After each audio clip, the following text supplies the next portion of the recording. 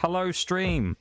Sorry about the delay. I know it was a minute there. We were sat on the starting soon screen while it was at 0, while I was just getting ready to actually go. I was just discussing something with my business associate, you could say. We were just discussing plans. So, yeah, don't mind me. Hello! Hello, everybody. I hope everybody is doing good today and you're having a nice Thursday.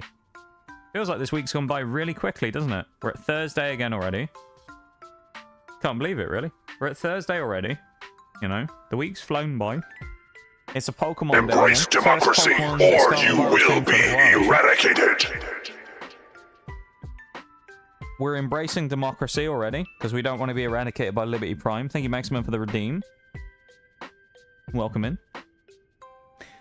But yeah, we're Pokemoning today, which has been a little bit since we've Pokemoned, because I didn't do Sunday, of course, because I was opening cards, and that was, like, equal tier... What? Do you know what? Dare I say it might even have been more fun than the birthday stream. Dare I say it. Because that was super fun, just as a little short burst. I really enjoyed that. That was a good one. It was kind of up there. It was at least equal to, if nothing else. It was a really fun time. Let me switch my game cartridge over real quick, because I've got Legends Arceus still in there. In the Switch. Which eventually, oh, I say eventually, pretty soon I'll end up doing the switch over of all of the Pokemon as well from that game for the exclusives that I can't get in Scarlet and Violet and things. So let's get the game up in the background though, and get going with that. How are you doing, Maximum? I hope you're having a good one today. And you, Oreo, as well. And Bevan, who was here a little bit a minute ago. Yeah, we've gone for a slightly a different stream title today. Something that I was shown from Twitter that I decided, you know, I didn't have a title. I didn't know what I was going to say for today's stream title, so I just I went with this. So this is today's stream title.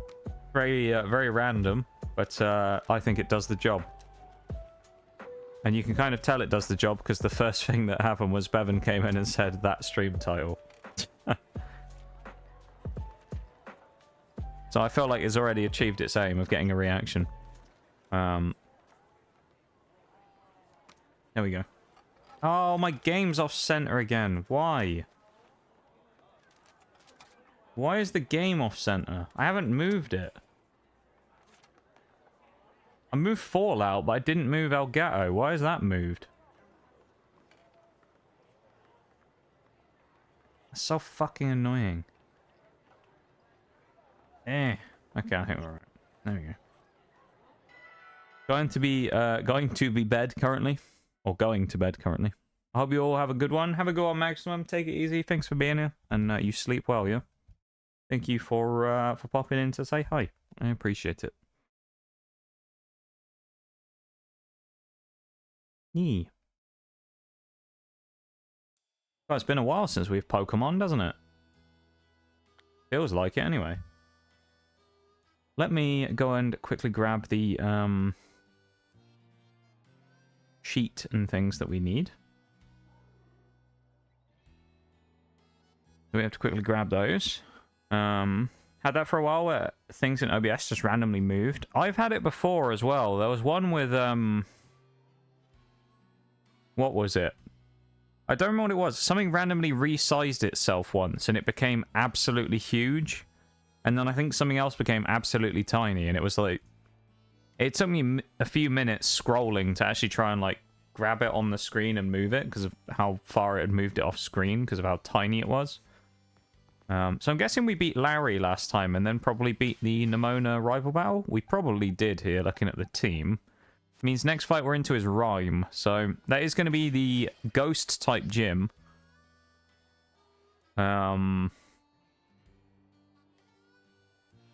You can barely hear the game sound at all, can you, on stream? It's at 49 in game audio in Elgato. I don't understand what the problem is with this, because the sound has been getting gradually quieter on Elgato over time. Give me a second, hang on. I'm going to go into my system sound settings and see if I can pump the volume way up on it specifically, because I feel like its volume is super low. There we go. It was down on 14 for some reason. That's better. We can hear it way better now. Can you hear that better now, chat? It actually sounds like you can hear the music and things now. The in-game music, that is. Because that'd be a useful thing. Let's just quickly run down the team, because I don't remember what we have here real quick. What have we got? Oh yeah, we have Crabrawler, Margarita Daiquiri, we have Gimlet, we have Curacao, who we need to evolve during the day, Mojito, Pina Colada, and Grenadine. I would say we should go and do a little mini grinding session right now, but the problem is it's night time, so if I do Riolu now, it's not going to evolve. And we kind of want Lucario. There's no way of passing the time either, so we have to just wait for the time to go through to the point where we get into the daytime. So how or what can we do in the meantime? Anything we can do is like a little mini task. Where am I looking? Is Upper Pico needs to be on that side. Okay. We need to be Atticus. That's one thing we have to do. We could go and do that. He's about level 30 something like normal. We could go and fight Atticus, yeah. I could see that. Okay. Let's go and do Atticus, shall we? Let's start off strong with a fight against Atticus. Why not? That's what I think. Why not? Go kick his ass. Wonder if you're having the problem I have with all my individual volumes. Maybe. So yeah, it's like in my system volume, it changed it down to 14. Which, I know it wouldn't be that low, because I wouldn't have dropped it down that much. And it feels like it's been getting quieter and I've had to up the volume every stream. So I don't know. For the fight against Atticus as well, Krogunk is the premier choice for the first fight. Because we're going to be fighting against Skuntank. And if we waste all of Skuntank's moves, it can't really do anything to us at that point. Unless we have a steel type. Now, if we had Lucario, that would be perfect. But we don't. So we can't do anything about that. We do have Pina Colada. Although this team, I think, is probably what I'm just going to stick with. Because I think they're pretty good. So. Hey, with the 7-stream streak, Shaq. Look at you with your Kina emotes. I love it. Welcome in, man. And thanks so much for the streak. I really, really appreciate the support. I really do. That's a good old Kina emote there. We love Kina emotes. Kina is great. Mine does that too? Yeah, maybe it is then. Maybe it's a Windows update that's done that to me or something. Weird. It's been happening over a couple of weeks, so I feel like it's slowly been going down. Watch it be something stupid though, like they've added like a inbuilt automatic like volume adjuster where it like randomly knocks the volume down because it thinks you have it too high or something. But I'm glad we figured it out though, at least now, because that was a annoying, or we know that it's a thing now, because that was a very annoying thing to have floating around. I almost ran into the Doug trio. I will dodge that. Yeah, so we're running over to fight Atticus. Bevan wants me to kick his ass. I'll do it for you, Bevan, don't worry. We're going to have a Poltegeist situation as well. And me and Bevan did Pokemon Showdown yesterday, and there was one fight we did, which was the most dominant fight we've ever done, purely because the matchup we had was just, like, kind of fucked. Where I had a Poltegeist that had Shell Smash and the move Stored Power, which basically does more damage depending on the amount of boosts you have. And Shell Smash increases, like, basically all your attacking stats and your speed. Oh my god. Lot just won't stay down. Wait a minute. This is yours now. Bevan, a shout out if you would please. Hi Curly, welcome in. Hello everybody. Welcome, welcome. That was a quick shout out. Thank you for that, Bevan. That was very prompt. Hello Raiders, how's it going? Welcome in. Curly, Pietro. We got... Who else we got? I'm missing stuff. I can't believe what I'm seeing. Scared, thank you very much for the follow. I appreciate it. Takamura as well, welcome in. Curly. Everybody's here. Welcome in, everyone. It's nice to see you all. I can't believe what I'm seeing. Low Kachu, thank you very much as well. I'm assuming that's low. It must be pronounced low.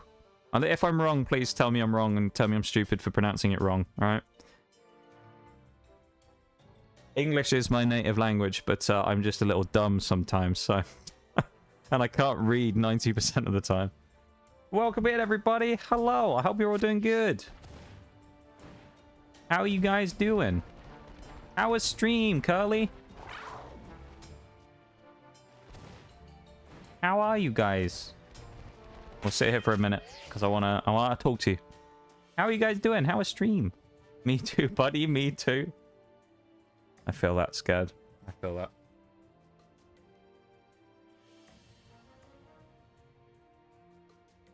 How is everyone? Eee. Really gotta go? Much love to you all. No worries, Curly, of course. Make sure you go do what you gotta do. I don't wanna keep you. Don't wanna keep you from business, you know? Important business. You have a good one, okay? Thank you so much for being here. And thank you so much for the raid. I really, really appreciate it. And you make sure you go do your stuff. And I will do my best to take care of your folks and not get destroyed by Atticus in a few minutes' time. Okay? Put Tauros out front. Sasha as well, welcome in. Hello, hello. How's it going? Can I rewatch Curly's VOD 37 times in Discord? 37 times. That's why 37? Yeah, it's a specific number there. Something significant about 37? Or just that was just the first number that came into your head? We need to head over here as well. We're playing Pokemon Scarlet and Violet right now as well. If you couldn't tell from the game title, well, not the stream title, because that gives you no indication of what we're doing whatsoever. But we're doing a monotype challenge. So we're currently trying to complete the game with only fighting types, as you can see here from our little roster of Pokemon. So we've been doing this as a long-term challenge since September, where we're trying to complete the game with only one type of Pokemon at a time. And currently we're doing fighting, which is number 13 out of 18. And don't ask me to remember all the other ones we've done, because I probably won't remember them. It's actually easier to remember the ones we haven't done at this point than it is the ones we have. Which is Water, Fire, Dark, Dragon, and Ice. They're the only ones we haven't done yet. Every other type we've previously done. Well, except for fighting that we're doing now. So, it's an interesting challenge. There are some kind of other imposed rules. Things like kind of Nuzlocke-esque. So things like held items only, so no healing, no switching out between fights and things. There's kind of like almost like a Nuzlocke light, but only with one type of Pokemon. Minus the death part, so it's just kind of for fun to prove that each type is competitive and see, you know, how they all hold up, you know. So yeah, we'll run in here in a second. Let me catch up on chat. I'm pulling a Curly right now. I'll have to put slow mode on in a minute, or emote only on in a minute. I've never had to do that before. I'll have to do it in a minute if I'm not careful. I'll be too slow reading the chat. 37 is important. Okay, 37 specific. Whenever I think of big number, 47 always comes to mind, so I wanted to change it a little. So I did 37. I like that. Cool way to play? Well, I'm glad you think so. It is an interesting way to play. I mean, it's frustrating at times, don't get me wrong. Because you'll run into one situation in, say, the Elite Four. And there'll just be one Pokemon in someone's team that is just the most obnoxious thing to kill. You'll be like, oh, you know, Steel, that'll be easy because we have a fighting type. And then Corviknight comes out and just destroys you with Brave Bird. And it's like, never mind. How do I get around this? It's very much like a kind of problem-solving exercise with these runs of like, how can I figure out how to solve a problem with not many options? Because I don't have many different types of Pokemon to figure out the issue.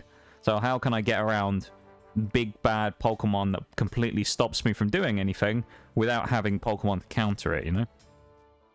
When I think of a big number, it's freaking 6.022 times 10 to the power of 23. That is a big number there, Scared, to be fair. You're obligated to ask, what's your favorite Pokemon? It floats around a little bit. I would say Electivire is up there as one of my favorites. I do really like Tauros as well. Tauros just comes more from the fact that my birthday was actually at the start of the month. It was 29 days ago, so They tried to nail I'm a shut, Taurus. but you lot just won't A stay Taurus down. person, so. This is yours now. Oh my god, we had a double raid. We're already just recovering from the first one, and the second one's coming. Oh my god. Tabletop coming in with a cheeky raid now as well. You didn't even give me a chance. Didn't even give me a chance to, like, settle between the two of them. Welcome in, Tabletop. How's it going? Thanks so much for the raid. And Shaylee as well. It's all kicking off, isn't it? Shaylee in the middle of that as well. Hi, Shaylee. How you doing? Oh my god. Everything's going off. What's everybody's favorite Pokemon if you have a preference? Chuck it in chat. Why not? Go on. How you doing, Tabletop? How is stream? How goes, friends? It's going good, Shaylee. It's going good. I'm a little overwhelmed right now because I got 2 raids in the space of about 5 minutes. So I'm just talking and tripping over my words constantly. Let me do a shout out here as well for you. In the middle of that, because I don't think I saw one. No, Bevan's probably busy with class, so I don't want to bother him too much. There we go. So there's a shout out for Tabletop as well. Thank you so much to the 2 of you guys for the raids. I really appreciate it. Oh my god. Dunsparce fan. Okay, I like Dunsparce. Dunsparce is fairly cool. Thank you for the alert, Pietro, as well. You have a good one, okay? Screwdriver, indeed. We have named our most of our Pokemon this time out of alcoholic-type beverages. Except for Jerry, who... He had to be called Jerry over here because he's a legend. And Jerry, the original Flamigo we had, was just the goat. So, you know, we had to make sure that he retained his correct name, you know? He was too good to name something else. He had to be called Jerry. And you'll see why in a bit, because he's going to destroy Atticus, and then you'll find out this, really. That's what I'm talking about! You'll find out why this. he's your MVP! That's why he's the GOAT! The GOAT! You'll find out why he's the GOAT. So, we'll show that off in a minute. But welcome in, the Mellowell. How long before the Tauros run? We have 4 runs after this, Tabletop. So I would say...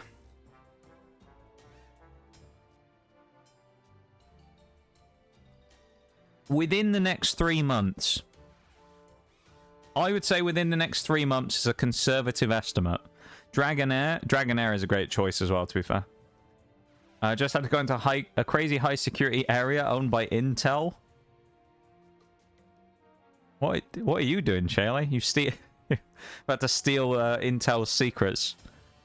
You better go and steal a bunch of CPUs from them. It's actually a heist. That's why you're in a high security area, isn't it? I know.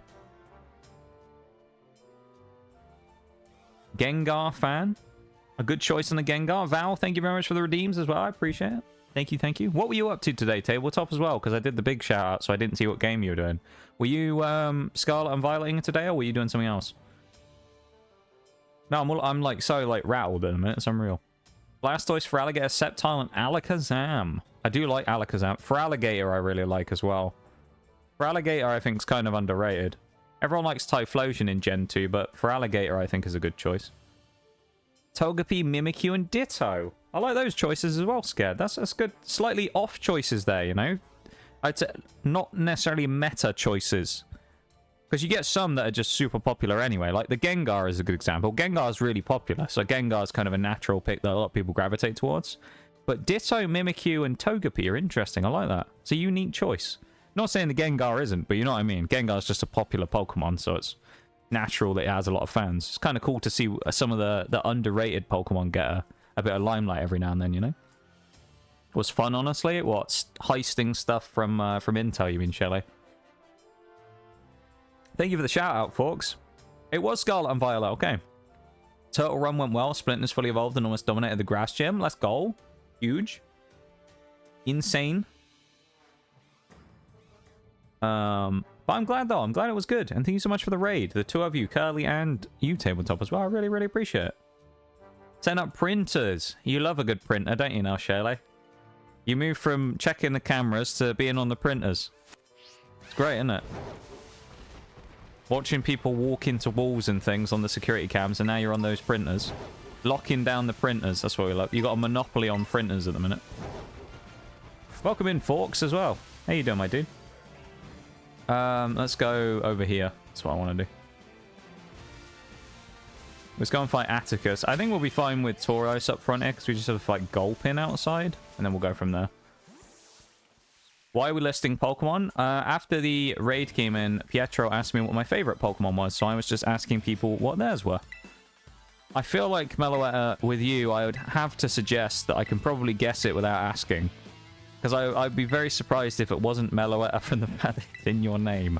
So if it wasn't Meloetta, I think I'd be more surprised than anything. Had to check in with the security and get badges, then get escorted to the trailers by a person who works for the contractor company and set their stuff up. That's actually pretty cool though, Shayla. You got the like VIP stuff there. You have to be escorted by Intel security team to make sure that you don't. What did they think you were gonna do? Why did they need so much security? I mean, I wonder what they had there that they needed that much security for. They thought you were gonna steal or something. That's kind of interesting though, isn't it? Raphael evolved and dominated the Titan in 2 hits and obliterate the Fire Team Star. Let's go. Hopefully we're about to obliterate the Poison Team Star in Atticus in a minute, so we'll see how that goes. But welcome in Charlie as well. Used Landorus in competitive battles and he's really good. Let's go. I do like Landorus. He's kind of a cool mon. No one uses him. I think Landorus used to get used quite a lot a couple of years ago, and he fell off a little bit when the new Scarlet Violet games came out. He kind of seemed to fall a little bit out of favor with people. I think they tended to move towards other options. I think Great Tusk kind of stopped him from being as effective. Because Great Tusk was kind of like the king of the meta for a long time. So, yeah, it's cool though. It's nice to see people using Pokemon that aren't necessarily like top tier meta threats doing well, you know? So hopefully it goes well with the Landorus. Ogapon. Wait, so your account's named after Meloetta, but your favorite Pokemon is Ogapon. That's certainly a surprise, I've got to say. I was not expecting that. Nice kill there on the Tauros, on the Trudel. Hydration and Stretch is out of stock. Is it too? I think if you refresh the stream, they might come back. If they don't, I will have a look, okay? But try refreshing and see what happens. And then if not, I will do it again. Because I know Val did one a few minutes ago.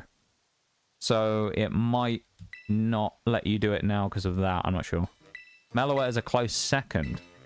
Okay. I was close. I was close though. I was close. Yeah, Tornadus as well. I think tends to be the most popular of the three these days. Thundurus used to be quite popular as well, but Thundurus seems to have kind of completely fallen off. Which I assume there's probably a reason for it. There's probably some sort of threat that completely walls Thundurus or something, which again might have been like Great Tusk being around, and it walled Thundurus quite badly, so it may have stopped it from being a threat, you know? Found Meloetta's Melote. When you battle her in Blueberry Academy, funny, and thought it sounded fun as a username. Okay, I don't think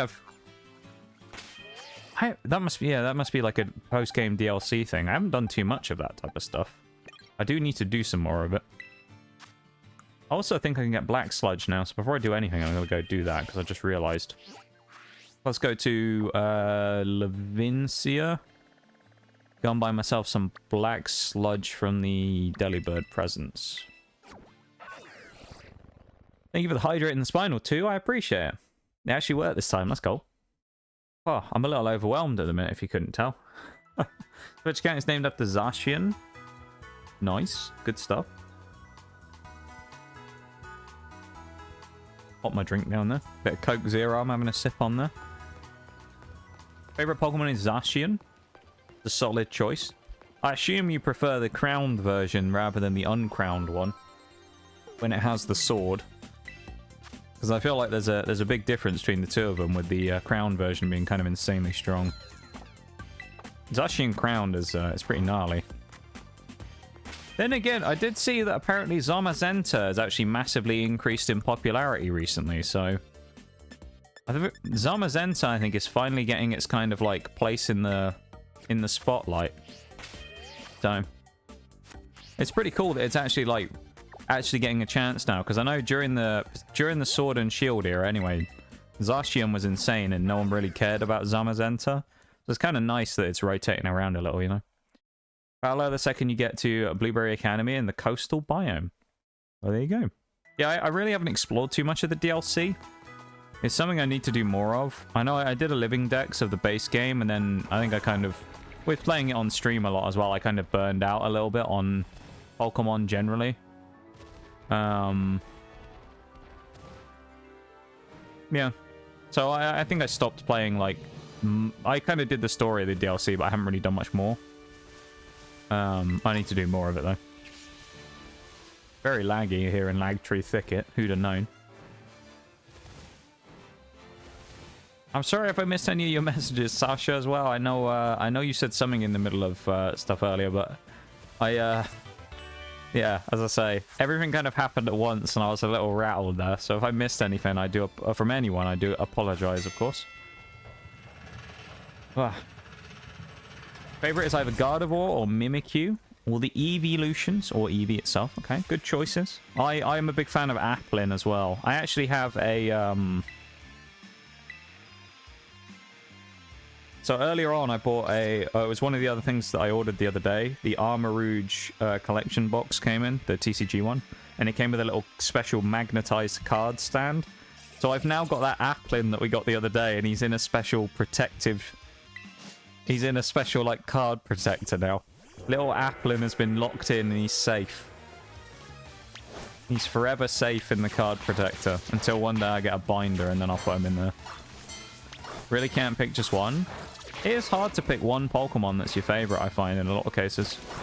Because you tend to kind of cluster around a few rather than just one, I think, you know?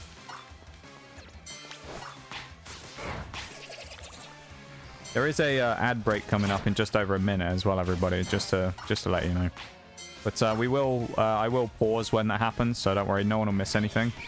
I'll stop playing, like, and switch to the BRB screen, so that we can...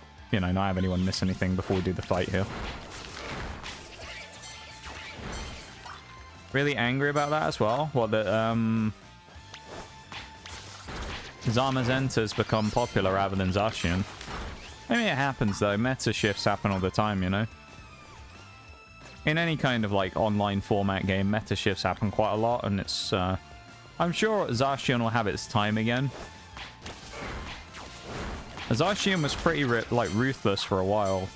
I know, kind of towards the end of Sword and Shield, I think it fell off a little. When, Calyrex kind of appeared. And then, like, Calyrex and Regieleki were pretty strong for a while. The favorite Pokemon is either Munchlax or Arcanine. Okay. That's some good I like those choices. Munchlax is cool. I like Munchlax. If you have a Skeledirge, name it Flat-tail. Unfortunately, we do not, as we are doing a monotype fighting run. So all we have is fighting types on our team. As that's the challenge we've been doing, the overarching challenge since September last year, is we're trying to complete the game 18 times, once for every type in the game. And we're currently on fighting. So there we go.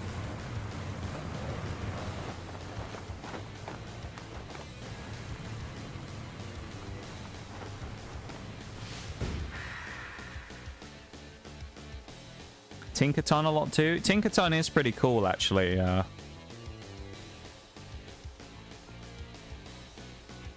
I do like that.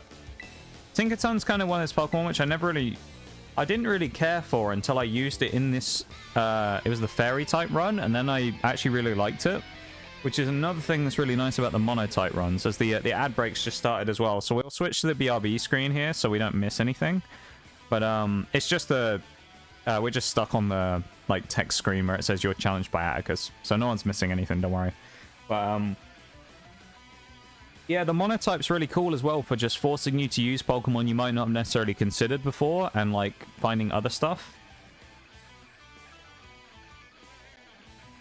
Yeah, it is what it is, you know? So, it's cool as a challenge for making you use other Pokemon and things. And doing that, so yeah. Tinkaton's a good example of that for me, where I didn't really have any interest in it before, and then after the Mono Fairy / Mono Steel, I actually quite liked it. I thought it was a cool Pokemon, so. Zacian being non-gendered, and then the Pokédex just completely ignoring that and referring to it as Zamazenta's sister is wild. I didn't know that was a thing. Well, there you go. You learn something new every day. Yeah, we do have the dancing duck. Add prison. Unfortunately, the necessary evil of Twitch these days is if I don't run ads myself, it'll run pre-rolls on everyone anyway, and I'd rather have some control over it, you know, than force everyone to watch an ad the second they join the stream. So, unless you pay, of course. So, yeah. And also, the ads do go towards supporting the stream. I do stream full time, so you know, the ads are actually a big part of making the stream actually able to run. So, you know, I suppose it's there's positives to come out of it as well. I do appreciate people sitting through the ads and, you know, understanding that it's kind of a necessary evil. Yeah. And the break's over, so we can actually get back to it again now. But Tinkaton Metal AF hunts Pokemon it's weak against to use their bodies to make into weapons. It's kind of crazy, isn't it? Kind of wild. Tinkaton is cool. I like its hammer as well. The design, like its sort of patchwork design, is really cool. Welcome in, Adoni. You don't have to worry about being late, of course, because no one is ever required to be here or anything. So you never have to worry about being quote-unquote late. Because there's no time of arrival that I expect, you know? So you don't have to worry about anything like that. This is a strat I've used many a time before, except actually now I've realized this might not be quite as useful here because of not having a non-attacking move. So we're going to have to Sucker Punch here, and we're going to get hit for it. So we can't actually use the strat I was going to. I should have checked the moveset on Krogunk first. Normally what I try and do here is I have non-attacking moves so I can bait Sucker Punches out of Skuntank. But it's not going to work here, obviously, because he's going to Sucker Punch me every time. It's probably not going to Venoshock me. It's just going to go for Sucker Punch. So the best thing I can do is low kick and just try and deal damage with Krogunk. And then revenge kill it afterwards with something. I also don't have Poison Heal Breloom this time, so it's not really a viable option here for sitting in and killing Skuntank either. Although it will run out of Sucker Punches pretty soon. Krogunk being a throwaway here doesn't really matter either. It's doing a decent job. Yeah. Pop quiz, what's 3 times 4? I can't count that high too. That's a tough one for me. That's a tough one for me. It wouldn't happen to be 12, would it? No, just a theory. Is it 12? Is it 12?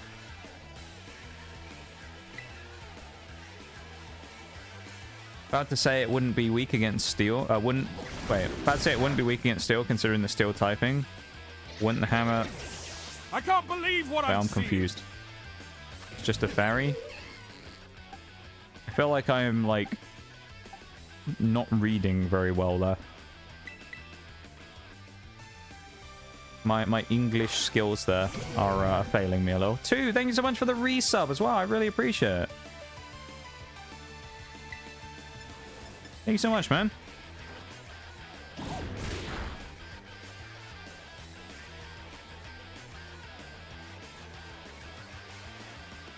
Tinkaton is part steel. Yeah, it's steel fairy.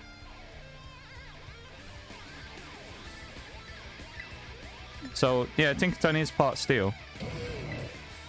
It makes it weak to ground. It's one of those things that I think some people don't realize, but yeah, it is part steel, yeah. Love this new job. I get to catch all the Nox streams. Some people would call that a curse. I'm glad you enjoy it though, Shayla. Some people would call it a curse, but those people's opinions don't really matter, do they, I suppose? Because if they don't like me anyway, then that's kind of, you know, their problem. Can only count to 4, exactly. But thank you so much for the 1 year, though, too. I really appreciate it. That's really cool. Thank you so much, man. I hope you've enjoyed your time with us here. And I appreciate the support a huge amount, you know?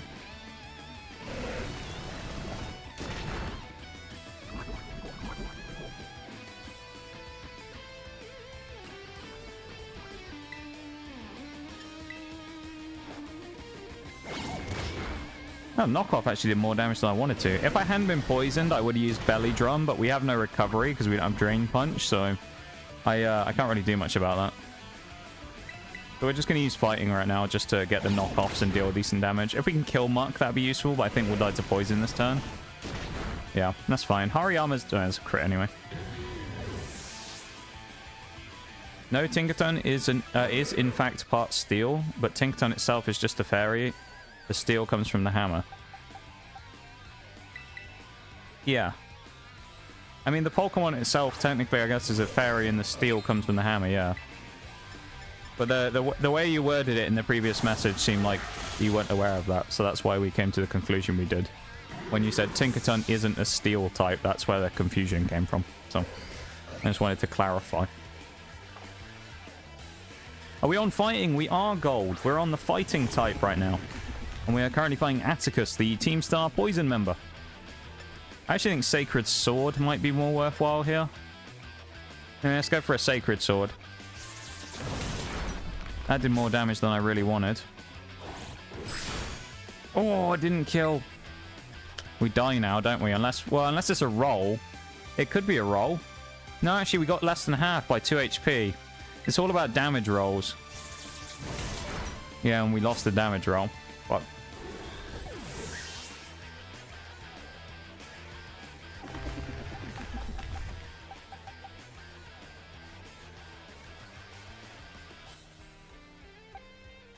I don't have any thingies, do I? Yeah.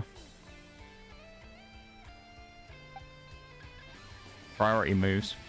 I should have kept Hariyama alive with Fake Out. Jerry's pretty well. Annihilape's actually really fast. They might be able to outrun here, to be honest. Nog's Cat. Let me get that on as well. Yeah, a lot's happened at the start of stream here. I'm a little all over the place. Go for let's just go for the Rage Fist.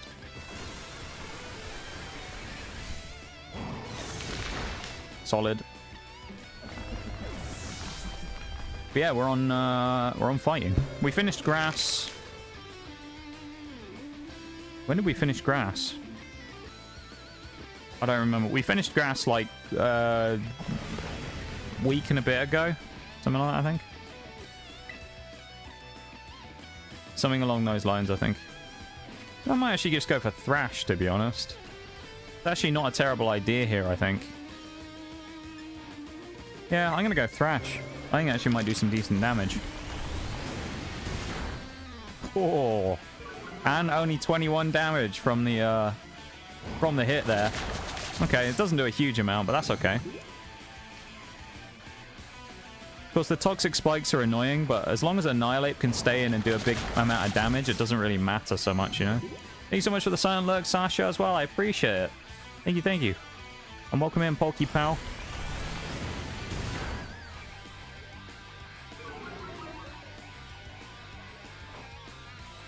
Three hits.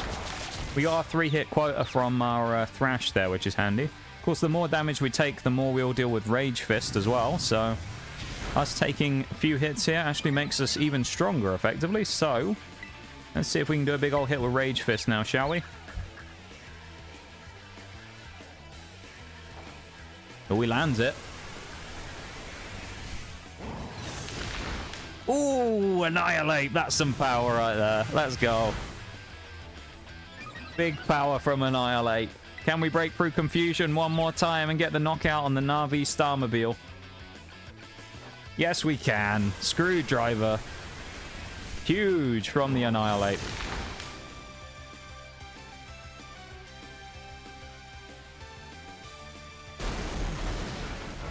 That's what we love to see. Team Star member Atticus goes down. Let's go.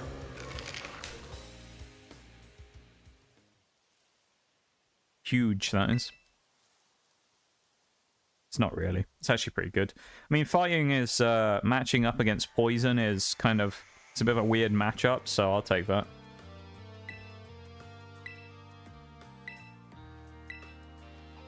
We'll take that one as a matchup there.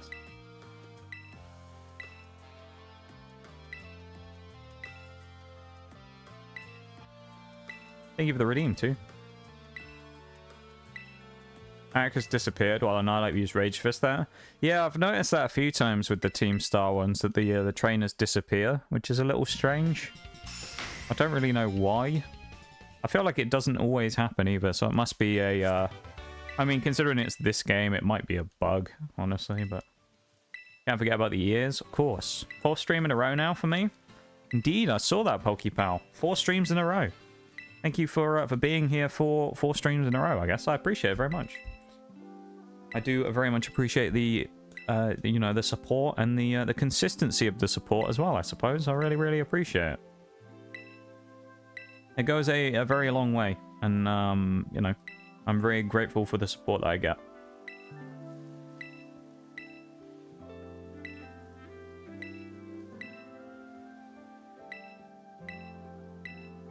It means a lot.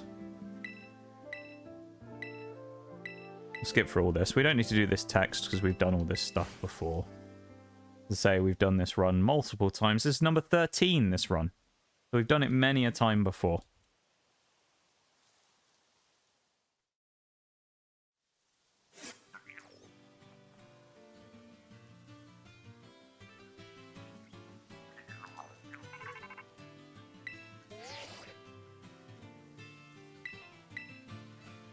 Usually watching another streamer on Thursdays, but they aren't streaming this evening, unfortunately. Well, lucky for me then, I suppose, isn't it?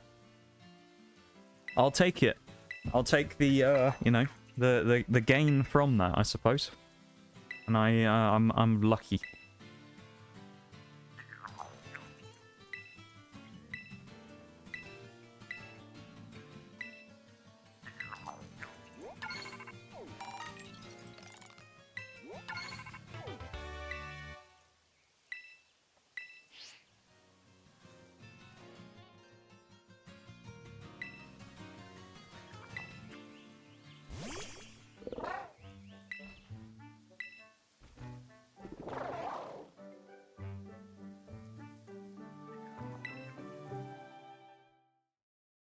Most Switch games other than Let's Go, which most people oddly don't like regardless. Yeah, I don't know why that game gets as much hate as it does, to be honest, but especially because it's a Gen 1 remake, effectively. People love to froth at the mouth over Gen 1. Been a burning mess. Well, PLA's had its problems as well, though, I think. PLA does have issues and things every now and then. I've noticed a decent amount when I've been playing, but PLA's fairly good, though. It's like fairly clean when it comes to those things. They spent more time working out the bugs in PLA than they did in this game, for sure. PLA, it feels like they kind of spent time trying to make it as good as possible, versus Scarlet Violet feels more like they tried to rush it out in order to capitalize on the money they could generate before Christmas. So good streamer, so that's all cool. Well, there you go. I appreciate it, you know.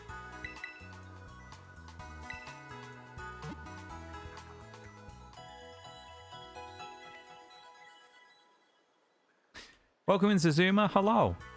Never mind, the other streamer's now streaming a bit later than usual, so if you don't mind, I'll now be leaving, but good luck with the game. Well, thank you for being here, PokePal. I will say one thing, which isn't a bad thing, but just generally one thing that's just useful to do, because a lot of people don't like this. I'm not scolding you for it, it's just a useful piece of advice. A lot of streamers won't like it if you tell them that you're leaving to go watch someone else. So in cases like that, usually it's best to just say you're leaving and not say why you're leaving. It's just one of those things that a lot of people don't like very much, and they can get kind of annoyed about. I don't really care, you know? So it doesn't really bother me, but some people can get kind of frustrated by that, so yeah. But thank you for being here. I appreciate hanging out. And have fun.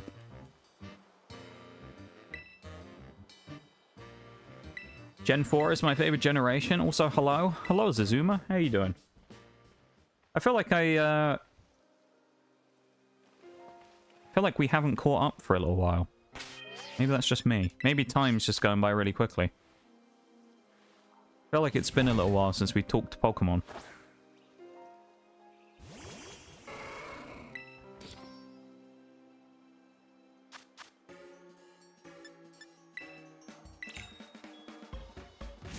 Yeah, it's just like a general thing. I know a lot of people don't like people mentioning other streamers and stuff, which is, you know, fair. But I think for some people it's just kind of a bit of a kick in the balls if you're like, yeah, I'm gonna go watch someone else now, see you later. Yeah, some people kind of get quite bothered by it, and I can understand why, I suppose, so. Yeah, it's not really something that bothers me, but I know some people do get kind of bothered by it, so there's a few people I know who I'm friends with who have rules about kind of completely not mentioning anyone else or anything to do with anyone else's stream, you know, which is understandable, you know. Get the frustration. My problem is I have no time to even lurk. It's okay though, Zazumi, you know, means it's more special when you do get the chance to lurk, because it's more of a special experience, you could say. We did have a very special stream on Sunday as well, if anyone wasn't able to make that. We did a Pokemon TCG opening, where we opened some very special stuff. So,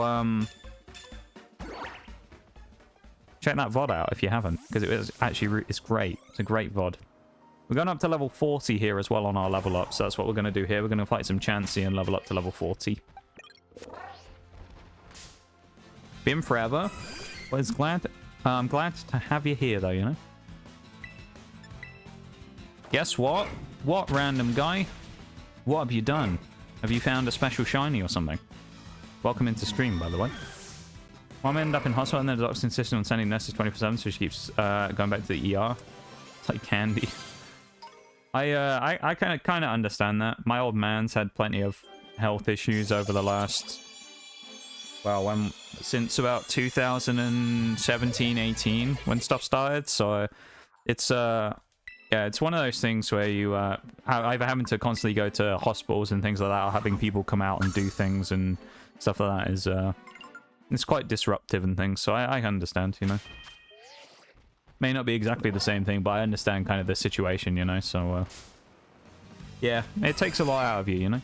Chicken butt. I haven't seen that for ages. Bevan, there we go. I'll give you a laugh track for that. Bevan used to do that in chat all the time. I remember. He had another one he'd follow it up with, but I don't remember what it was. But welcome in there, random guy. How are you doing?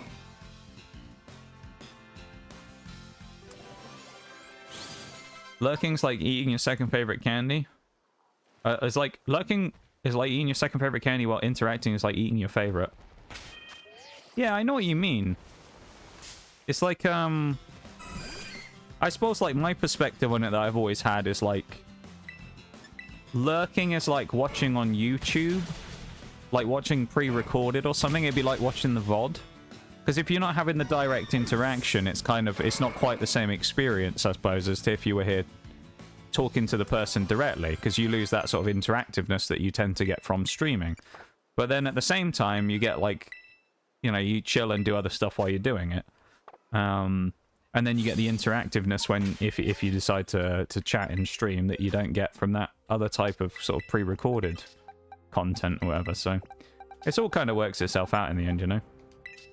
Hey, at the end of the day, people do what they want to do, and I'm never going to complain about people lurking or doing their own thing and stuff like that. And you know, people are more than welcome to lurk here and vibe if they would like to, of course. And I appreciate all the lurks and support and things, you know. How did the grass run go? The grass run was pretty great until the end. The Elite Four was a hassle, to say the least. I know Hassle's one of the members of the Elite Four, so that works even better, but it was a problem. First fight against Rika was fine. Second fight against Poppy was decent. It wasn't crazy good, but it was, you know, it was okay. After that, things tended to kind of fall away a little. We got into the third fight against Larry, which is obviously the flying type Larry at that point, who was problematic, to say the least. Because his team was kind of strong. He also had... But the issue we kind of ran into with Larry is we also had RNG going against us, which was big. So his Oricorio, strangely, was one of the strongest mons that we ran into that we had no real check for. And that thing kind of just kept smacking us over and over. And the problem I had against Oricorio was it was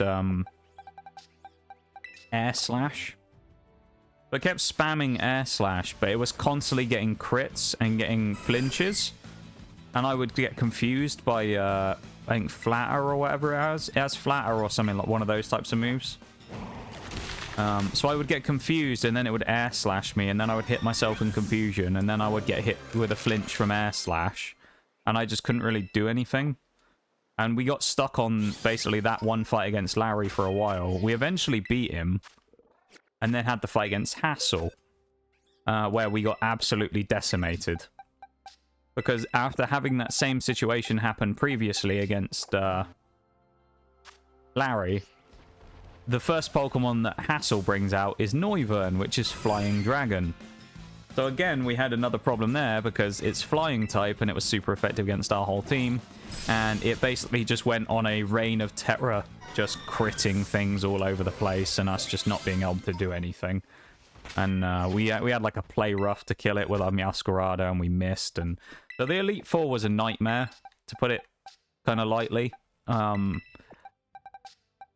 Particularly those two fights. Then, of course, in typical fashion, we got to Geeta and wiped her first try. It wasn't even a challenge. So that happened. And then we got to the final fights against everybody else, which for the most part, if I remember rightly, were pretty smooth sailing. And then the final fight against the Professor, I want to say we had to retry once. Pretty much the first time we did it, it was kind of a repeat of Larry again, where we ran into Slitherwing, who did too much damage up front early on, to the point where our team was kind of broken and it was hard for us to really get back on the front foot. But after that, we eventually got through the first fight against Slitherwing and then just kind of folded everything.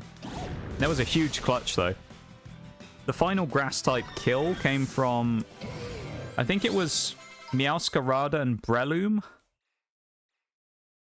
But Breloom had like a huge clutch in the middle of it, where like Effect Spore Effect Spore from a Moongus kind of saved us a bit, and things like that. So we got some quite lucky stuff. He lived on Friendship and got some big damage back from Leech Seed and things. And so, if I remember rightly, I think it was a huge clutch from Breloom and Meowscarada at the end. But it was one of those ones where the run was not really that great until that point. So Grass was quite difficult, I would say. Most of the Grass type throughout the entire game is fairly effective, but when you get to the end, it tends to struggle, I think, personally.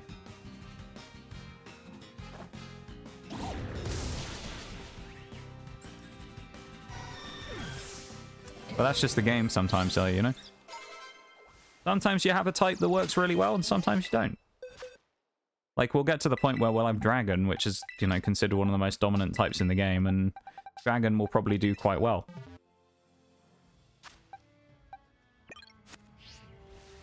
But Dragon will also have a moment against the Ice Gym leader Grusha where we'll probably struggle, so I don't know. It's, you know, kind of one of those ones.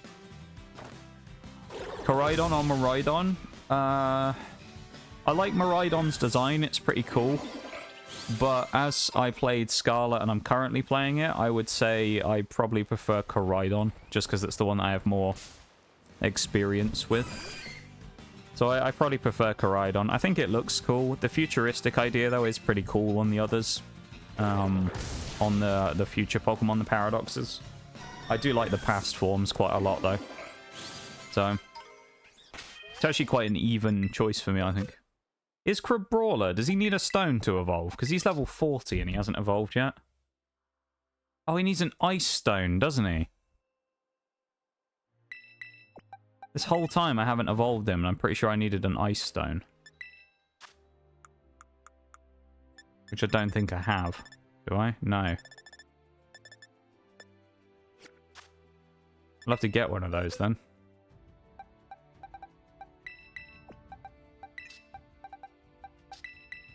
Put Mojito in the back of there as well. Yeah, we'll get everyone up to level 40 here, ready for Rhyme's gym in a minute. And then we'll go up and fight her.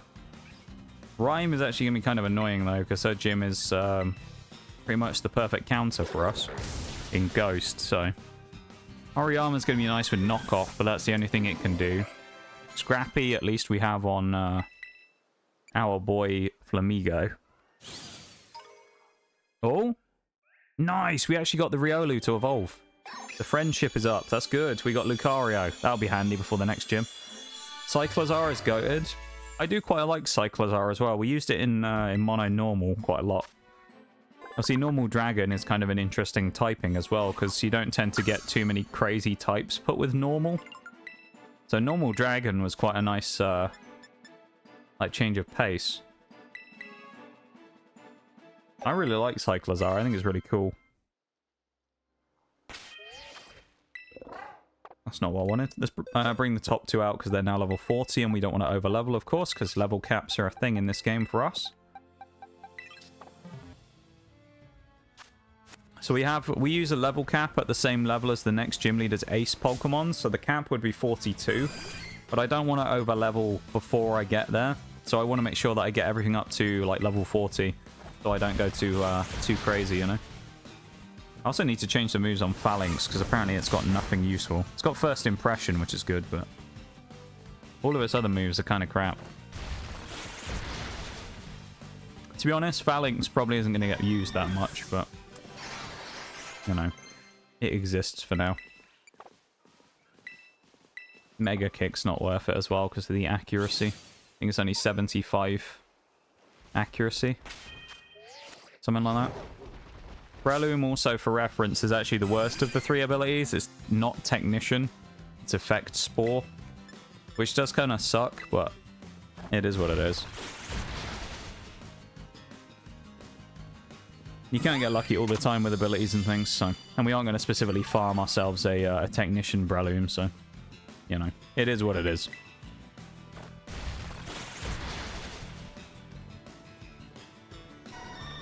Nice.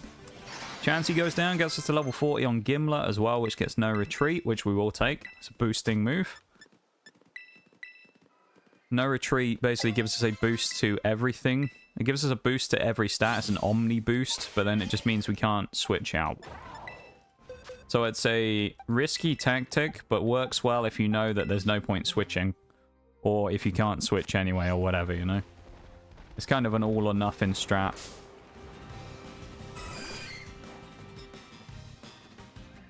I believe there'll be another break coming up in just a minute or two. We did snooze the first one, though, for a minute, so it may be slightly delayed. But within the next 5 or 10 minutes, there'll probably be another break coming up. So I'll make sure to take that time to go and have an actual stretch and stuff this time and go and refill my water and things. So, yeah, just a heads up that that'll be coming up in just a minute. And then we'll make sure that everyone has a chance to do a self-care break as well. Make sure you go and have a stretch and grab a drink and things if you need it, because, you know, always useful to do. Sitting around watching streams and stuff, you know, got to make sure you stay hydrated and things. And be healthy. So, yeah, we'll pause on the break and do that. Did also open in another... Let's say I opened the Pokemon box earlier today. I got the Armarouge box that I opened up. I got 2 hits out of it. We both needed them. Neither of them were crazy. They were just base EXs. But I did get an EX Victini from Obsidian Flames. And I got a Scizor from Temporal Forces, which I needed. So did actually get 2 new EXs today. There's also a full art Armarouge, but it's a promo, so it doesn't count. But yeah, that was kind of nice. So I got the 2 EXs as well, which were nice, and we needed both of them.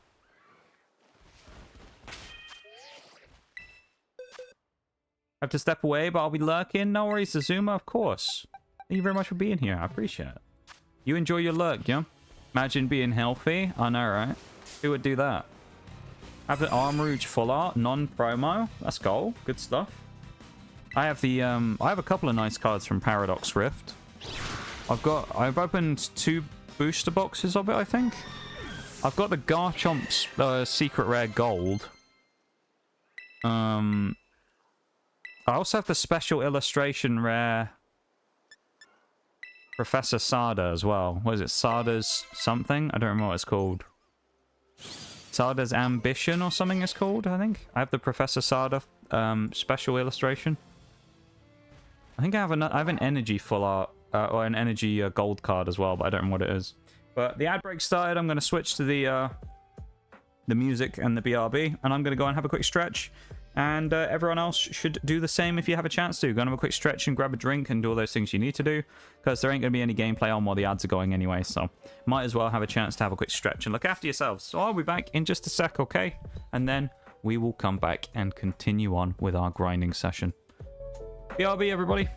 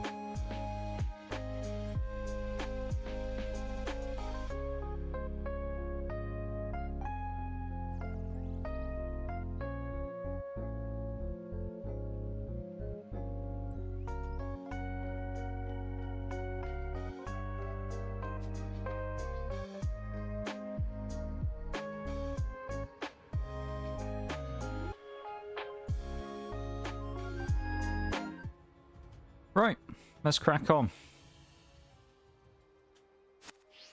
Should only have to use like one Mach Punch and then we'll be done here. But yeah, then we can actually go and do the next gym, which is Rhyme. As we are about, how long are we in now?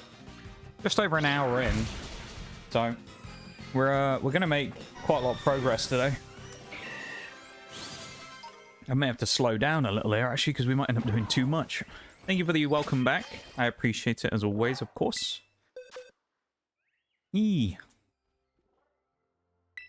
Who's useful here to bring with us? Now, Tauros can hit Zen headbutts, but he can't really do anything else. It has to be Jerry, because Scrappy's really good. I also think Grenadine is good. Screwdriver's a given. I think having Sucker Punch is useful here. Hariyama's good to bring. I would say Breloom is nice here, and we have Night Slash and Gallade as well. Breloom's nice because of Leech Seed, but... yeah, I guess this could be a good team. Unless I brought out Grenadine and got rid of the Paralysis and then went with Leech Seed instead, which I think I might actually. Kind of like this as a team. Yeah, I like this team. I think we'll take this team with us. These two up front. Go fight Rhyme, shall we? Once we've done Rhyme, then we have Tulip down at the bottom, and we have Great Tusk we'll have to do. Then we got to be Grusher, which should be quite easy, to be honest. I'm not really that worried about beating Rhyme. I don't think it's going to be much of a challenge, but who knows. We're off up the hill, though. We need to go and see... well, we need to go to Montenevera, which requires us to wrap around the mountain and come back, so it's going to take us a little while to get there. But let's get going, I suppose. Better to get there nice and swiftly if we can. It's going to be a little run up there. But, yeah. Thank you for sitting through the break, everybody, though. As I say, it's a good chance to get up and have a stretch and things if you need to do it. And make sure you take care of yourselves. And, you know, gives me a chance to go and refill my water and stuff as well. And nobody misses anything. And you don't have to watch the ads either, because you can just get up and not watch them. So, it kind of works well. Kind of works perfectly.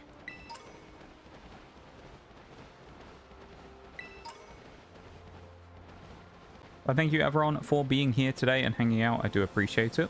And for the raids early on, of course. Yeah. It's, yeah, I appreciate it a lot. What's you getting into today? Welcome in, Reality Rot. How's it going? I feel like it's been a little while. We're doing monotype fighting today. We're already, probably... yeah, we're probably over halfway through the run. So we're doing some mono fighting in the kind of the mid-game today. About to go up and do the gym challenge to fight Rhyme. So we're kind of in the middle of the game. This is number 13 of our 18 monotype runs that we are trying to complete as well, so... 13 out of 18. We still got to do Dragon...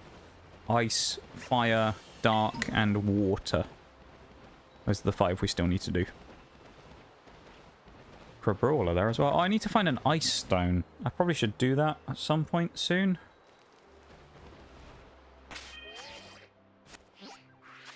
Maybe I should do it now while I'm around here on the icy area. Because I don't think there's a guaranteed Ice Stone anywhere. I think they're all just random gold drops.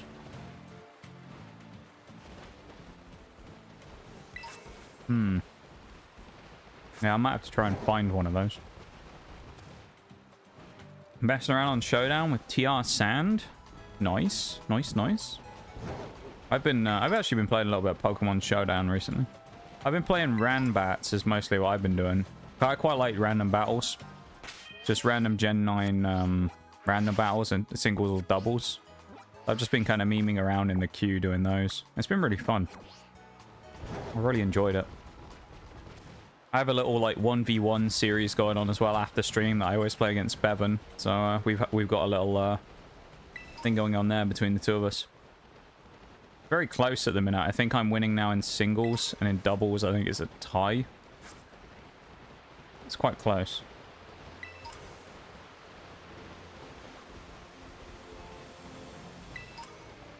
Super potion. I know you can get ice stones off the ground here. So that's where I found one before. A while ago when I was doing nuzlocks. I needed a Crabominable.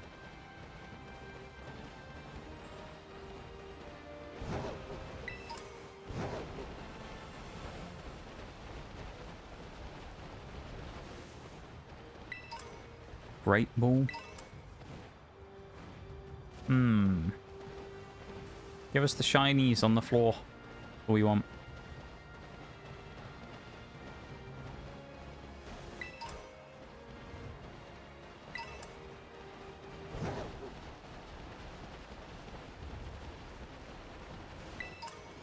Great ball again.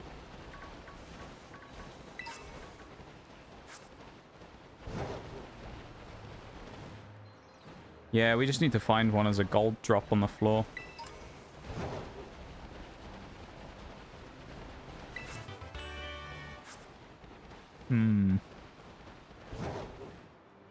I'm sure we will. It'll just take a little time to find one.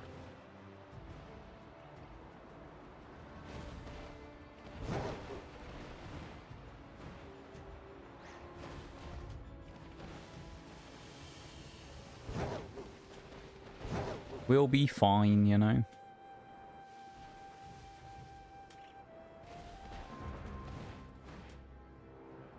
It's not kind of like something we need right now. It's just useful to have. Because then we can get the evolution on Crabrawler. But it would be nice to have one. There's a Glaceon. Damn.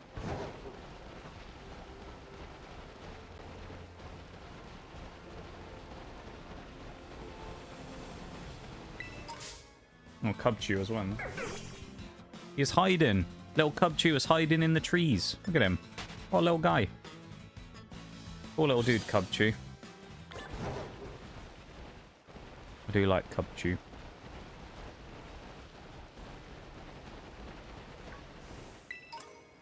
Would have been nice to find an ice stone right next to that Crabominable, but no gold shiny spawning around here anyway, which is kind of annoying. Usually there should be some down on the slopes, but I'm not seeing any at all.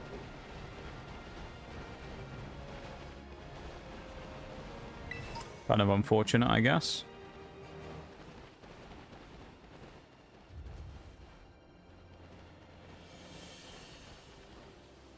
RNG does not seem to have blessed us at this time.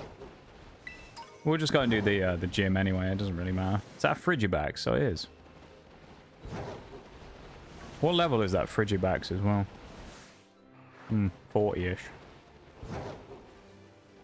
Useful to know for Ice and Dragon later on when I do those runs. Yeah, Frigibax is going to be kind of nasty. When we get a Baxcalibur, we're actually going to have a really strong Mon there.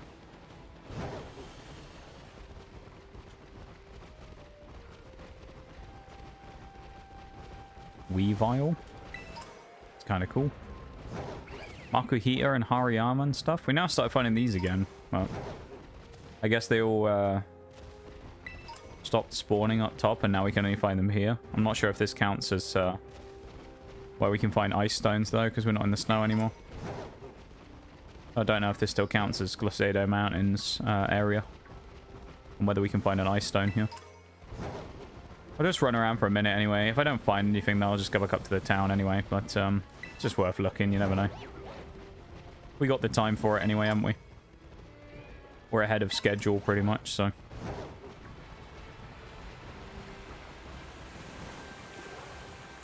That's no good. I don't want to fall in there either. Drown in the middle of the river there. Wouldn't be very good, would it? Little Tootles down in there. Living life on the edge. Tell you what, even as a water type, you wouldn't want to fall off that cliff, would you? In the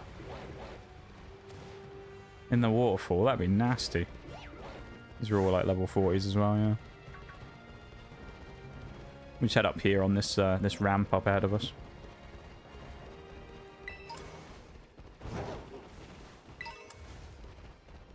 Kind of hope every time I grab one of those little golds that we're going to get one, but we never do. Very sad. Revive. Nothing there so far. We have found a ruinous stake, though. Not that that matters, but it is there.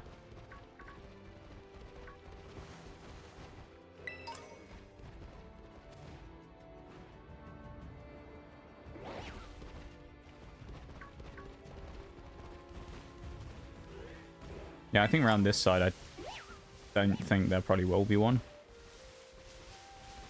It's not snowy.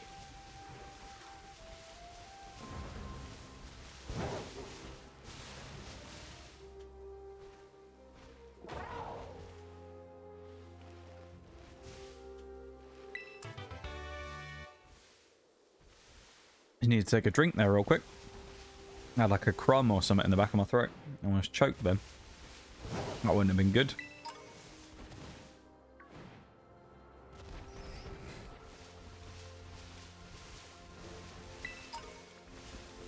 I'm alright though, don't worry.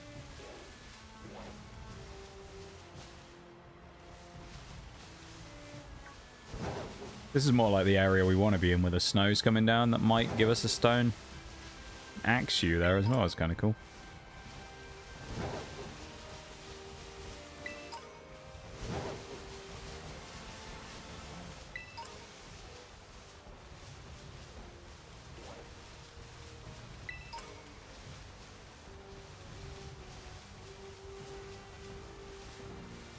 I don't want to run into the sore spot.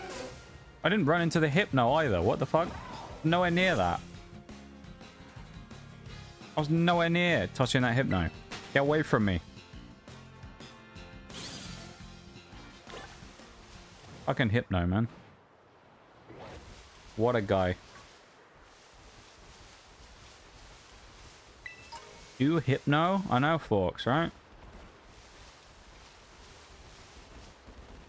Of all the Pokemon, why'd it have to be Hypno that tries to do that?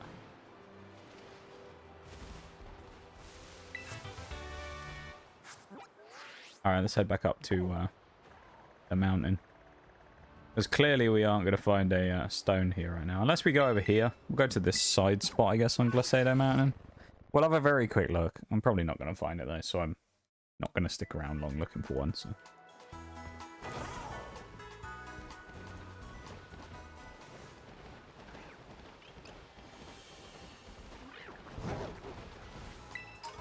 We'll have a look at a few little shiny gold spots if we find them, but we're not going to spend too long here, no.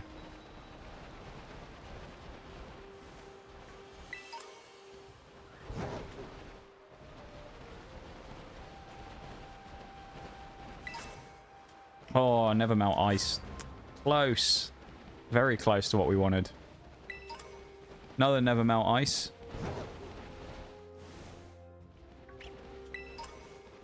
Snowball. We're getting close with what we need.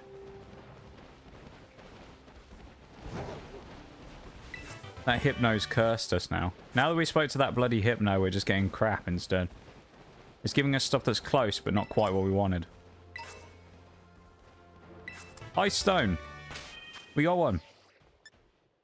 Yee.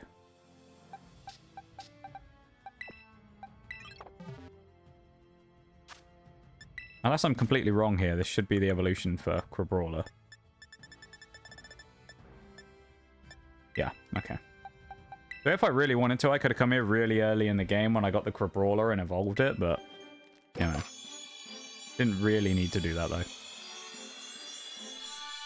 It's also kind of wild, because it feels like we've done so much today, even though we're only an hour and 25 minutes into stream, you know? Like, it feels like we've done tons of stuff because of everything happening, kicking off at the start of stream. It's kind of wild.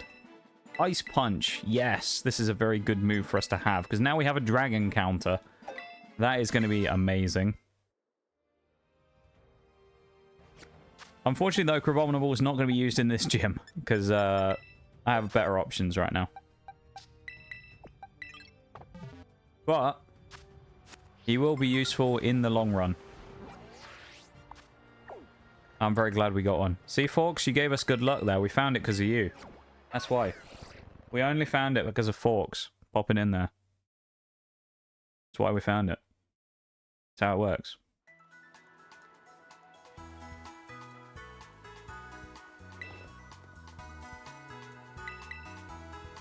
You're welcome. Thank you very much. Oh, generous Lord Forks for helping us out there. I appreciate it, my dude.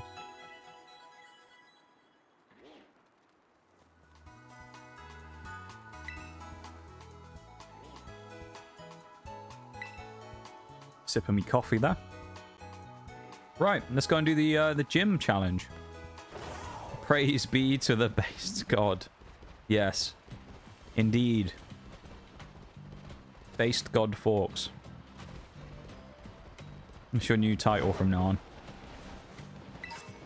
Free Dusk Stone there if you ever need it. If anyone's wondering, you can get one there guaranteed every time. You can also get guaranteed Dawn Stone over by the mining area.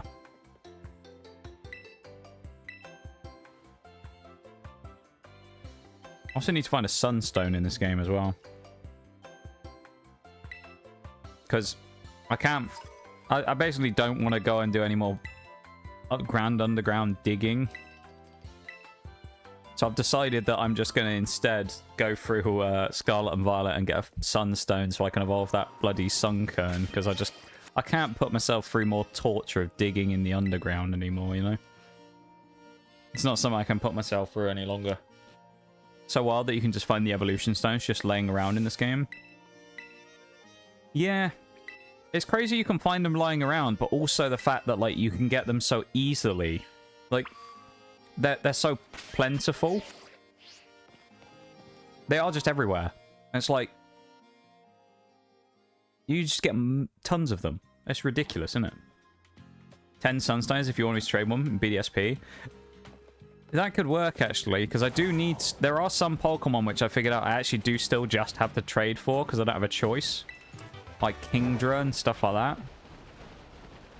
Because Kingdra, I'm still just going to have to do a forced, like, trade on that. Because I can't bring Kingdra into PLA and evolve it like that. Because I did figure out that that will save a lot of time for us, folks, so I won't have to... you know, take up like an hour to try and do all those bloody trades. I can just like force some of them in PLA and then work it that way. I can do like Golem and Gengar and Alakazam, Machamp, things like that on my own.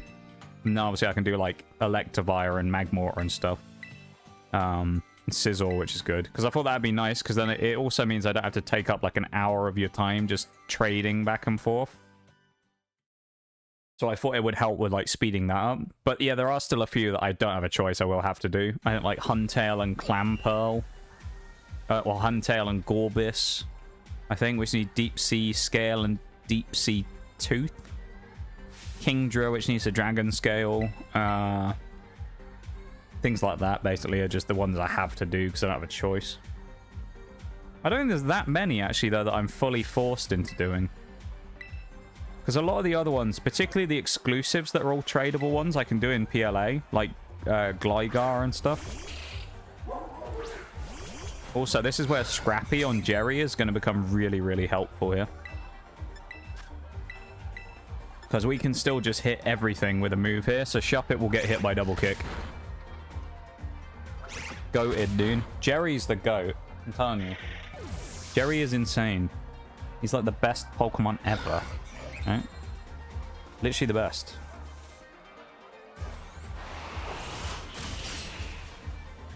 Gallade's a powerhouse as well. I wouldn't mind. It's a lot of time to take up, though, just doing trades, you know? Just sitting and trading back and forth. I'd have to make sure I had all the items and stuff first anyway. Some of them I do have. I know some of them I'm not ready for yet because I don't have the items. Like the Huntail one. I think I need the... I don't know where I'll get the Deep Sea Tooth and Scale from. I'd have to look that up. I bet it'd be something like you have to get it off Clamperl in the underground. Which would be a real pain because, my god. Clamperl seems to be really rare.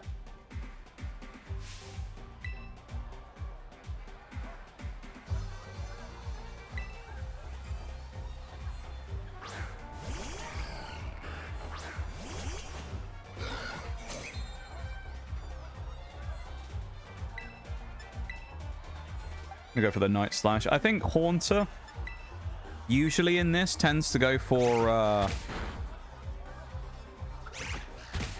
Curse. So We'll try and kill it with a Night Slash. Yeah, there he goes. That would suck. Dude, some of it does. I don't know if there's a guaranteed way of getting the Dragon Scale, but I got lucky because I got a Dragon Scale to evolve Kingdra on a Dratini that I caught in the underground.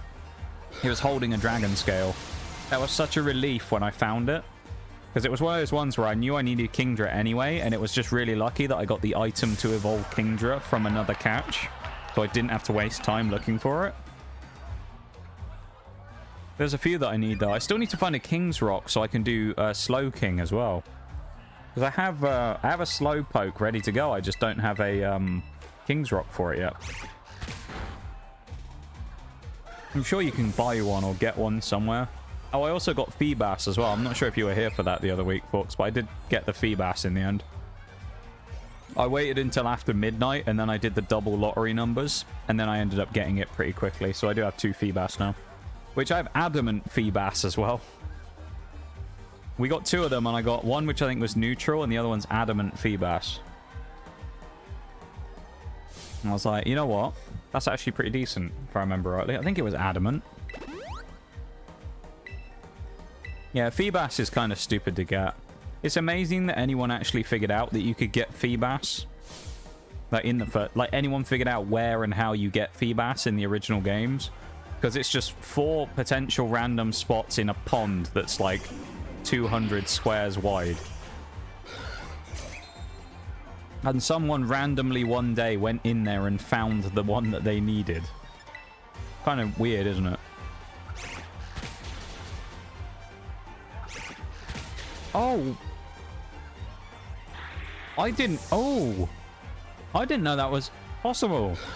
Sableye does have one weakness then. Sableye's actual, super effective weakness is to fighting if you have Scrappy, because he can't stop you from hitting him with a ghost typing. Huh. That's a weird interaction I've never seen before, because of course you don't really have Scrappy on many mons, but you can actually hit him super effectively. That's kind of funny.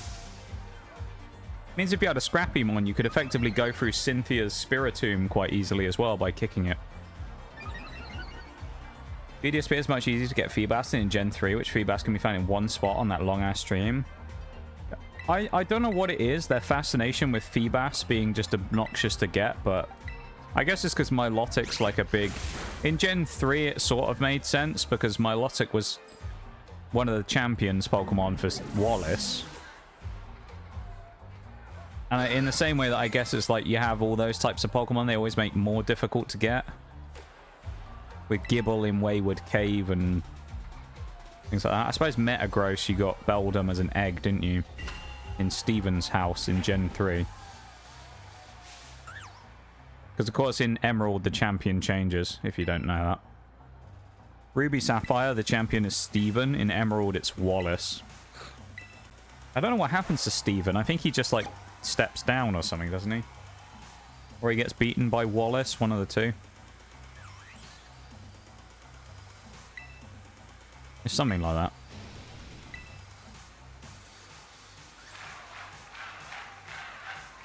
Steven's cool, though. I like Steven as a champion. His team, in fairness, Steven's problem is half of his team is weak to ground. The only thing I think he has that isn't weak to ground is, like, Skarmory, isn't it? Because, like, the whole rest of his team, he has, like, Armaldo, weak to ground. Credilli, weak to ground. Aggron, weak to ground. Metagross, weak to ground. And then he has... I can't remember what his 6th mon is, other than Skarmory. Yeah, I don't remember. But... yeah, his team's, like, really kind of one-dimensional from the weakness side of things, anyway.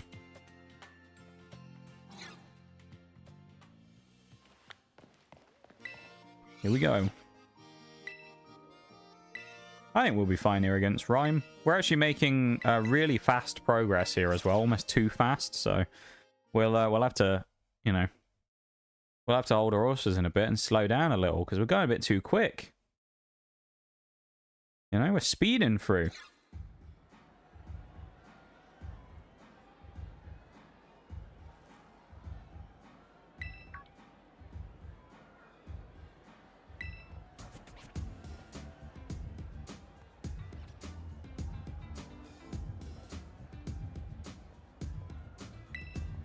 And this kid is about to get destroyed.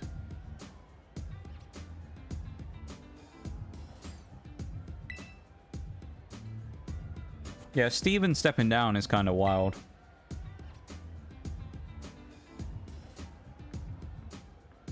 He's a cool champion, though. I think out of the first 3 champions, he's probably the best. Lance, let's be honest, Lance kind of sucks. And then Blue is... / Gary Oak is okay. He's fine. He's got a decent team, actually. And it's kind of cool that he has the 3 starters and things. But yeah, Lance kind of sucks because he has 3 Dragonites. Of which one of them is kind of a meme as well, because one of Lance's Dragonites is technically an illegal Pokemon as well. Because his Dragonite is lower than the level that it takes for Dragonair to evolve into Dragonite. So it's technically like a hacked mon that he has.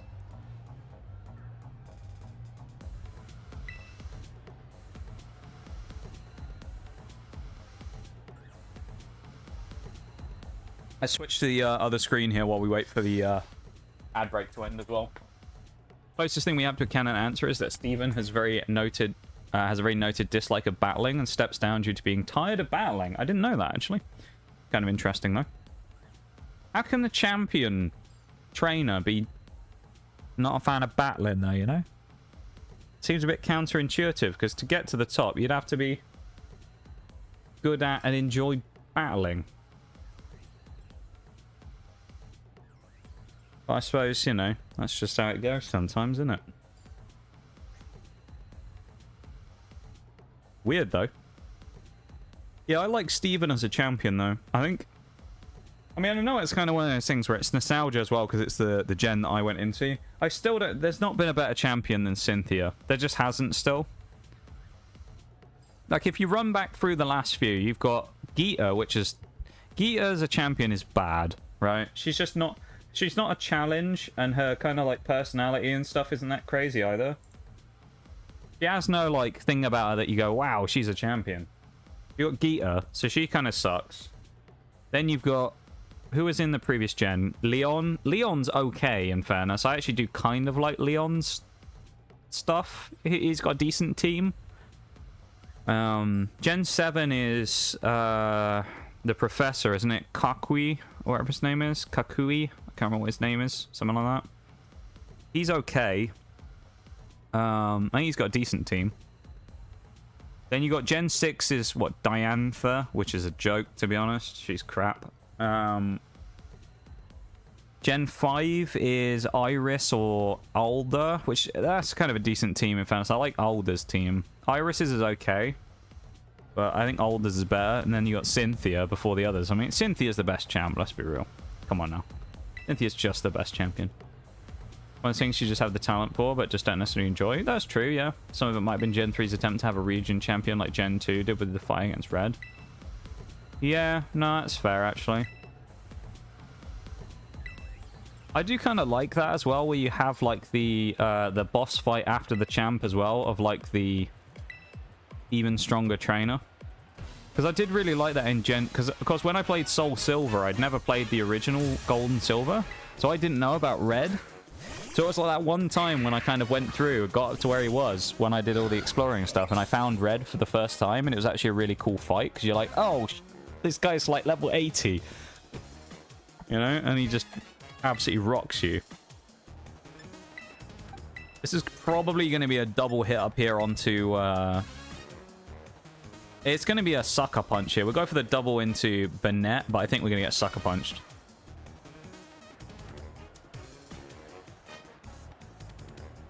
Oh no, Shadow Sneak. That's into Gallade. Ooh, that's nasty. Okay, we're going to get the kill on Bennett here for it, though, I think. Depending on what Mimikyu does. It hits Jerry, who eats it like a champ, of course. Mr. Sharp Elbows himself goes in with a big hit there. Gallade with the Night Slash. Soul Silver, he's fucking tough. It's been a long time since I played Soul Silver, but I remember Red being a challenge in that game. Totally nailed that Pokemon's weakness without batting an eye. I did, because I've done this fight 13 times. Or 12 times, I suppose. Increased attack now as well on Gallade. I mean, probably the best thing to do is double kick into the Mimikyu. even though it's not very effective, and go for the Night Slash into Houndstone, looking for a free kill. Because then we break the disguise and we get the hit, I think, don't we? This might kill, though. Oh, Gallade lives. Disguise breaks. It takes a small amount of damage. Then it gets hit by the second shot from Jerry. Okay, at least breaks the disguise, which is good. We're going to bring Toxtricity out in a minute anyway, because if Gallade... Oh, it's too slow, Gallade. No. Gallade was too slow. If he was faster, he would have got a hit on your boy then. Rhyme gets the boosts. Uh-oh. Pikachu with Light Ball isn't... Yeah, Pikachu with Light Ball is good. What does he have? Pikachu, Snorlax. The 3 starters. Doesn't he have Pidgeot as well? He has Pidgeot.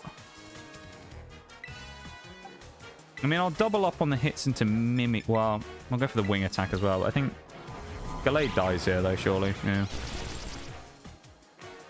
Or Gallade. Or Gallade. Oh, big hit from Jerry, though. Monster hit from Jezza. Great damage from Jerry. That's big. We can bring Annihilape out now, I think. Breloom's actually a decent shout here to get the Leech Seed off, which I might do first. Get it on Toxtricity. Oh, Lapras, yeah. Lapras, not Pidgeot. Yeah, Lapras. Lapras is a cool mon. I like Lapras. I think Lapras is kind of underrated. Double attack boosts. Okay. Okay. We'll go for the Leech Seed onto the Toxtricity, and then I think... Actually, you know what we'll do? No, we won't. We're going to go Spore on Toxtricity. Spore Toxtricity, I think, is the play here. Put it to sleep. We're about to cheese this guy. These Pokemon are about to get cheesed. Lapras should be a Water Dragon type. If Lapras was Water Dragon, instead of it's just... Is it pure water or is it Water Ice? I think it's Water Ice, isn't it? If it was Water Dragon, or if it was even Ice Dragon, I think that would have been really cool. It would have been really cool for, like, early gens, but also its typing would have been so much nicer for resistances. Because it would have basically had, like, the bulk of Palkia. Where Palkia, I mean, it resists... Or it's neutral resists electric because of the dragon typing. You know, resists ice as well because of the water, or at least is neutral to ice. So it removes a lot of the weaknesses. This is going to be a kill on Jerry. Houndstone dying is good there as well, actually. It's a trade. And we're going to get the Spore. Oh, come on. Breloom's going to land the Spore. This is going to be a nasty turn here. The Mushroom's about to strike. There he goes. Puts Toxtricity to sleep. Unbelievable stuff. Toxtricity goes night-night and gives us the freebie with Big Screwdriver coming in with a Rage Fist to shake the heavens in just a minute's time. It's going to be big, you know it will. Just to add insult to injury and do a death by 1,000 cuts, we're also going to set up Leech Seed. Even though I know I could do something else, but I'm going to Leech Seed because why not? That's what I say. We have Annihilape. I mean, come on, we don't need to worry about it, really. We also have Toxicroak with Sucker Punch in the back, so not really that much of a problem. Here we go. This should do decent damage. I don't think it'll kill, though. Yeah, about a third. Leech Seed recovery up now as well. Breloom is going to start getting HP back and also is going to chip away every turn by about 1/12, something like that, of its HP. And the clock is now ticking. Toxtricity will now die. Breloom actually can't attack it, though. It can only use Leech Seed and Spore, so I guess we'll just basically attempt to use Spore on it again. And then Annihilape here has to hit it. This is the only problem with having only fighting types, really, is most of the moves you have can only hit certain things. Although the Leech Seed will kill it next turn, no matter what. So unless he got a double kill with Discharge, which is impossible against Breloom, he loses now. Unless that killed him. Doesn't look like it did.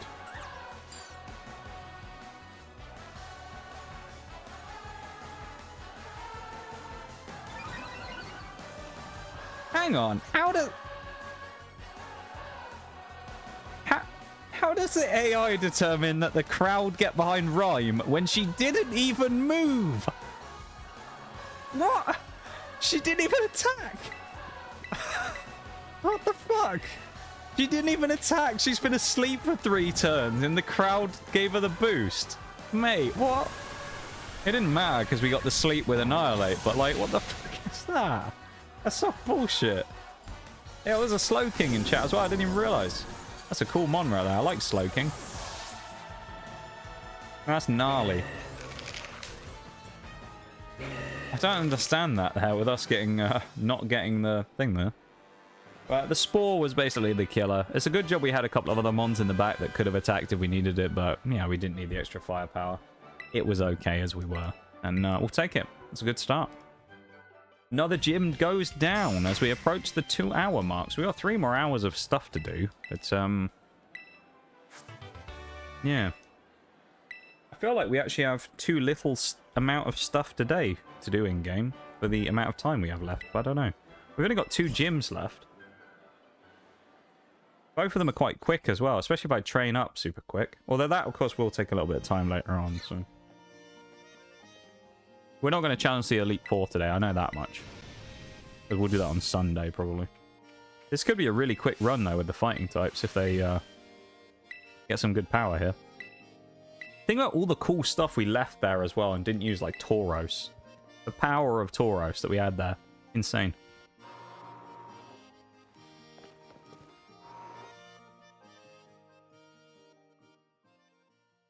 Also like the Raging Bull attack. I think it's really cool. I don't know, though. This is a genuine thing. Does anyone know if regular Tauros gets Raging Bull after this gen or not? Does regular Tauros also get Raging Bull? I think it would be really cool if it did. I'm almost tempted to go and fight against your boy over here without leveling up, but we might go do that. I'm going to have a look at that, actually. I'm genuinely curious. Does regular Tauros get Raging Bull these days in its moveset? You'll see it was new for the new form Tauros, but it does. So the old Tauros gets Raging Bull as well. Oh, you guess it at level... Oh, this is Paldean. He gets it at level 35. Oh, nice. That's actually really good, because it means he now has a move that doesn't have any recoil or issues like behind it. Because Tauros' problem has always been, like, it has Giga Impact, which is great, but you can miss, and also requires you to not move next turn, which is not good. Double Edge does, what, 25% recoil or something? Which kind of sucks. Thrash is really powerful and is stab, but also you get confused after 2 or 3 turns.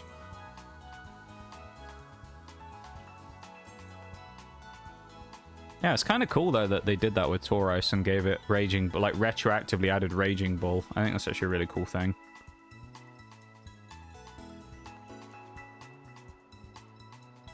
Yeah, dude, Rockhead Tauros would have actually been cool. Double Edge Stab Tauros would have actually been nasty. Silk Scarf Double Edge Tauros with an ability to avoid recoil. Oh my god. That sounds gnarly. Max spec into attack as well would be disgusting. All right, let's try and fight Great Tusk, I guess. I don't know who the best choice is for this fight, honestly, so I might just go Hariyama. I guess Quackleval was actually not bad here, but bring you back in as well. We'll drop Gallade for a minute. Well, Gallade's actually good here, though, isn't it? And Medicham. Toxicroak isn't good here, nor is... well, Jerry is actually a nice option here as well. I actually have a lot of good options here. I think we'll go Hariyama up front, because we can. Hariyama's kind of cool, so we'll do that. We need to go up as well, don't we? We're going to go back to the desert. Hi, Nee! How you doing? Will Pokemon ever acknowledge microplastics? One can only wonder. I know, right? Right? Great question. The title in question for today's stream comes from Twitter as well. It came from a post that Oreo sent me earlier. And I didn't know what to title stream. And she was like, you should name it what it says in the Twitter post. And I was like, maybe it might not fit though, so I'll have to try it. And then I tried it and it worked. And I decided that that was going to be our title for the day, and it works quite well. I think it's a good title, you know? It's filled with hatred instead. How you doing, Nitty? Hope you're doing well, my dude. It's good to see ya, as always. Yeah, Tauros would be so cool. Like, regular Tauros would be cool if it had different abilities. I mean, Intimidate is cool, but don't get me wrong. But what other abilities does regular Tauros get? Rather than the other, is it the same? I kind of hope it got different abilities than the other ones. Oh, Anger Point. I can get Sheer Force as a hidden. Sheer Force is good, to be fair.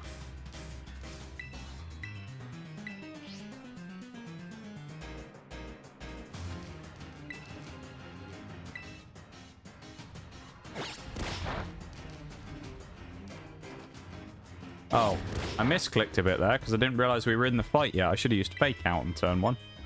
Oh well. Do I go Belly Drum or just let's just go Force Palm? Yeah, I'm glad I didn't go Belly Drum now. Doing good. Finish the laundry and the dishes. Let's go. Gotta get those dishes done, my dude. You did well there on the dishes. Congratulations, Nitty. The dishes are always the worst thing to do, I find. Oh, we lived. Hariyama. 1 HP. Toughed it out so we wouldn't feel sad. Goes for the Force Palm. Can it land a paralysis? It cannot. We die now then. That's fine. Hariyama's kind of done its job. I don't really have anything super great for this fight, so it was more just like chuck someone in there. Only filth that needs to be cleaned is me. Nitty. Sheer Force would be pretty nasty with the Fighting Tauros. Yeah, that would be good as well. On one of the other, the Fire or Water form, it'd be gnarly as well. We missed. No. Please don't brick break me again. I really wish we had a better Psychic Stab than Zen Headbutt, though. Oh, that was a waste. It didn't even do that much damage. What a waste that was. I thought Tauros was going to go crazy there. I think we are under-leveled a little, though, to fight Great Tusk, which is fair, but... I don't think I've ever lost to a Titan in one of these before, though.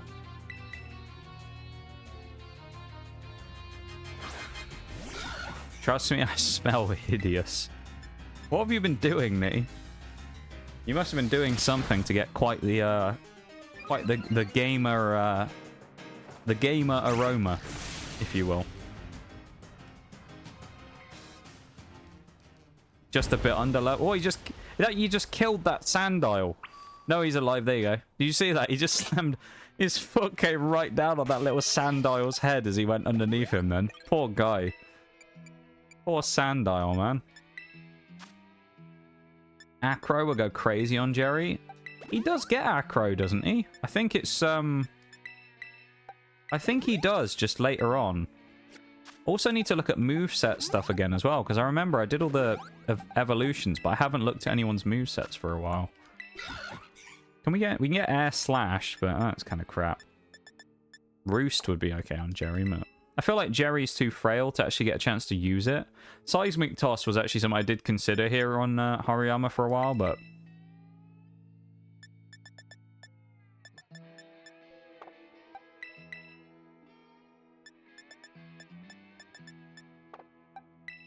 Oh, we've already done a Gallade, I don't know about that. Tauros, I don't think it has anything good here. Yeah. Yeah, Crabominable was the one I wanted to look at, I think. Toxicroak might have something as well. We have Toxic, which, yeah. We already did Wild Charge on there. We won't have anything on the starter, like, probably. I mean, Aqua Cutter is okay. Water Pulse is alright, but we're not a special attacker, so stick with what we got.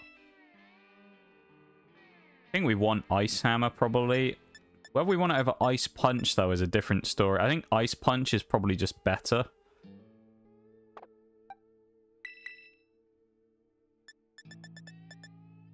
Medicham with the elemental punches is something to consider here as well, actually. I think maybe we put Thunder Punch or Fire Punch on Medicham. We'll come back to that one. Lucario probably has something as well. Bone Rush, yeah. Final Gambit. I think Bone Rush might actually be worth it on here. It's a really weak move, but actually we're like... Well, actually it's physical though, isn't it? We had Bone Meringue, which I don't know if we can get on him. I'd probably go with that, but... We don't have Flash Cannon yet either, which sucks, but...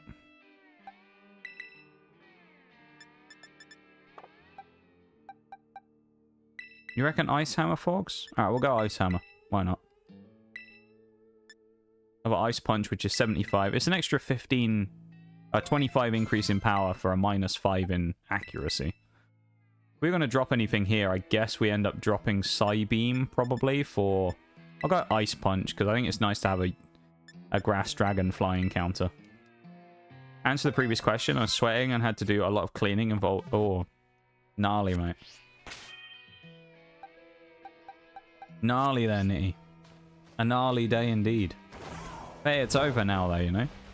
You can shower up at some point, and it'll be nice and relaxing, hopefully. It's always good to have you here, though, Nitty. I appreciate you hanging out with us, man. Stream always feels in a better place when Nitty's here. That's what I think, you know? We feel like we're in a better place when Nitty's about. When old Nitty's kicking about.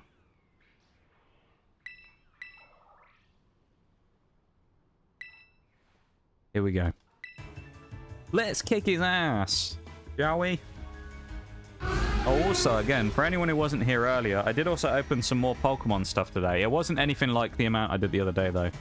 I just had another box that I got the other day that had just come in. It's the Armor Rouge EX collection box, or whatever it was. I only got it because there's some cool sleeves in there, and I like Armor Rouge. I did end up getting 2 hits out of the 6 packs we got, though. And both of them were needed, actually. So I ended up getting a Victini EX regular from Obsidian Flames. And then I ended up getting a Scizor from Scizor EX from Temporal Forces as well, which I needed both of them, so it was kind of handy. And then I have the Full Art Armor Rouge promo, but it's a promo, so it doesn't quite count to go into binder. But we did kind of well, though. It was 6 packs. We got 2 hits out of 6 packs, so a booster box average of a 1 in 3. It wasn't too bad. Even if they were just both base EXs, but they were both base EXs we needed. So I can't complain, you know? And I've got some cool sleeves out of it. And a card holder that I have Applin in now as well.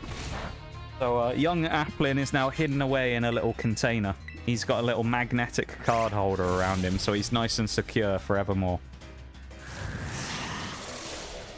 Jerry getting the 1v1 there, or 2v1, I guess, against Great Tusk, but I'm not crying, it's sweat from my eyes. Yes. Stream always feels like we're in a safer place when Nitty's about, though. You're a legend. There's a few people like that are just kind of like, you know, when they're around, things just go better. I feel like, you know, things are easier.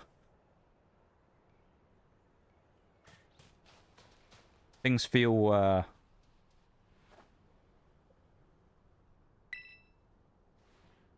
like they're going well, you know? You are one of them, Nitty.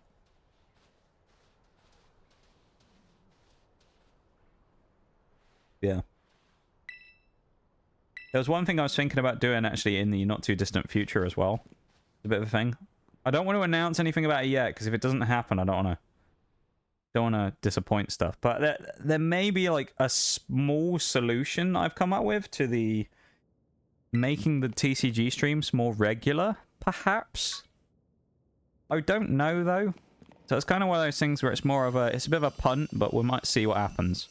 And we might be able to make them more regular of an occurrence, you know? If the thing that actually happens could happen. It's a real, like, kind of long shot idea that I came up with earlier. That I was like, this could be a bit of a meme, and we'll see what happens with it. You never know. But, yeah, there's a possibility, maybe, that if things work out from it, there may be more of a chance of more regular TCG streams. I don't know.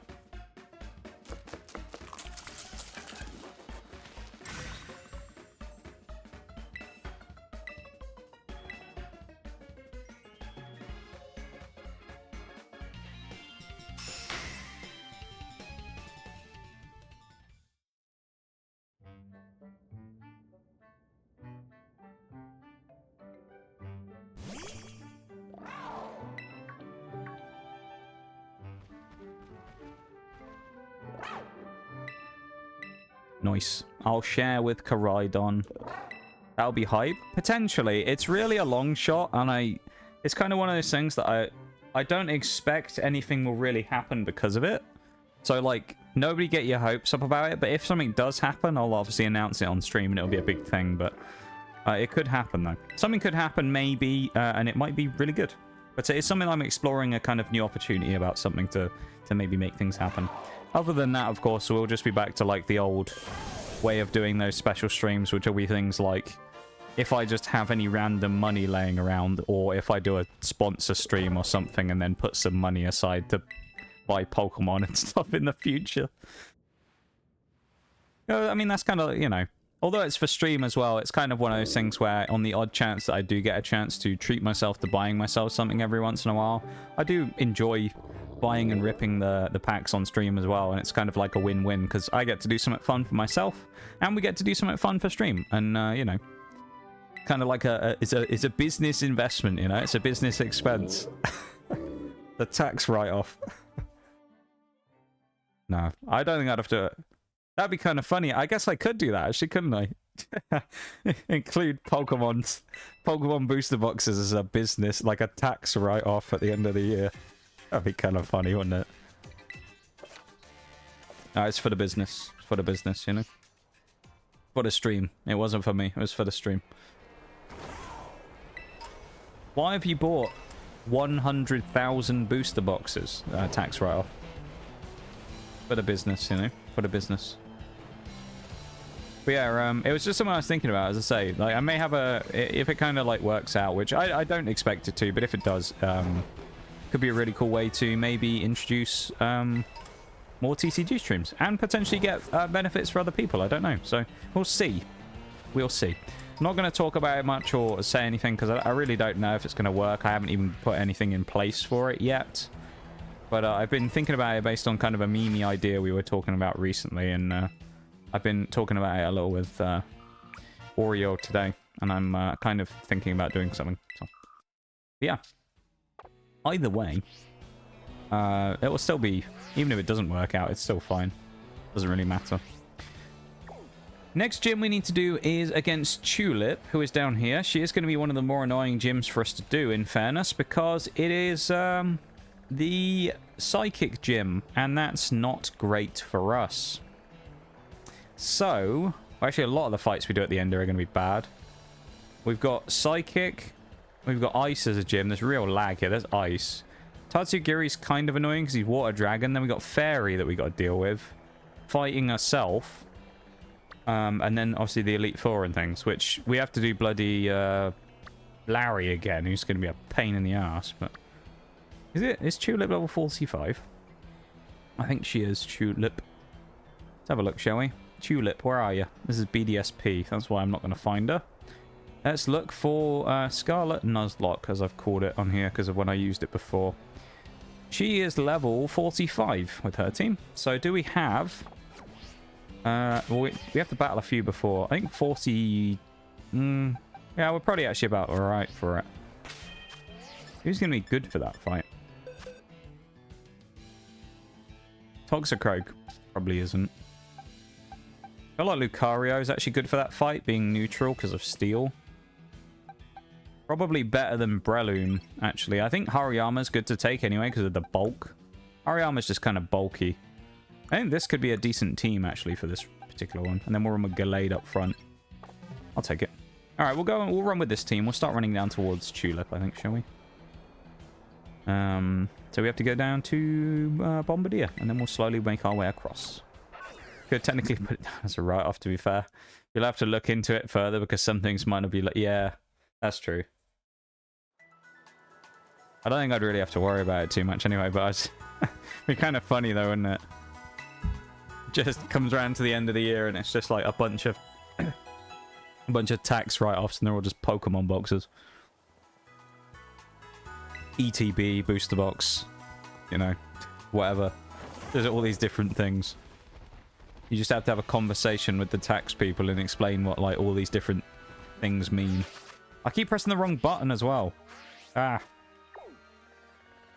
Oh, I should have gone up there. Oh well. Well, we'll run all the way around. It's fine. Means we waste a little bit of time. I really can't... I think it's because of how quickly everything happened at the start of stream. Genuinely can't believe we've only been going for just over 2 hours as well.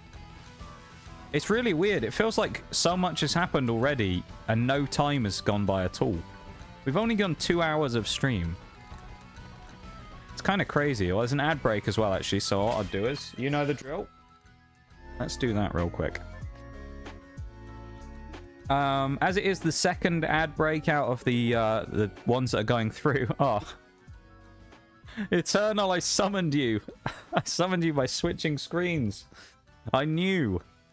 Hi, Eternal. And Mirage, hello. How you guys doing? I was about to get up and have a stretch, but I feel like I don't want to leave now because you guys have just come in. I don't want to leave you immediately. But I was about to say it was the second break out of the rotation, so I was going to get up for a second, come back, but I don't want to now. I probably should, though, shouldn't I?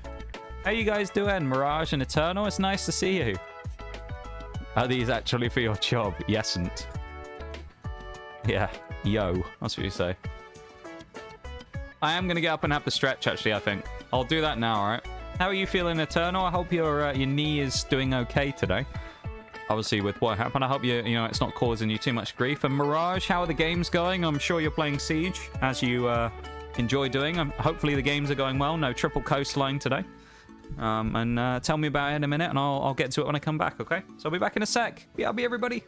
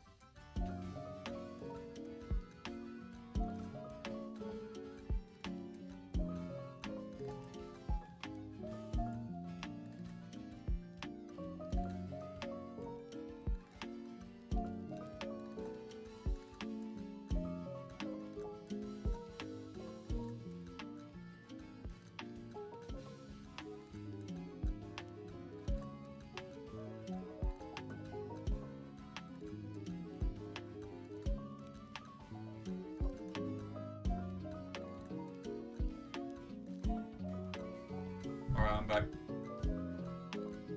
Hola, everybody. I'm back. Hello again. Bonjour to you. Thank you for the spinal. There you go, the music's gone. Okay, not the best, but I'm doing alright. I'm glad you're doing alright, you know. Hopefully, as I always like to say, we can turn that okay into a good by having a fun time here in stream today. How about it? Let's try our best to do that, shall we? Let's see if we can do it.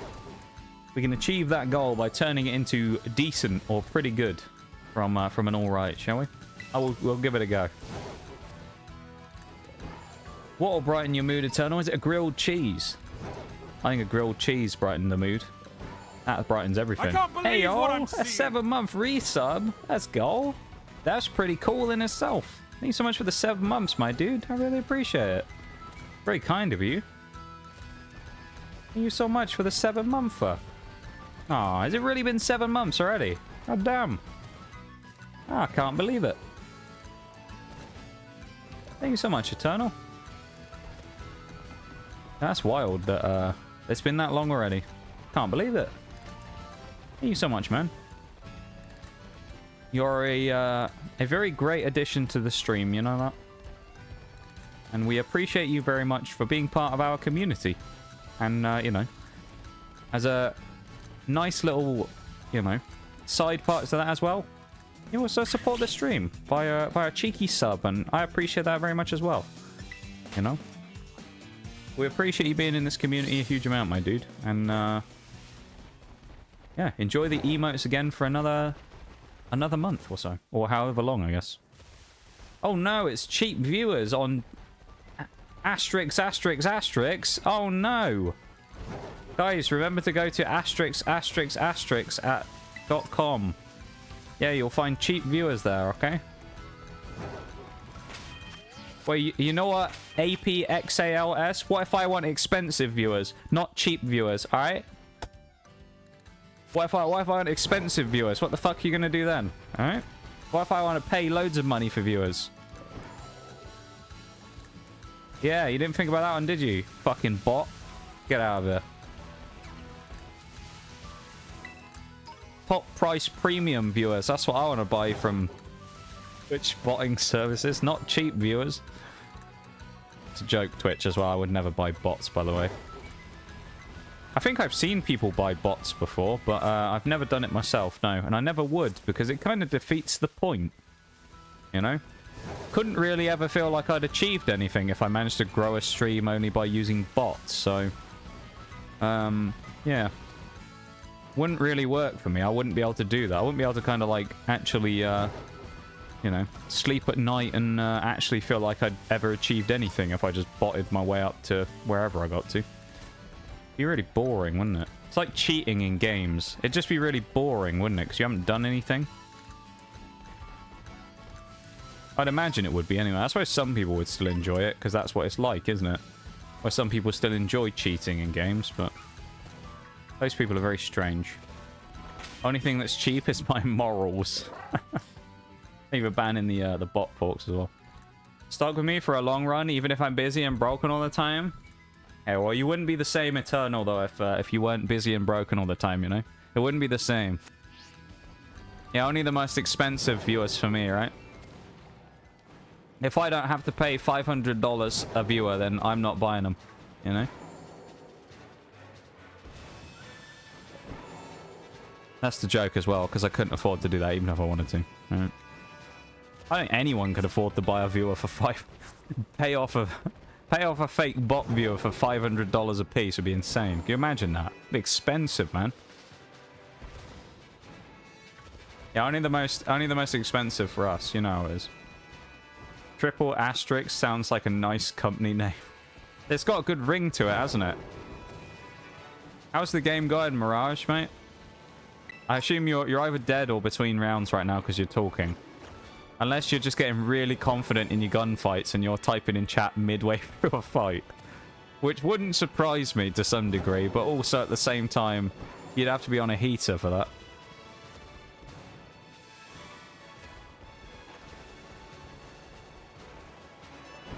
He was on a heater the other night, though. He went, what, 16 and 2, I think, Mirage, the other night on... Or was it 16 and 2? Maybe it wasn't and 2, I can't remember. It was 16 and something. We ended up losing the match, unfortunately, but, it was a great match, though. He played very well, did Mirage. Unfortunately, I had an absolute stinker that game. It was the worst game I played that entire night. Every other game was really good. That one, though, where he went off, I just couldn't do anything. Really annoying. Worth about 0.69 cents. Quite a heavy penny for me. Nice. Yeah. Now, you guys are... You guys don't have a value, you know? You are worth... Well, you know... I guess, what's the best way to describe this? I was going to describe it a certain way, but it sounds... Well, the way I was going to say it sounds kind of bad. I was going to say... You don't have, like, any value. In the sense of, like... There is no number to put on it, you know? Because, like, you guys aren't the equivalent of a value. You know what I mean? You can't put a price on that. Kind of what I'm saying. You know?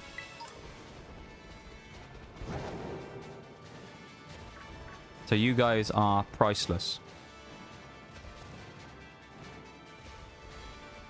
Yeah, priceless is the best way to describe it, isn't it? You guys are priceless. You can't put a value on it. Spending time is more valuable than monies anyway, you know? Very valuable thing, time. The most precious commodity in the world, I think. And the fact that you guys decide to spend some of yours with me, who's, for all intensive purposes, some random person on the internet, is pretty cool. You know? God. Ran into the bloody wall.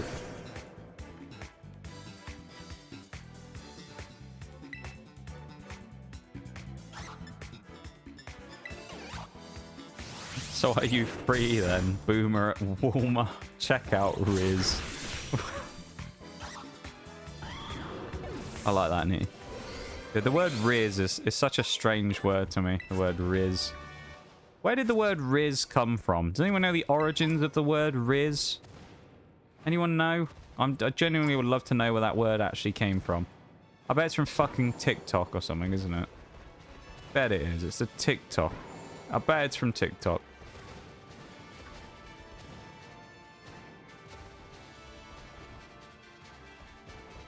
IDK, this guy just picked me up off the internet street and put me in a box with a computer to watch stream. Yeah. That's all you do all day. You're just forced to, You're forced to watch stream all day. None of you are actually here at your own free will. You're actually all just sat in a warehouse with computers in front of you. You have to watch stream all day. You only get fed if you watch stream for your quota of the week, you know. If you watch 12 hours of stream a week, you're allowed to eat. That's how it works. You have to hit your quota times. From TikTok. Came from me because I'm the Rizzler. I believe it, folks. Truncated form of charisma. I guess it makes sense, but... I don't know. It's one of those things that's just kind of stupid, I think. Internet stuff like that these days isn't the same as it was back when I was a kid. You know? The internet's a very different place from when I was young.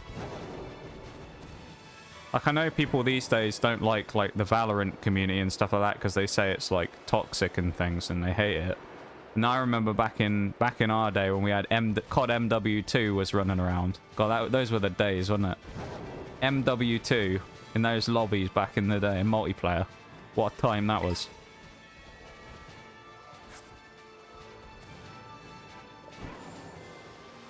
I feel like stuff like Valorant and that probably had nothing on those old MW2 lobbies. Like back in the day, those lobbies at MW2 probably were like way worse than anything these days that people have for like someone doing something bad in a lobby. From the way I remember it, I just remember MW2 was like the absolute worst, but kind of nobody cared really, you know? Everyone was kind of like in on the meme, even if you were the squeaker being made fun of by some 30-year-old playing against you. Everyone just kind of like laughed at it at the end of the day. It's kind of weird how stuff like that changes over time though, isn't it?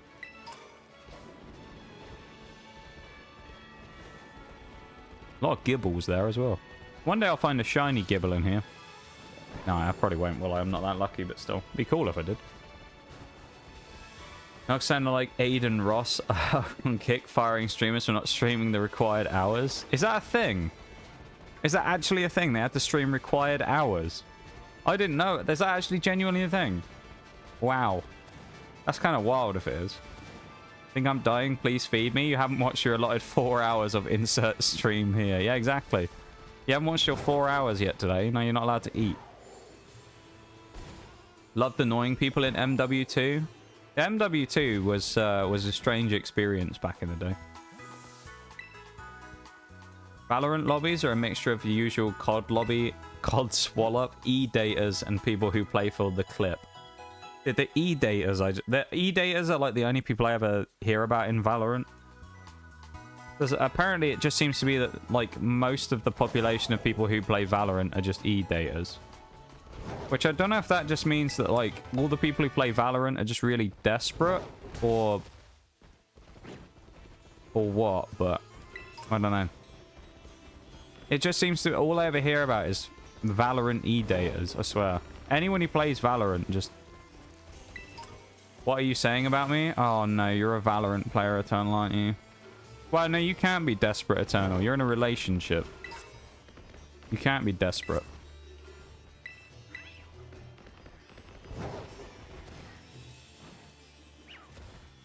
So you can't be one of those people. You can't be one of those people using your internet riz, you know?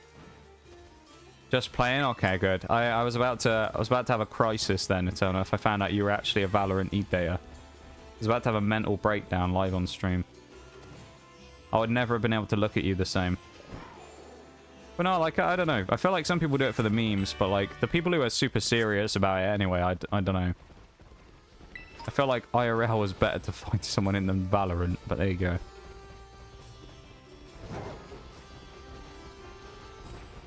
What do I know? I'm just a Siege player. There's a guy that signs streamers to contracts and gave them a place to live in exchange for streaming X number of hours a day. He's been firing them like crazy for not streaming enough? Really? Damn. Well, I'm kind of not surprised though, because isn't... Correct me if I'm wrong. As far as I'm aware, isn't Kick basically like kick the bucket at this point, if you'll pardon the pun? Kick's basically dead at this point, isn't it? As far as I'm aware, like, hardly anyone goes on Kick anymore. It's like their traffic is pitiful in comparison to Twitch these days. And I think a lot of it just comes down to the fact that Twitch started getting some dubs again with some of the things they did. And Kick just kind of died. Because no one really cared about it anymore. I started blasting. Bang, bang. I mean, that and, like, let's be real. Hey, yo. Welcome in, Lynn. How's it going? Hello. Let's be honest. Right? Kick is nothing more than a way to shuffle people into gambling on stake. Like, that's literally what it exists for. It's designed to get people to go to stake and spend money gambling. That's literally, like, Kick's entire purpose. That's why they offer 95.5 or whatever it is on their sub-split. Because they can afford to do it, because the assumption is that if you go on to Kick, they get you to go on stake and then spend way more money so they can afford to pay back that much. Kind of the whole business model. So, I don't know. I've never really liked Kick, personally. I know people, a few times when it was popular, asked me if I'd ever go on there, and I never would consider it. Even for the money. It just seems like a shithole, to be honest to me. But everyone can make their own choice on it, but I just don't like it. I did used to play Valorant when but I haven't played in like 4 years. I've never played Valorant, actually. I've seen people play it. I've just never played it myself. Used to be super into it, too. I had a poster on my wall and everything. Ayo. That was the old me. That was the you before you you saw the light and changed games, Eternal. We are the exception. Yeah, it barely exists, yeah. I'm being able to show the old right-hand cranker videos to audiences. Yeah, it's just a bit of a clusterfuck for me. I just don't really like it as a platform. I would just never go on there or be interested in doing anything on there. You know?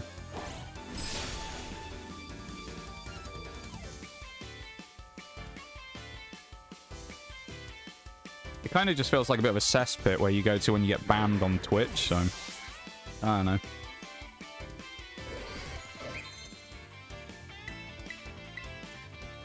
People can do what they want at the end of the day, but, you know, I'm going to do my thing.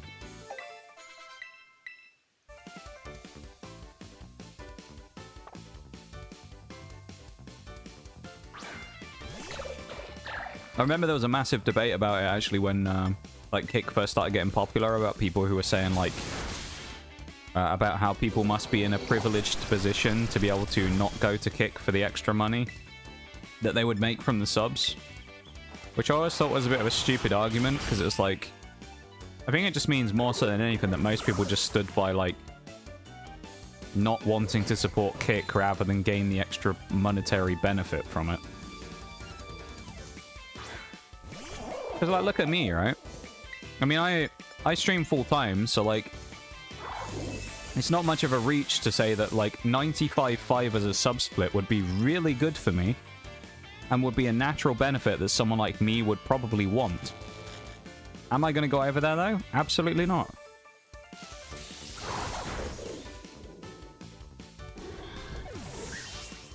I'd rather not support a company like Kick. Now, don't get me wrong.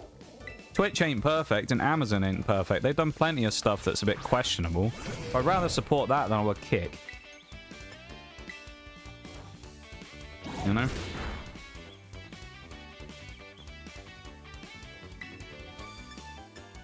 I don't know. People aren't... You're not allowed to have opinions on the internet anymore, I feel like. People get angry about your opinion no matter what it is, I feel like, you know? Hopefully, though, all those people who moved across, if they did, they were successful and they got out of it what they wanted. And that's the end of it, you know?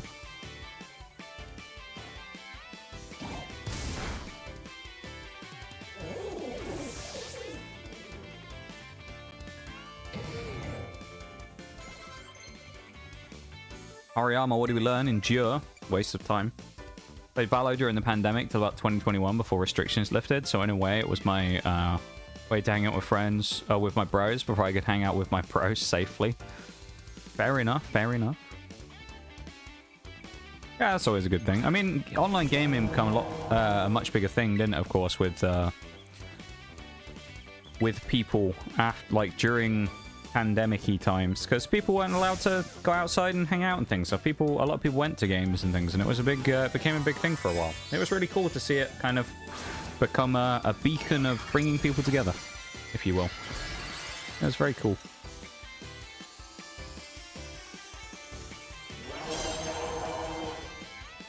Going to take a shower and eat lunch. No worries, Eternal. Thank you for the lurk. I appreciate it as always. That plotting emote makes me intrigued about what it is what your ulterior motive is here. By the oh, we're parried by Mai Tai. You're plotting something. But yeah, thank you for being here, though, Eternal. I appreciate it. And if we don't see you back before the end of stream, then I hope you have a wonderful rest of the night or day. And if we do, then ignore all that I've just said. I can't believe what I'm seeing. Let me quickly do the switch out here as well. The Shriek. Welcome in. I assume it's Shriek. Welcome in, Shriek. How are you doing? Welcome to stream. Oh, we do outspeed. Nice. How's it going? Ooh, that was actually decent. We're going to die to a one-hit from Torch Song, though. Doing good, you? I am doing pretty well, thanks. Doing pretty well, gotta say. Just enjoying a bit of Pokemon right now. I'm throwing a little bit in this fight, but still. Yeah, welcome to stream, and thank you so much for the follow. I really appreciate it. I hope you, you know, hope you enjoy the time here with us. Grilled cheese. Ah, let's go Eternal. I love a grilled cheese. Online gaming is such a nice thing. It really is, yeah, when you're able to do things like that. Or where it's able to give you kind of an outlet to meet up with people without physically meeting up with people, you know? And thank you for the silent lurk as well. I appreciate it, Shriek. Welcome to the lab once again. I very much appreciate you taking the time to come in and say hi. Oh, that didn't do a lot. Damn. Okay, we're going to die here, probably. Poor Jerry, he's about to get clattered by a Torch Song again. Well, that's not great, is it? Was it +4 special attack now? Well, luckily, though, we still have Annihilape, who's guaranteed to be faster, but that's weird that did so little damage. I guess Double Kick's finally fallen off in terms of its damage scaling and stuff now. So we're going to need to get a better fighting type move here on Flamigo. Unless we just low kick everything, but... Yeah, we have a boosted... I think it's not Jolly, but I think we have a boosted... Is it Timid Annihilate we have? We have a plus speed nature. So we're able to outspeed most kind of common... quite fast threats, which is nice. So our Annihilape's very quick. see what we're doing today, if anyone's wondering, if you come in or anything like that. Nice. And for Shriek as well, who's, of course, just popped in. We're doing monotype fighting, so we're trying to complete the game with only a team made of fighting-type Pokemon. That's what we're trying to do right now. So we're trying to do it 18 times, one for each type in the game. So one for grass, water, fire, etc. And right now we're getting towards the later gyms of the mono fighting run. This is run number 13 out of 18. We've been doing them since about September. So not too far off a year now, I suppose. We're, what, it's 9 months we'd be at? Getting up to about 9 months to within the next few weeks, depending on how, like what time we actually started it during the month, I suppose. But yeah. So we're doing mono fighting. The typings we have left that we haven't done after this one will be water, fire, dark, ice, and dragon. Those are the 5 we haven't done. We picked them via spinning a random wheel with the types on that we haven't done. So we just spin the wheel and see what we get. So it's always random. And we have no kind of biases in what we choose. It's just whatever we get is the one that we go for. And it just so happens that Dragon's the one everyone wants. It's been right so far we're down to the final few and we still haven't had it. So there you go. Torch Song is such a broken move. Pokemon is a balanced game, my ass. Yeah, some of them are really kind of crazy in this game, though. It's the same with Meowscarada's Flower Trick, which is guaranteed to crit. It's like, it's such a nasty move, because you can just kill anyone who's boosting with it, because what are you supposed to do? You boost up to, like, +6, whatever special and regular defense, and you just get one-shotted by a crit, you know? Have a good one, Shriek. Thank you very much for popping in. I appreciate you taking the time to come in and say hi, and thank you for the follow. And we will see you when we see you, okay?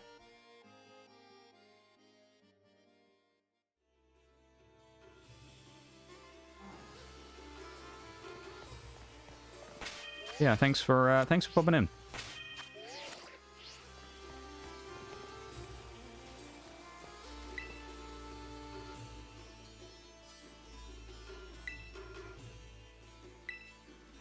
Oof.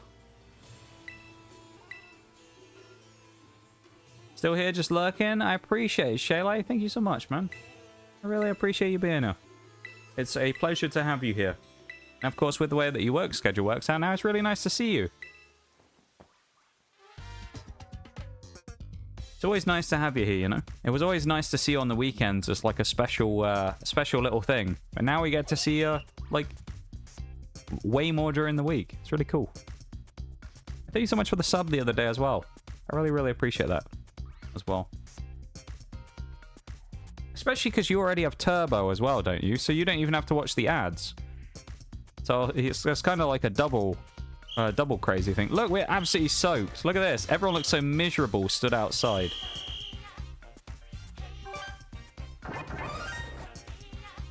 Everyone looks so miserable stood here in the rain.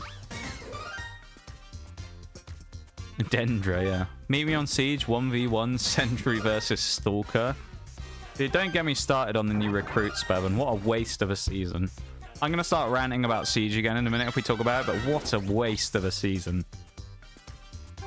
Season 2 of this year, where they're doing the Recruit Remaster, is the biggest waste of time I think I've seen in Siege for months, if not years. It's ridiculous. And the fact that they're still releasing a Battle Pass that they expect people to pay for, and the majority of the skins are just reskins and recolors of original operator uniforms, it's just a disgrace, quite frankly. Ubisoft should genuinely be ashamed of themselves for the season that they're about to put out in Siege. Genuinely, Ubisoft should be ashamed of themselves. They've put out some crap seasons, but this one, it hasn't come out yet, and it already looks like a complete train wreck. They pretty much have no new content other than the recycled Recruit, which is already a thing, and nothing else to add. They don't even have any balance changes, really. The only thing they're doing is contradicting exactly what they said, which was that defense was too strong, so we need to make attack stronger.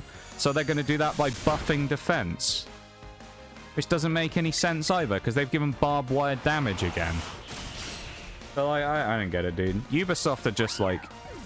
Whoever is actually, like spearheading the project on Siege about where they want to go in the future and what they want to do, I would genuinely love to know what's going through their heads.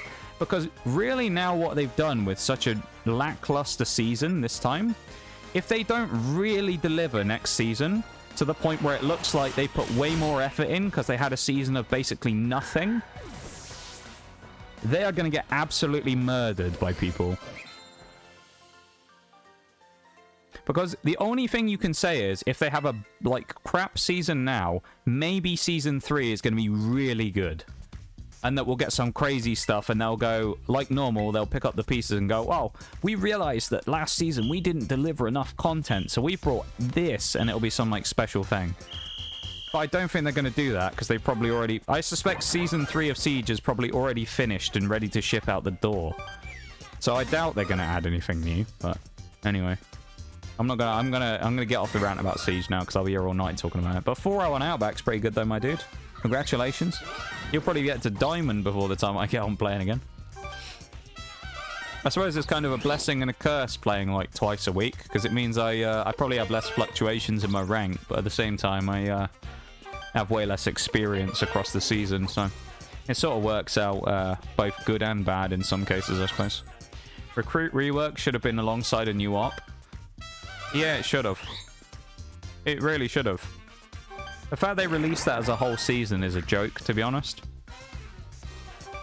If it was in April, it would have been better to release it, because at least they could have told everyone it was a joke and they were memeing the whole time. I'm aware there's a break going on right now as well, but I can't stop this, so I'll have to just wait until the battle starts and then we'll switch to the screen. Because we're in the middle of this Dendra thing, so... Genuinely, I think it is about the same amount, if not less content than Operation Health. But I know we talked about it before, about, if you look at the seasons of Siege from, like, a couple of years back, right? Good example is, like, later on this year, you got Blackbeard, right, who's going to get reworked in Season 4. We got Blackbeard in Season 4 who's going to get reworked, okay? So Blackbeard, they're going to take the time to rework him in Season 4. He's going to have a whole new gadget or whatever they're going to do to him to make him completely different, which is good. That's a whole season's new operator, effectively, that they've thrown out so they can rework Blackbeard and release him alongside the season. But Blackbeard already exists in the game, so they want people to pay for content that they've already got, basically, right? Now, a couple of years back, one of those back in my day kind of things, when I used to play Siege, first of all,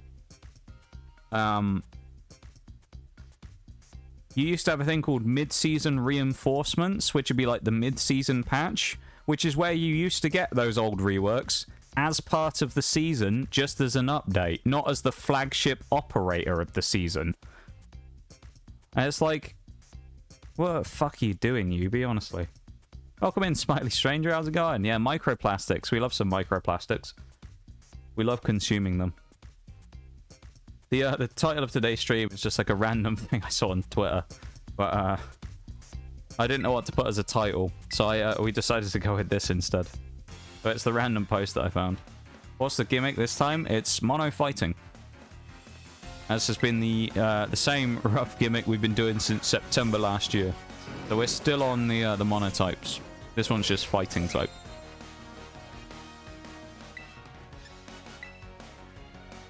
That's gonna hurt. No, that wasn't too bad, actually. Grumpig's not gonna die to a Night Slash, though, I don't think. Oh, he did! I'm surprised. There's gonna be Medicham coming in, though. It's the battle of the fight... Oh, it's Indeedee. Who has the Medicham, then? I don't remember.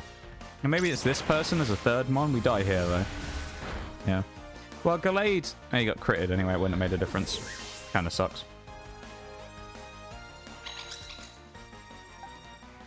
Yeah, I'll just go Hariyama, go for the fake out knockoff, and it'll probably kill in 2 shots, I suspect. Oh. Yeah. I don't know, I could rant about Siege all day at this point. I'm genuinely super disappointed, though, about the new season. It looks really trash. I think that's the general consensus amongst everybody of Siege right now. What's worse is they're also trying to ask for a new subscription scheme to come out that they want people to pay for as well, while also stripping content out from the seasons every time, so, you know. That's a good way to do it. Take less, give everyone less content every season and ask for more money.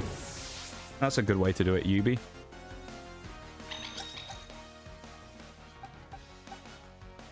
Especially when said, like, extra stuff from the, you know, membership isn't even really worth having. That $10 a month must be so worth it. Yeah, right? Like those great epic skin sets that they're going to give you. Because it sucks. Why no Gambit updates? A Gambit? Are we talking about Destiny? We're talking about Destiny or Gambit?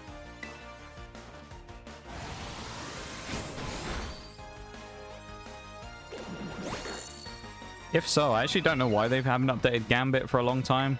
I think they should actually do some stuff with it to make it more interesting rather than just leave it to die. But I don't think Bungie will ever change Gambit, to be honest.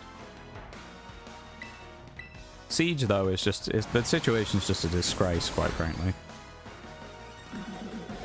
I think the funny thing that I really love about it is when they revealed it, usually the reveal panels, they get so much hype for where everyone's really excited. My favorite part is while they were in Manchester for the major, they did the reveal panel and they were like, we're announcing memberships. And there was just this massive boo that came out of the crowd. This huge, just a wave of boos just started coming out of the crowd and it was amazing. Like, they were probably like, yeah, everyone's going to be so excited for memberships. And then you just hear a huge amount of boos coming out. It was just glorious hearing that everyone just shit on it. It was amazing. Never played Siege in my life. You shouldn't either. It's a terrible game. I would recommend never touching it with a 10-foot pole. But why the no Gambit updates, though? I'm confused. I assume you're talking about Destiny there, Smiley Stranger. I'm just confused because we weren't talking about Destiny, so I'm just like... I don't... like, I assume that's Destiny you're talking about, but I don't know. I'm just a little confusion.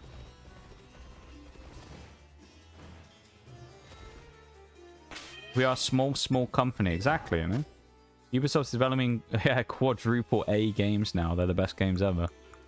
Yeah, that real great quadruple A game called, what is it? Skull and Bones that everyone loved so much they bombed in beta when they said it was going to be a wasn't it someone at Ubisoft basically said that, like, everyone was wrong about how much they disliked it? That was a thing, wasn't it? Everyone said they didn't like it as a game and they thought it was bad and they kind of got offended and went, oh, it's a quadruple A game. How could you not like it? And that you're all wrong. It's actually a really good game. And it's like, well, I mean, maybe you should listen to the people that are playing it, Ubi, instead of thinking that it's great and making a game for yourselves. That might be a good idea, wouldn't it?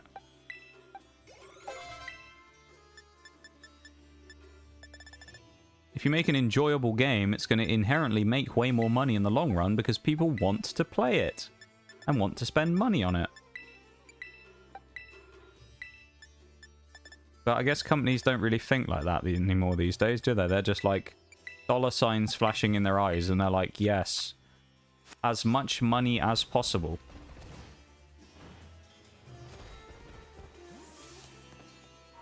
Destiny makes me sad now.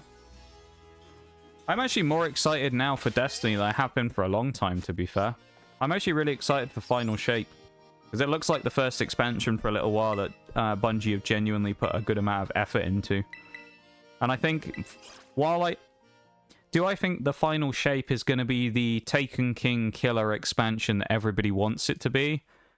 No, I don't think it's going to be quite that good. But I think it'll do enough to allow people to end their 10-year journey on Destiny fairly satisfied.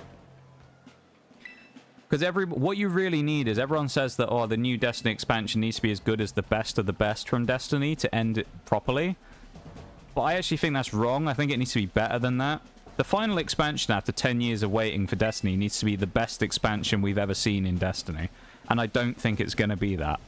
Not because I think it's going to be bad, because for everything I've seen and all the people who've played it as the insiders have said it's really, really good. I just don't think it's going to be what everyone wants it to be, which needs to be next level. I just don't think it's going to be quite that good. But, in fairness, Bungie have pulled out some miracles here and there over the years, you know? They've pulled out some phenomenal stuff when their backs were against the wall. And if there is one studio you can bank on to make some crazy good stuff out of nowhere, it's probably going to be Bungie. Because Because they have got a track record of pulling things out of the fire when they had no business to make something as good as they did. So look at Forsaken in Destiny. Or Taken King. You know? Just look at that stuff and then wait and see. Those were both back against the wall. And they pulled it off before. Let me catch up on chat now. Yeah. New Assassin's Creed again. Good job. Same formula, but thanks for using a tiny amount of effort. I mean, to be fair, the Assassin's Creed one, I don't really have a problem with, because it's actually been a couple of years since Valhalla came out. I think it was 2020 was Assassin's Creed Valhalla. So I actually don't have too much of a problem with it. It's nice that they brought it, like, they are bringing another one out, and I know Japan is one that people wanted for a long time. So I genuinely don't really have any complaints about the new Assassin's Creed. I'm kind of excited for it, because it looks interesting, and they have apparently changed the formula. Where there's no eagle and stuff like that anymore, so it's kind of different. It requires more like stealth, more of its stealth roots and things again. So I'm actually kind of excited for it, to be honest. It could be good. I mean, you know, no one's really seen anything about the game yet, but just from the concepts and that of it, it sounds cool.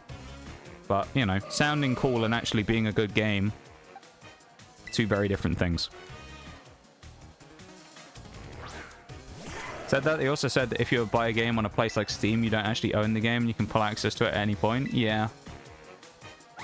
Yeah, which is just kind of, I don't know. I think Ubi are just kind of... Ubisoft as a company, I think, kind of needs a bit of a rework from the top down, a bit of a restructure. Because to me, anyway, as your average gamer... It kind of seems like the people currently at the top of Ubisoft are so out of touch with what's actually going on. They kind of just need to get out the way and let someone else deal with it. Because it feels like Ubi at the moment are just kind of like... They don't seem to have any kind of understanding of how people feel in games these days and what people want. Like, the Ubi execs are just like, yes, do this. People will love that. Like the Skull and Bones thing. Why don't you like our game? And it's like, because it was crap. It was genuinely rubbish when you brought it out. It was in a terrible state and it was crap. They're like, well, why don't you like it? We thought it was great. And it's like, yeah, it doesn't fucking matter what you think, does it, Ubi?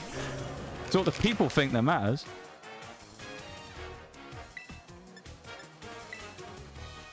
At this point, making a game like that is just getting themselves off on their own. Yeah, exactly. Honestly, Nitty, it's just stupid, I think. As Lumina crashed that did a lot of damage. This probably will kill now because of the dropped health, but... Love the series, but it's exhausting. I'm genuinely excited about the new Assassin's Creed, but it remains to be seen whether it's a good game. You know, it can all look exciting before it comes out, but it's whether or not it delivers, you know? But it's good to be optimistic about stuff, but at the same time, it's good to have an element of kind of skepticism about it, because, you know, obviously they haven't done a great track record as of late. I did like Valhalla, though, I'll say that. I like Valhalla and Odyssey and stuff, so I'm kind of excited, but if you didn't like those games, you probably may not be as interested in Shadows, of course, but I don't know.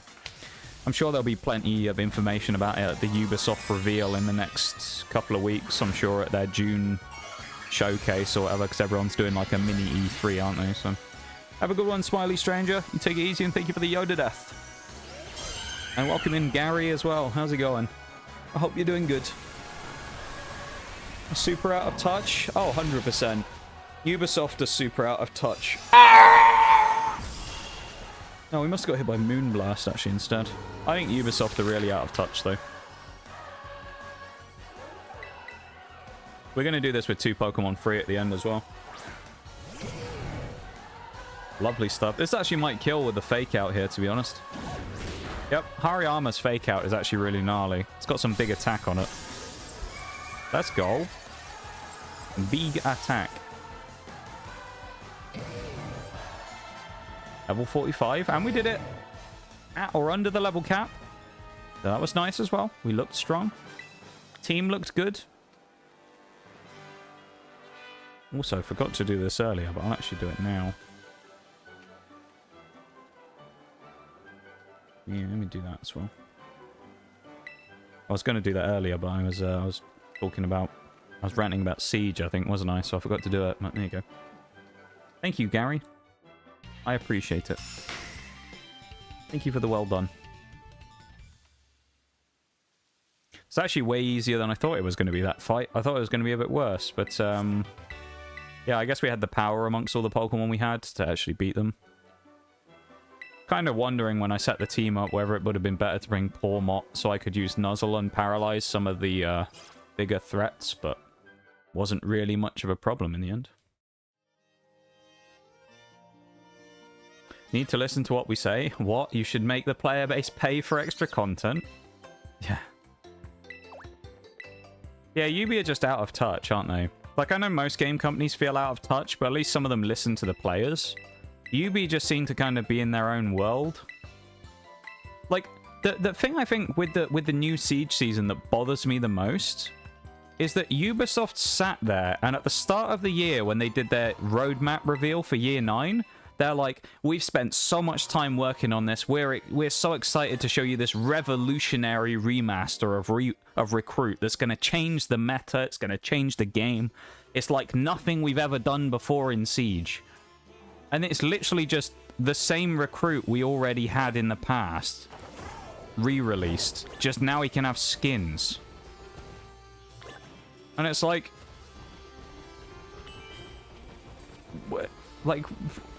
why bother spending the time hyping it up and not just tell everybody early on, yeah, it's just the same Recruit as before.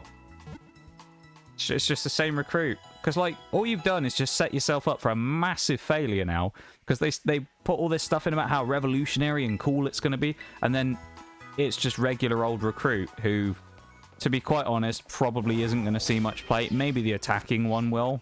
The defense one, no one's going to probably use, I don't think. Most people won't bother with, I suspect.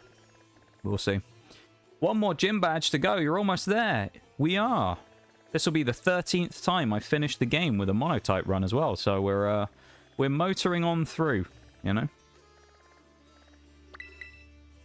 Russia should be really easy as well, so that should be good. I've still got to beat the Titans, and I've still got to beat the last two Team Star people as well before I can do the champion fight. So we're certainly getting there. At level 50-ish for Ortega, isn't it? Have a wee look. But he's actually... technically, we should do Grusha first at level 48, actually, but... maybe I should do Grusha first? The only problem is I'm running out of stuff to do today, really.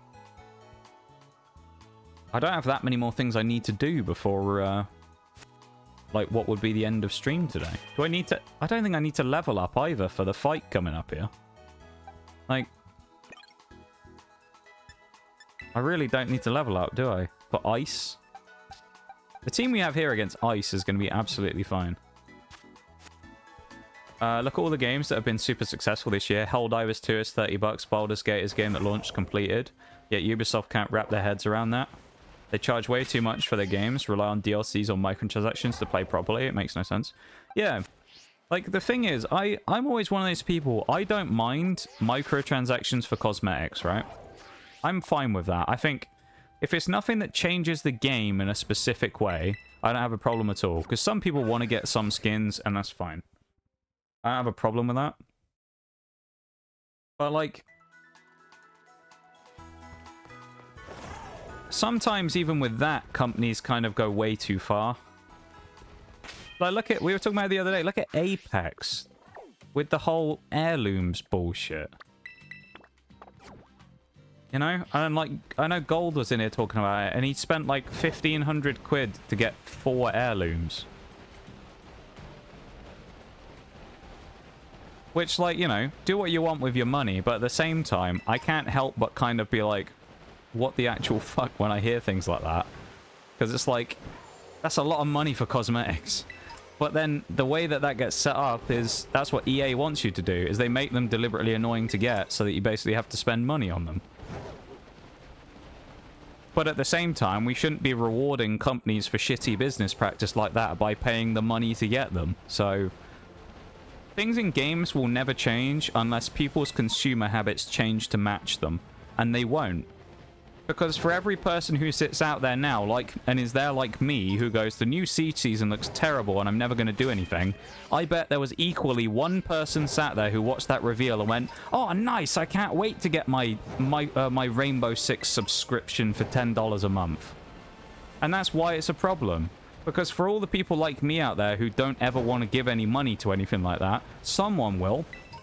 Someone will go out and still keep buying the same bundles, and will still keep going and buying the same skins, and will still buy the extra premium pass that gives you an operator background card for $100 extra. So it fucks everyone over effectively in the long run, because nothing will change, because games companies will still get away with the same things. Because if they didn't, they wouldn't do them. If they didn't make money from it, they wouldn't keep doing it. But people keep feeding it and making it happen. Like, again, do what you want with your money. You can spend it how you want. But also realize that you're kind of part of the problem if you keep pushing them to do more of these things. And it's kind of a bit stupid to sit there and say, oh, heirlooms are dumb. You know, like, or to say, like, an example of, like, heirlooms, to say, like, oh, I think they're stupid, but then also pay, like, $500 to get one. You kind of can't really complain about them being annoying to get if you're willing to spend the money on them, you know? At least that's my take on it. And I don't think that's a hot take either. That should just be common sense, really. Just, like, think about it on, like, Twitch terms. If you're like me sitting here and being like, oh my god, I hate Forks so much. He's such a dick, and I hate him. Let me go over to his channel and gift him 20 subs. You know? It's like, it's something that doesn't compute there. Why is Baldur's Gate 3 racking up all the awards? Because it's created an actual game that didn't need to resort to locking things behind paywalls? Yeah, I mean, to be fair with me, right? I had no interest in Baldur's Gate. It's not my type of game. So from my perspective, I was always kind of like... I suppose the Game Awards and things like that were a little boring for me, because it just felt like Baldur's Gate won everything. Or was it Baldur's Gate and Elden Ring basically swept up, like, everything? Of which that was just because they were games that I weren't interested in. I'm not interested in either of them. They're not my type of game. I don't think they're bad games. They're just not my thing, you know? So it's like, from that side of things, it's kind of like, meh. But, yeah, they were well-made games that they put a lot of time into and weren't requiring huge amounts of money to pay for in terms of in-game stuff. And also, you know, ridiculous broken mechanics and things all the time. They fixed them quickly. They came out well-polished. And it wasn't broken to begin with, unlike most Ubi games.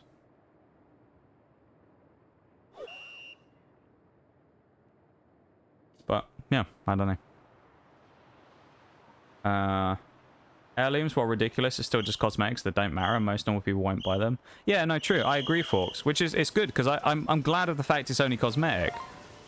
But people still buy it, which kind of perpetuates the problem. Because then if they get away with the heirlooms, how long is it before they try something else?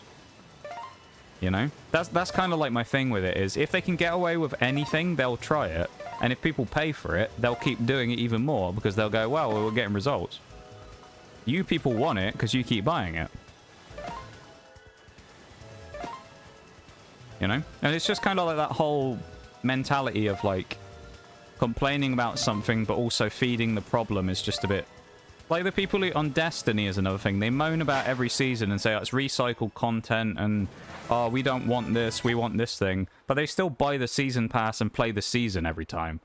So it's like, you're kind of not achieving anything because you're complaining to Bungie about you hate the content they make while also buying the content that they put out. You know? I haven't answered your question yet, Gary. I was just catching up on chat. But as I've said before, I think when you've come in, because it didn't say you were first time chat, we're doing a monotype challenge, so we're playing with only one type of Pokemon. So we're only using fighting types. Thank you for the lurk, Obi. So that's a challenge. We're only using fighting type Pokemon. When I pay $60 for a game, I should be able to have the entire game right from launch, not have to buy an additional $20 DLC. I agree. Now, I'm fine with buying a DLC afterwards if it's worth it. And if it's... The other thing that kind of rubs me the wrong way is when you buy a game and they already had the DLC planned before they even released it. And it's like, why didn't you just include it in the base game then? Or like you already had the DLC finished before the game came out. And it's like... Bruh.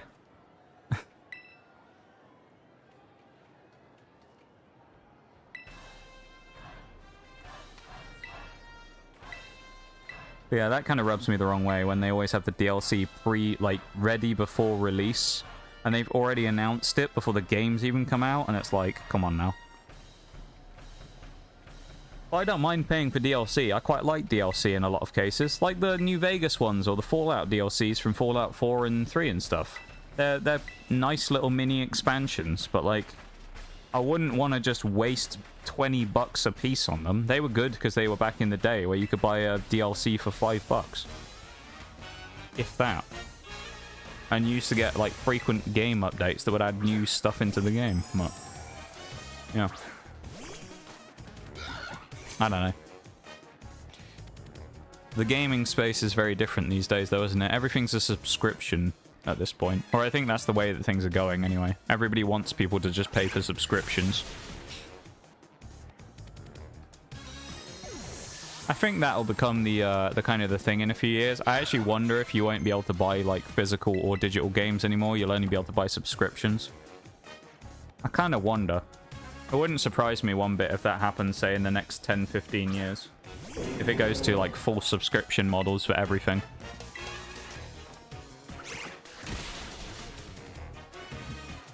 That was unexpected. I didn't think we were going to one-shot Beartic. Damn.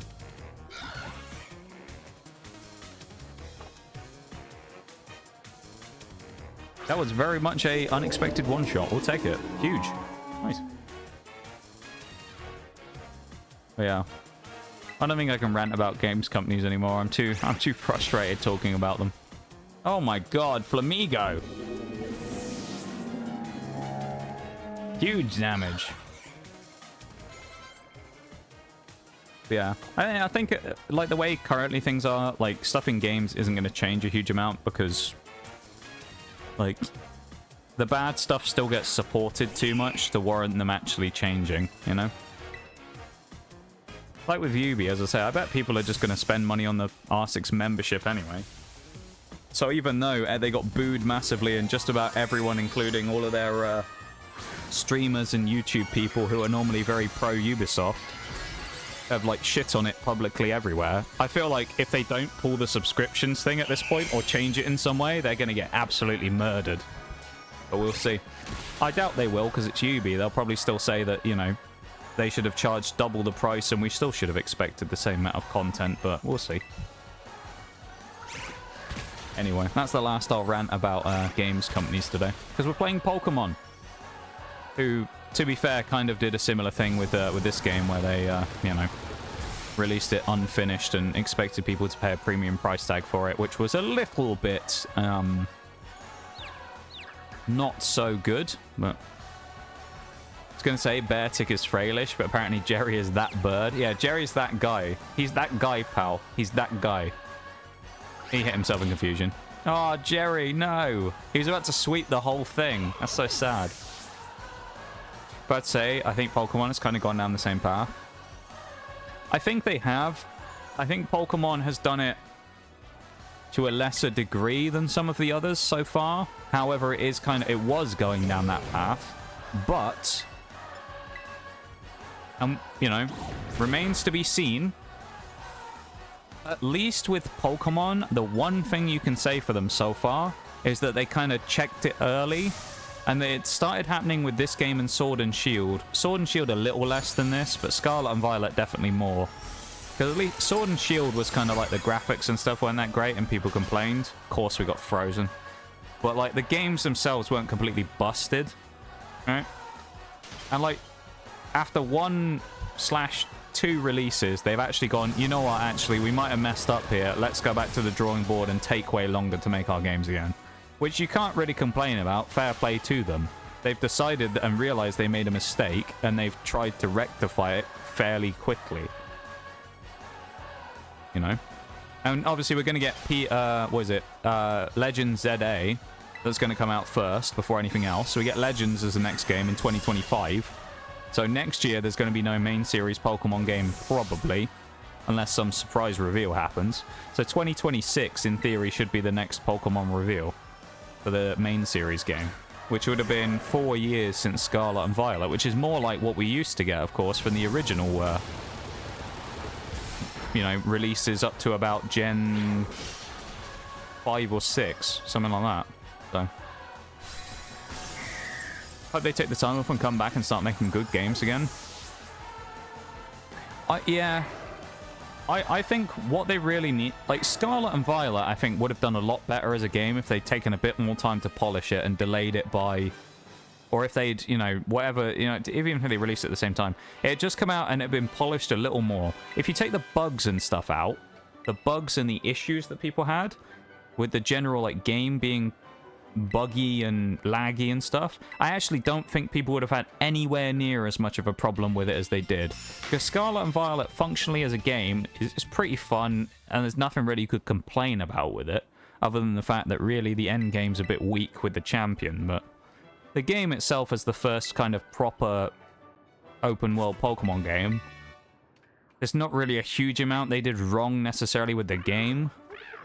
But the polish and stuff like that on it was just bad. They didn't finish it properly, and they released it probably too early. Or gave themselves too much of a time crunch to get it done in the first place, and it kind of screwed it over, because no matter how good the game was, it was riddled with bugs. It's like a Bethesda game. Everybody loves Skyrim, but also everyone realizes that Skyrim was riddled with bugs. You know? People really like Skyrim, because at the time it was like a big kind of huge deal, but... Oh, also there's an ad break as well, so we'll switch to the screen. But like, you know, everybody also realizes that Skyrim's full of bugs and it takes a little bit of the shine off it. It was still a great game. One thing I'll never understand about Nintendo is how anti-legacy they are with their older franchises. No support for their older games, and then they'll strike down emulators with iron hands. Yeah. See, and it doesn't make sense, because you could say, well, actually, Nintendo have done that because they want to re-release their old games on the Switch. They want to bring back the old games, the GBA games, and add them as buyable titles or whatever on the Switch, so you could play them with their old pixel graphics and do that.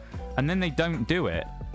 They just remove all the other stuff in their old stores, and you think maybe they will, strike down all the emulators, and then go, nah, we ain't doing anything with it, though.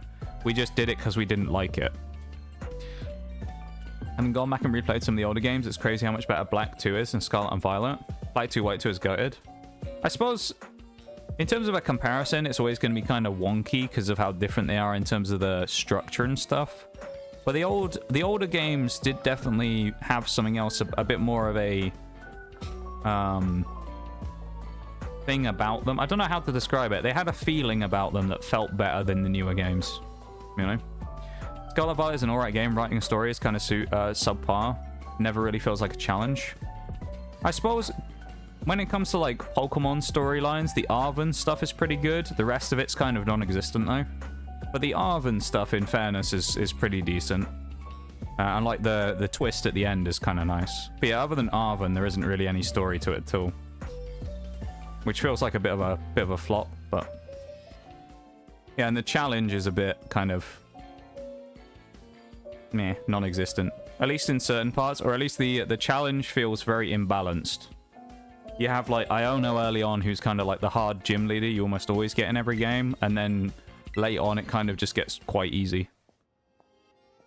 Like, I know it's to do with when you usually get the typing, so it wouldn't make sense to have Ice as one of the first gyms, but when you make Ice one of the last gyms, it's almost always a pushover, because Ice has no, like, defense, you know? They just get destroyed. The difference with Skyrim is that the game is still really good, even with the bugs. Yeah, exactly. It's kind of one of those ones where it was, like, a similar situation, but it worked out better because the base game itself was pretty solid. But Skyrim as well, even as a game that came out, was riddled with bugs, but it was received a lot better. And probably Skyrim, I don't know how much better it would have been received if it wasn't broken with some of the stuff that happened. I guess to some degree, some of the bugs in Skyrim actually made it better. It made more of a classic, really, didn't it? Because there were some bugs in Skyrim that were just kind of dumb that appeared, that made things almost better. But yeah. Skyrim's a great game, though. I really need to play through Skyrim again. Shut down the Nintendo eShop. Yeah, they did. That's true. It's true. My first time on Twitch. Well, welcome in. String of letters. YDY. That's what I'm going to call you. YDY. Rather than saying the whole string of letters. Because that is a hell of a mouthful. Welcome in. And welcome to Twitch for the first time, I guess. Welcome to stream. I hope you are doing good today. The grind is gone for Pokemon 2. I think that's the biggest travesty of the whole thing. Yeah, some of that I think they could very easily fix by just adding an option to switch off the EXP share. Like, if they just add it as a toggle in the settings, that immediately fixes that problem.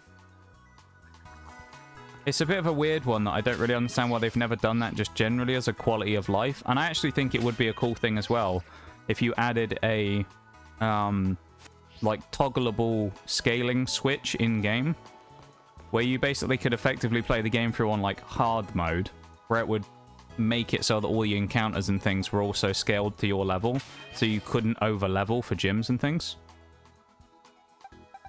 I think that would be interesting as well if they did that. We're also going to get everyone here, I think, to level 50. So we can do Ortega. Yeah, we'll get everyone up to level 50. Let's get everyone up to level 50. And then we'll kind of go from there. We might have to slow down a touch here, though, because we're running out of things to do, and I've got, like, an hour and 45 minutes until the end of stream, but we've almost run out of kind of the usual stuff for this installment of, or this part of the run, actually. Because normally I'd get up to fighting Eri and Tatsugiri, and then we do all the endgame stuff in one final episode of the run. But this one is kind of, we've almost done everything too quickly today by this run just blowing out half the fights super easily. EXP share and how easy it is to get EXP candies and stuff in this game is insane. Yeah, the candies is a big thing. I wouldn't mind it if the candies were only grabbable from raids, to be honest. Like, I think that would be cool. And then if you want to do it, which I understand why they make it so that you can get the candies, because people can level stuff up for kind of comp stuff and things like that if they want to, and can get through the decks and stuff quickly. I just think they should lock them to the raids. But thank you for the follow, Keyboard Smash, YDY. I really appreciate it. Am I your first person you followed? If it's your first time on Twitch, am I the first person you've ever followed? Day is going great. How are you? I'm doing pretty well. I'm doing pretty well, I've got to say. And I appreciate you taking the time to come in and hang out with us for a bit. You know? And welcome in officially to the lab, to stream. That's a novel idea. Why didn't I think of that? Proceeds to unbalance the game further with a gimmick that destroys the meta. You could be talking about like 5 different companies there, Nitty. That literally sounds like Ubi. As I say, like, that whole thing about balancing kind of rubs me the wrong way because of Ubisoft with their Siege like stuff this season, where they specifically said defense is too strong, so we want to bring them. This was in the presentation, right? They say defense is too strong, we want to bring it more in line, so we have attack and defense on equal footing. So you don't feel basically at a disadvantage being on either side, which is what you want. You want it to be a balanced game so that player skill and map knowledge and those types of things come into it, don't you? And that's what makes the difference in a match, not which side you start on. Because if you start on defense and you go up to 3-0, then effectively you're at a massive advantage, because if the other team loses one defense, they lose, right? Things like that. And then at the same time, in the update that comes with the season, they're like, yes, we're going to release damage on barbed wire again, so that if an attacker runs through it, they take 10 damage for running through it for 2 seconds. And it's like, but I thought you said that defense was already OP and you want to bring them in line. So we're buffing defense. How does that make sense? But I am the first person you followed. Well, there you go. I'll take that. That's a very cool little thing there. I appreciate that I'm the first one. And yeah, welcome to stream officially, and welcome to Twitch, I suppose. You must be a Pokemon fan, I'm guessing, because I feel like it would be unlikely that I would appear on your like front page as a first-time recommendation. Because I feel like when you make a new account, it only tends to put like enormous people on your like who you should follow. So I must have appeared in the Pokemon category. Throat Chop's actually a good move to take here, I think. And it's worth dropping Double Kick at this point, I think, for Throat Chop, so we get the Psychic and Ghost coverage. I thought that was a shiny Pawmot for a second there. It's just a bit too orange because of the light. My screen's in dark mode, like night mode right now, so it makes all the colors a lot more yellowy. Kind of hard to pick out some of the shinies sometimes. IDK, if companies realize they need to balance their games. No, I think they do, Nitty. I think they just don't understand how to balance them, to be honest. Because although it's always the companies that say they play their games a huge amount that are the ones that have the worst balancing. Let's say Ubisoft talk about how they have teams designed just to play the game all day to figure out the balance. And then they still make some balancing decision that's absolutely ridiculous. It's like it's kind of beating a dead horse when it comes to Siege at this point, but it's like, I can't get over the fact that in year 3, they had a whole team designed to make a season and do the balancing, and after months of doing it, they still released Lion the way that they did. You know? They still released Lion, and thought, you know what, that won't upset the meta at all, adding an operator in that allows people to literally not even move. And it's like... There's a whole team of people designed just to look at the balancing, and they thought Lion was a good idea. And it's like, at that point, you've lost everyone in terms of your balance, like people believing in your balancing. And ever since then, for Ubi, it's just been a downhill spiral of, like, random decisions that make no sense. But Sledge getting nerfed constantly and things like that, when you have, like, rampant attackers running around that are just frying everyone. And you nerf Sledge, and it's like, what are you doing, man? I don't know. Big Pokemon fan? Okay. Okay. Scrolling down and everything else look weird for you, except for mine. Yeah, I'll take that. I'll take that very much. I'm glad that you feel that way, though, Keyboard Smash. Hi, Shaggy. How you doing? Thank you for the Yoda death. Normally, I'll admit, normally I don't have the cat ears and the little mini cat next to me here, but there you go. I won't toggle them on and off. Well, actually, I can, because I don't have to tab out. Well, there you go. I'll show you. I'll take them off for a second. But this is what the normal PNG, as it's known. Just like a picture that lights up when I talk. That's the normal one. And then we have a redeem that you can pay channel points for, which is like a Twitch currency thing you earn by watching streams to do little fun things like that. But you can put the cat ears and the Nox cat up on screen. So, yeah.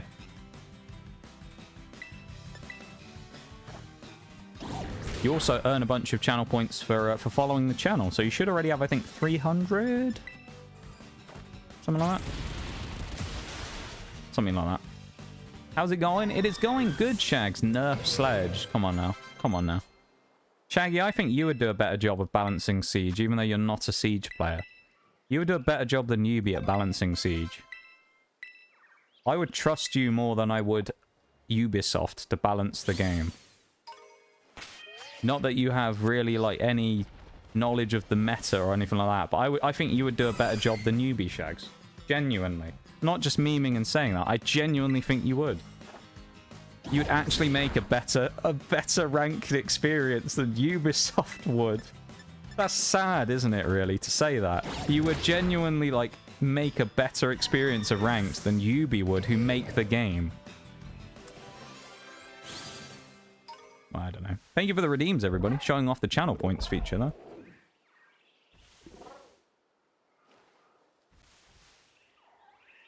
Looking forward to the VTuber model. I don't know about that, Shags. I've always said that I didn't know if I would ever do that, to be honest. I've always been on the fence about that. I think it's one of those things where I don't know if it would necessarily add a huge amount, you know? So I've always been kind of on the fence about it.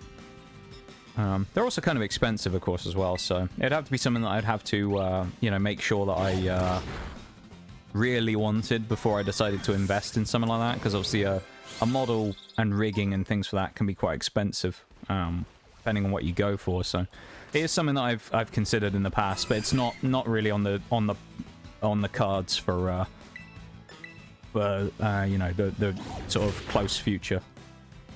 With that, I'm off to wash my hair and then head to bed. No worries, Nitty, of course. Thank you so much for being here, my dude. Thanks for hanging out with us.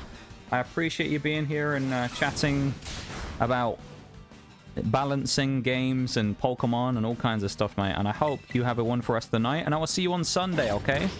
Because, of course, that is when I will be back next. After today. But we still have a couple of hours yet left today.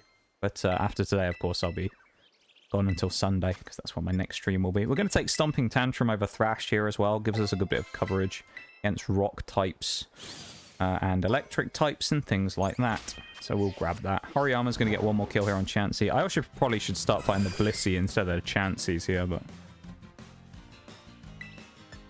Friend says you look weird, but to me you look cool.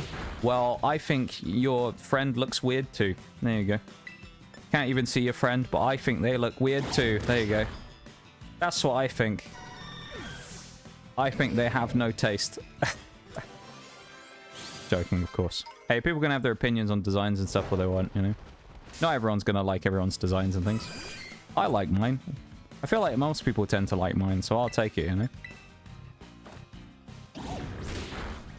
Oh, we actually got a one-shot kill with Fake Out. That's kind of amazing.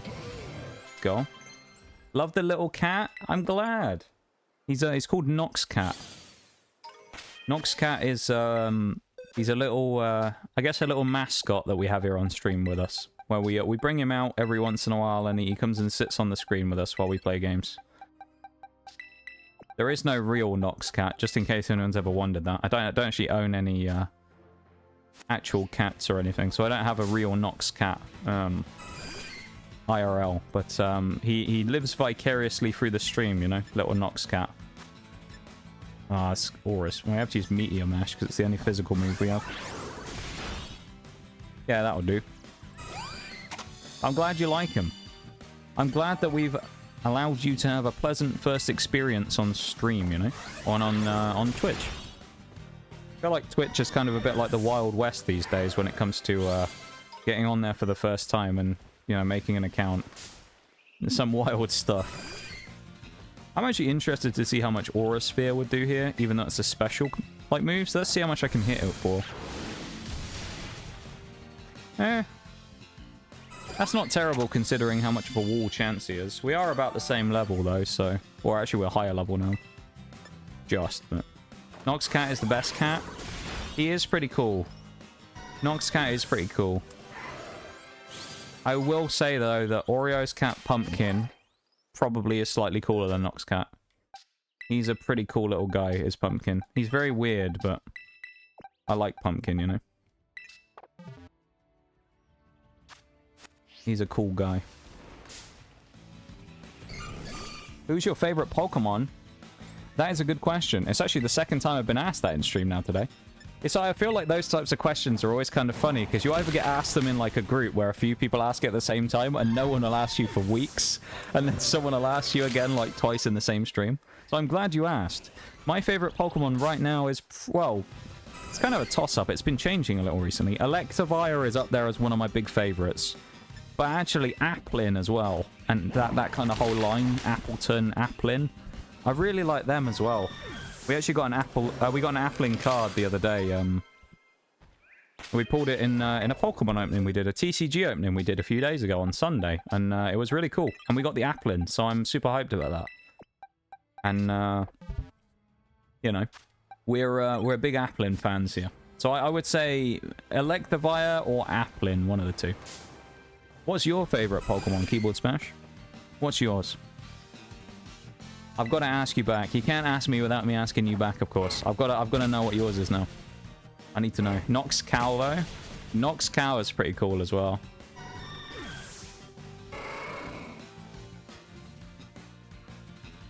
Who's your favorite VIP? Oh, that's a tough one. Who's my favorite VIP? Wow. It's like picking amongst children.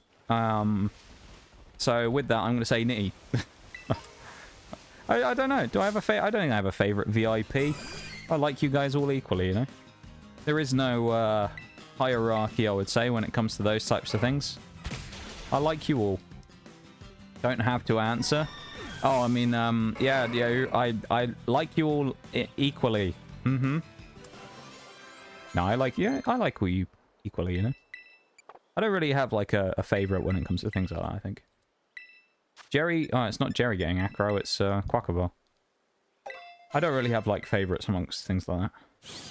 I would say. I know that's kind of like a cop-out answer, but, like, I don't actually have favorites when it comes to things like that. You have, like, people who come into stream every now and then that are kind of like those ones who make you smile, who, you know, you don't always get to see, like, a huge amount of time.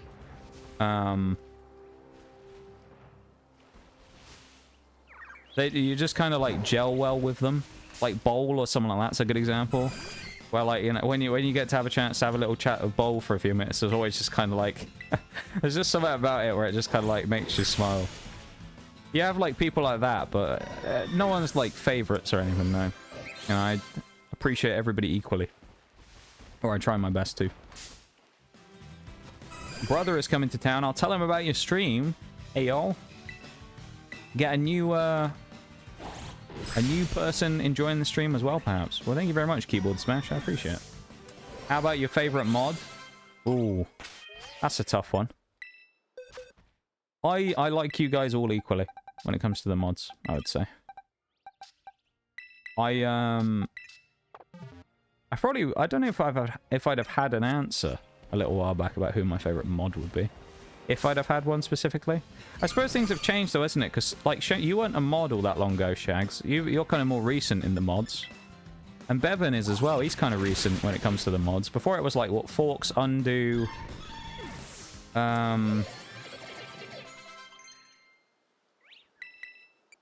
Chili. Of course, how could we forget Chili? And TK back in the day.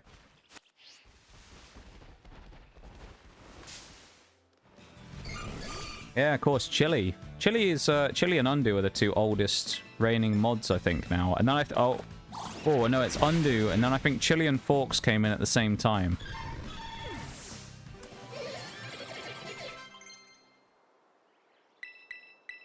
Yeah, I think Chili and Forks came in at the same time.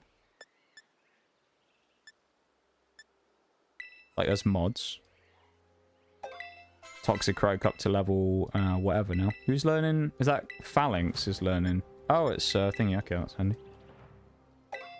I like the... Oh, it's an asterisk there. I'm not sure what happened. But I don't like the cool... It's ... dotted something. Gave me the button mash.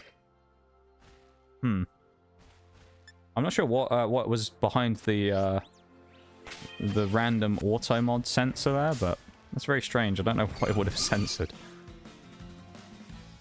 Yeah, Chili as well. We love Chili. I'm glad Chili's doing... seems to be doing alright for himself, you know, because... I don't think it will tell you, though, Shags. It must have thought it was a link, because maybe it was like a word that was close to a website name or something, so it blanked it out. It's weird. On any of your streams, have you ever got on the DLC? I have not, but there's a reason for that. So I've played through the DLC and things before. But what we do in this particular stream, I'll explain it, of course, because you're new here, so you won't know. I always forget, like, sometimes who's new and who's not, so I have to kind of explain the stuff that we do to.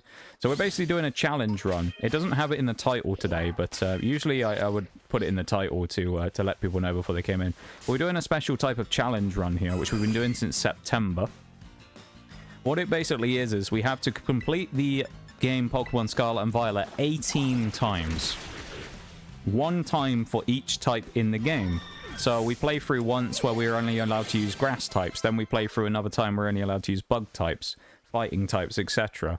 And so you go through all of the different types in the game, playing the game through one playthrough for each type. And currently this is number 13, run number 13, which is monotype fighting. So every Pokemon we have, as you can see here, is a fighting type, or at least part fighting type. And so that's what we're doing. So this is up to the point of the, like, just before the DLC. Oh, we don't actually have a fighting type move on Quackavale. That's kind of funny. Oh well. But yeah. So that's what we've been doing. So we never actually make it to the DLC just because the challenge that we do specifically goes up to right before the DLC starts when you beat the professor, and then that's the end of the challenge. We start the next one. So yeah. That's what we do with these special runs. So, we never make it to the DLC. A lot of that comes down to when we did the first ever one in September, the DLCs hadn't come out yet. We were about a week. I think we'd started them just before the Teal Mask came out or something. Maybe? And so we decided that it would be unfair in the future runs to allow, like, DLC stuff and DLC Pokemon. Purely because in some of the other ones, of course, you know, the Pokemon wouldn't have been available because the DLC hadn't actually come out yet. So we decided at that point that it would be fairer if we didn't allow it at all, rather than allow it for some runs and not for others. So, yeah. That's why we kind of never get there, you know?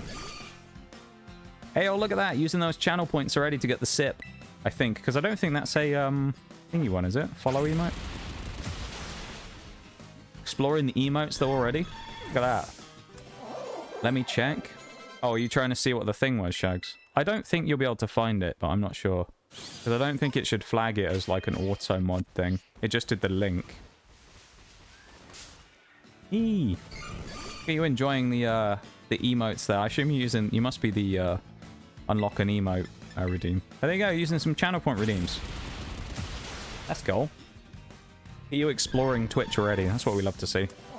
It's actually kind of funny. That's 2 times in 2 days that someone has come into stream who's been brand new to Twitch. I know yesterday we had someone come in when we were playing Fallout New Vegas who was like right at the end of stream who was they were new as well. It's kind of funny. Kind of weird. Like usually you don't tend to find too many people who are like brand new at the same time, and then you find one and then we get 2 in the same week. It's kind of funny, isn't it? How that works. Then we'll keep Wild Charge instead of Discharge, honestly. Probably a decent move there. Yeah. Well, I hope you are enjoying your first experience on Twitch. Keyboard smash. Take the paralysis, though. For reference as well, for the future, I do stream 4 times a week. I usually stream on Tuesdays, Wednesdays, Thursdays, and Sundays. So after today, unfortunately, I won't be back until Sunday. But fear not, because we will be doing some more Pokemon then on Sunday night. At 7 PM BST, I guess it is now, because we're in summertime. But 7 PM UK time pretty much is when I stream.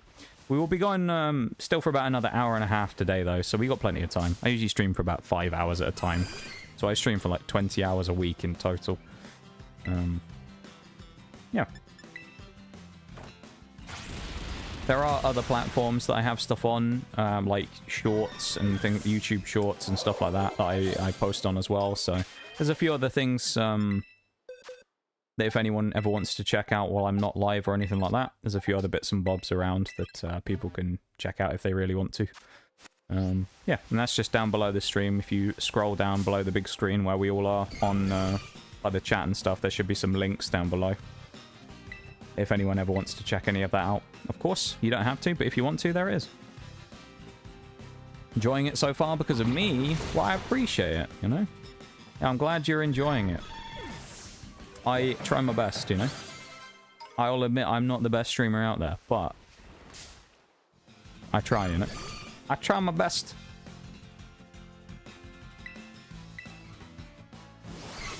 I try my best to do the best I can, you know? If there's anything you kind of don't know about as well that you have any questions about or anything, then, you know, feel free to ask as well. Even if it's just something like, you know, that sounds like maybe a silly question where you say, like, what does the subscribe button or something do? Then, you know, feel free to ask or anything like that. If we can help you out, it's always nice to be able to, you know? Or if you're ever trying to figure out how someone's done something in chat, maybe we might be able to help you. Yeah. Our boy does YouTube shorts as well. Do I, Shags? Do I do YouTube shorts as well? I actually need to add Instagram onto that list as well, don't I? You have a question. Do you, Bevan? You are new to Twitch as well, of course, Bevan. You've never been here before. It's your first stream, actually. What's your question, Bevan? I wonder what this question's going to be. Does some great shorts and TikToks. I do post a lot of R6 Siege ones. Great shorts and TikToks. YouTube shorts that are farmed on Fridays and Mondays, yeah. Mirage gets me free content. It's actually all a front. That's why I have it so that it's on the zoomed in camera. So you never actually see it. It's actually Mirage getting all the clips instead. He's the one making all the shots. I just crop his name out and take credit for it, you know? The secret's out. We actually, we joked about this the other day because there was a week, was it like a week ago, where I actually had no clips. And he was like, I'll send you some of mine if you want. You can post them. And I was like, mate, no one would know. They have no idea. So I could post your clips and no one would know because I just cut the name off and they wouldn't even see it unless they saw me in the match. It'd be kind of funny though. Opens the scoreboard and it's just not me.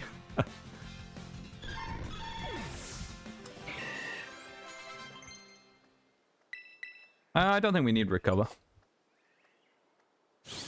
The Charcadet Evo stuff is that late game, whereas Zappy Pappy or Zapapi. Oh, Zapapico. Yeah. I'll show you where it is. Depends which game you're playing. You can only get one of them because they're exclusives, of course, Bevan. But down here is Zapapico. So it's just off the edge of the mine, up by up from Levincia. So this is the start of the game down here. If you just hang a left straight up, go through Levincia and run up through the mines, you can get to Zapapico. And then you, I can't remember what it is for the other game, but for this one, you need 10 bronze ore fragments to... You basically just speak to someone here. There's a Geister by a fountain, I think. You speak to him, you give him 10 bronze ore fragments that you get from knocking out bronze ores, and he'll give you a auspicious armor that you can use to evolve Charcadet. Good question, Babin. I genuinely thought you were about to drop a meme or something, but there you go. I'm glad I can answer your question. Yeah, it's on the eastern side of the map. If you go there with 10 bronze ore fragments, I'm not sure what it is in Violet though, but in Scarlet it's 10 bronze ore fragments. I have found a shiny. I found a number of shinies in game before actually Keyboard Smash. I don't have any of them on this profile right now because they're all in Pokemon Home. But I do have a bunch. I'm trying to think of all the ones I've seen. Mudbray I have 2 of that we found. These are random full odd shinies while we've been running around as well. But 2 Mudbrays. I found a Skiddo. I found a Pawmot and a Pawmot. I found a Starly, a Litleo, and a Weasel. Yeah. I think that's all the stuff. Sorry for asking. This might be... Oh, hang on. Oh, no, the break is... I thought the break was at the start. Might be a little personal, but do you make any money on Twitch? I do. I stream full-time, so Twitch is where I actually make income from. That's just due to, like, life stuff. But Twitch is kind of just, like, where I make money at the moment. Who knows in the future, but at least for now, it's kind of my thing. So yeah, I do. I'm not going to talk about how much, because that's just kind of a general thing that people don't talk about, but, yeah.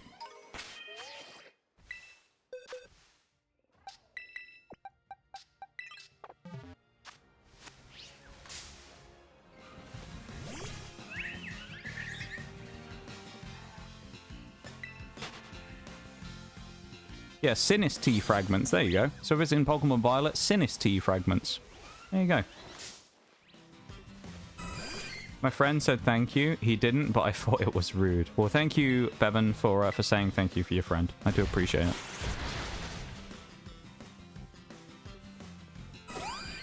Soft-boiled. Why? Why you do this to me?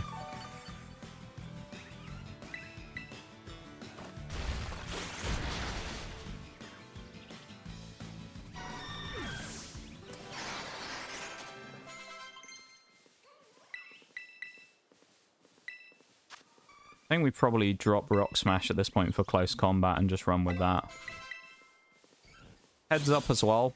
I don't think we'll snooze this one. Just because we'll run out of snoozes before the end of stream. So if we leave the snooze on the break that's coming up, there will be an ad break starting in just over a minute. But I will pause the game in the background so no one will miss anything. It'll just be like... 2 minutes, and then after that we'll be back again playing, okay? There's just a heads up that there is a break coming up in a little bit. I think I'd say leave this one, Shags, because I think if we end up doing it, we'll run out of snoozes before the end of stream, and we'll have to like balance the raid around when the last break is, you know. So I think we'll leave this one, and then we'll keep the 2 in case we need them at the end. Play any other Pokemon games? I do. I've currently been playing Brilliant Diamond Shining Pearl on stream as well. At least on stream specifically anyway. I've been trying to do a living dex challenge, so I'm trying to complete the whole dex, of course, and get one of every Pokemon. So in that game, we're currently doing quite well. We're about 100 short. We're at 380 something out of 493. So we are actually getting quite close in that challenge to completing the living dex. But that is another Pokemon game I play on stream. I've also previously played Sword and Shield on stream and Mystery Dungeon as well. But I do play some of the other ones, or I have played some of the other ones off stream. Obviously, back in the day, I played original Diamond and Pearl, Black and White, Ruby, Sapphire, and Black and White 2. Never played any of the Sun and Moons. I played Heart Gold or Soul Silver specifically. Anything else? I think that's about it. Yeah. Well, off stream, I've played quite a few in the past, but on stream, I only play one more. Currently, anyway. Who knows in the future, because I do change games every once in a while. I'm what's known as a variety streamer, so I don't play the same game every day. Some people will play, like, say they played Destiny 2, that'll be the only game they play, and they play Destiny 2 every stream. But for me, I don't do that. I tend to have a couple of games on the go at the same time. Let's switch to the screen here again as well. But I tend to have probably 2 or 3 games on the go at a time, you know? Yeah. There you go.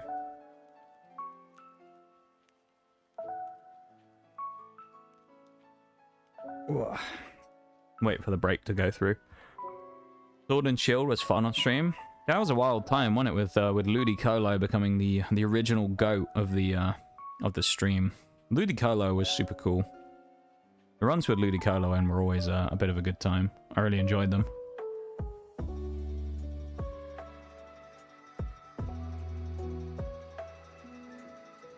The Ludicolo saga was a thing of beauty, I gotta say.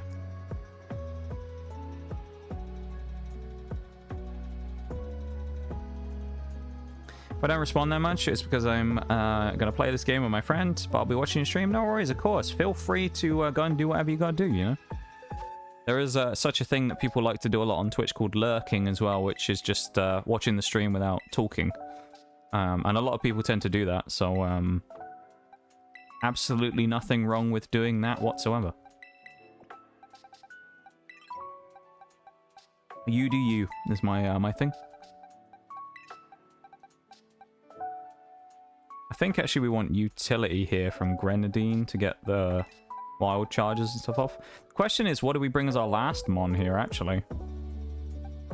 Like, I don't know who the best option is here. We can't Leech Seed the end Titan or anything. I'm, like, looking now in the background at, like, what we have as our Pokemon here for who to bring. I'm kind of, like, trying to think about who to bring for the next team. I guess we just bring Jerry, maybe? Because of acrobatics being a strong move. Yeah, I guess we just bring Jerry. Break's over. There we go. Hit the music. I think we'll bring Jerry. I've just been kind of like vaguely piecing together the team in the background. I think this is probably the best team we have right now for this. We'll actually take an item off of Jerry, which sounds a little weird, but it's actually for the best. Tauros I don't think we'll bring for this one, just because it doesn't quite bring enough utility. Everyone else is pretty strong here.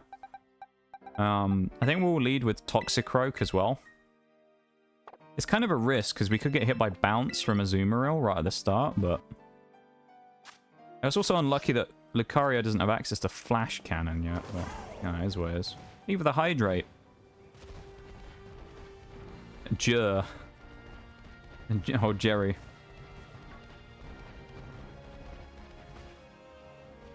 I actually thought that closest Pawmot then, on the left, was actually a shiny. From the back, it looked pink for a second, though. I actually thought I'd just seen a shiny. It's a bit unfortunate.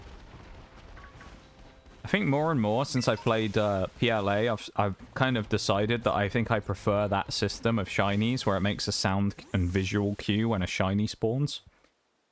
Because it can be a little jarring in this game, where you're running around and, like, you just see one, and it's like, is that a shiny or is it not? And you have no indication of whether it was or not. You know? So, I don't know. IDK, bro. Poison Jab is the move here. Do get outspared. Toxicroak, one of Shaggy's favorites here, or Toxicroak. Well, actually, Krogunk specifically. Do you like Toxicroak as much as Krogunk, Shags, or is it just the specifically the Krogunk that you like? You more of a Krogunk fan rather than a Krogunk and Toxicroak fan? Hatchrim coming in, which is also only, I think it's part Psychic.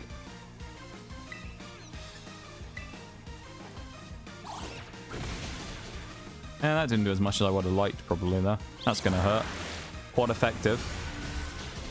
Toxicroak goes down. Unfortunate. I feel like that's answered my question there, Shaggy. You answered me question there with that Krogunk. An emote can speak 1,000 words.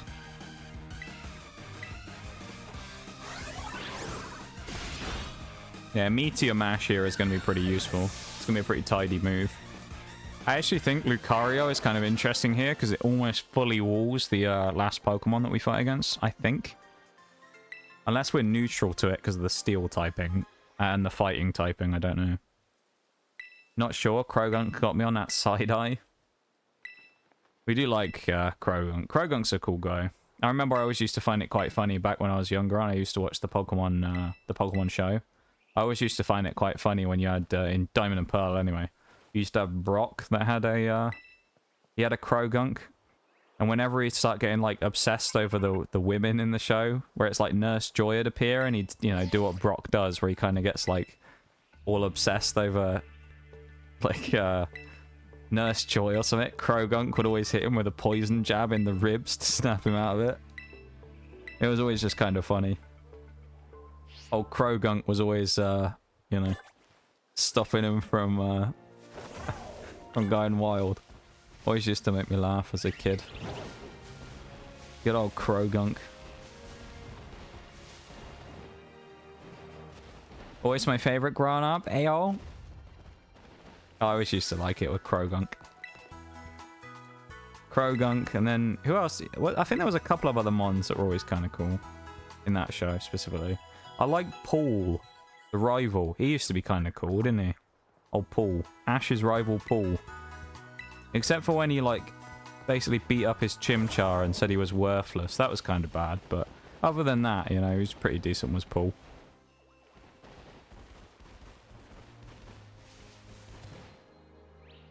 Does the toxic male anime trope? Wish they would stop that. Is that a trope, Shanks?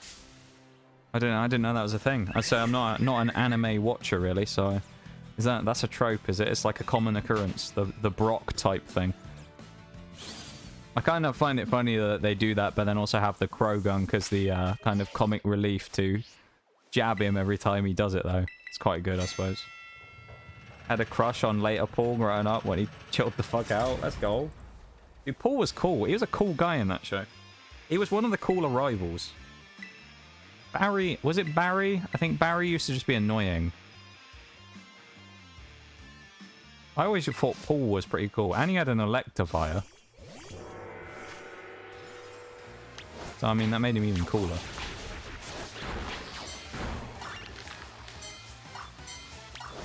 It's a trope, yeah? Okay, so it's a pretty common occurrence then.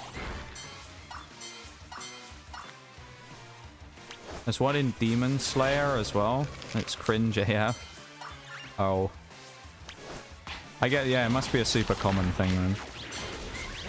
I suppose it's kind of sad that tropes and things like that are a thing, and that people don't kind of just go into, like, other ideas for things like that, rather than relying on, like, the classic default type stuff that's already exists. It's kind of cool to see a bit of, like, innovation when it comes to character designs and stuff, rather than just going for the same standard stuff that everybody does. And personalities on characters and stuff. Some anime tropes are really annoying. Yeah, see, because I, like, know nothing about it, so all this stuff's kind of, like, new to me, hearing about annoying tropes and stuff. I mean, you have that in general shows anyway, we have annoying tropes, but, like, I feel like it's less common.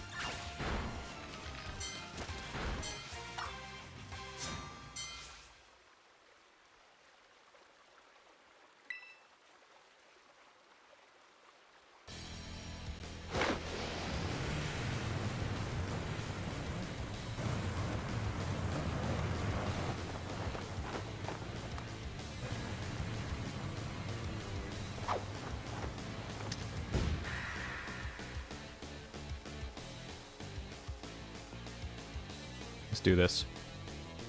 Leroy Jenkins time. Ones that always kind of piss me off were larger-breasted women were always bimbo types. Okay, I see. It's more like, yeah, just general annoying character tropes that kind of make everyone seem like character typecasting almost. Where, because they're a specific way, then all of their personalities are almost the same. I see.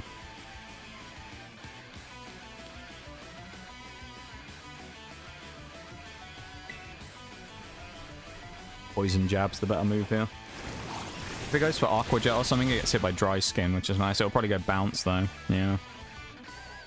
Shame I don't have a way of countering it via, Protect or anything. Kind of have to bank on it just missing. I guess we'll just take the hit, and then it misses.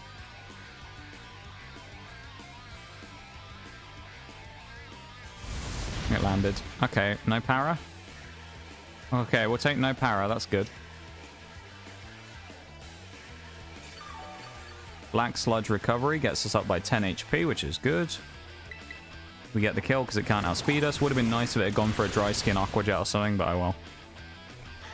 You'll see it more as I lead you into the anime world. Yeah, of course, because you've been trying to get me into watching stuff for ages, so I've started to watch some stuff that you've told me on it, or we've been watching it together, I suppose. You wanted me to watch a bunch of stuff for a while, so we've been watching it sometimes on the night after stream and things. Ooh, that did a lot of damage.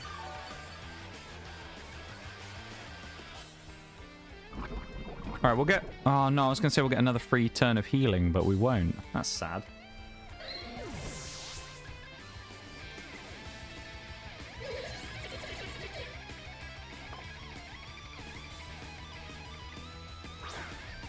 Do we one-shot the Darkspawn is the question here. I don't think so, but we'll see. He outspeeds us. Toxic Croak goes down, unfortunately, but it does give us the freebie on Lucario coming in there.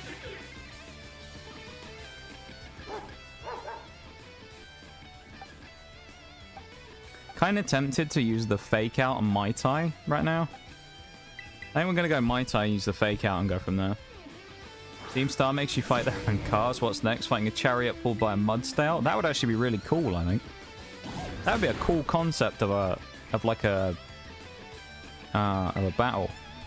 Could have that in a Legends game. That'd be cool, wouldn't it?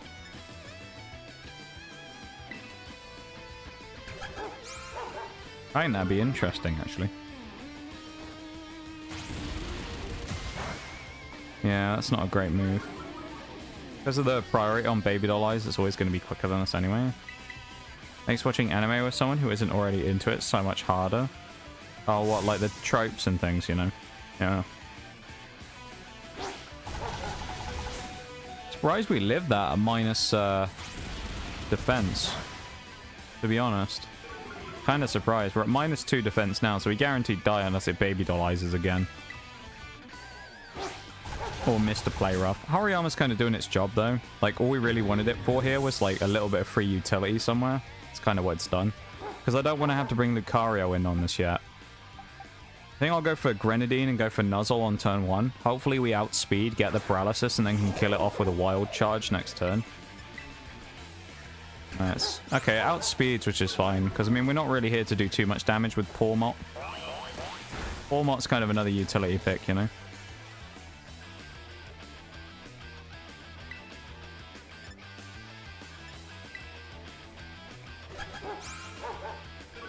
Priority again. We're at -2 attack. You ever did a Nuzlocke? I have. I have done a Nuzlocke before. I have done a couple of... I've done a Sword and Shield Nuzlocke. I've done a Scarlet and Violet Nuzlocke. And I've done a Brilliant Diamond Shining Pearl Nuzlocke. All three of which were hardcore Nuzlocks with, like... what are they called? Like, fully enforced rules. So, level caps... no healing in battle, only held items, you know, and then the traditional 1 catch per route, etc. But, yeah. Can't paralyze the Starmobile, so we may as well just hope we can get a big hit from Wild Charge off here. Steel Roller's a complete waste of a move here as well. It should have just gone for Play Rough or something. We are at -2 attack is the only issue, though. I have done at least 3 Nuzlocks. Okay, we're going to kill ourselves in recoil here. Maybe start with FMA, which I think is a really good starter. I don't know. I don't know if it's a good starter or not, of course. It's been alright, though. I'll bring Jerry in this time. We'll go Jerry with Wing Attack. Shame we can't whittle the clock down with a Toxic or anything, but we're going to get Confused Raid. That's good. Gives us a free turn here. We can use a Wing Attack with a big hit.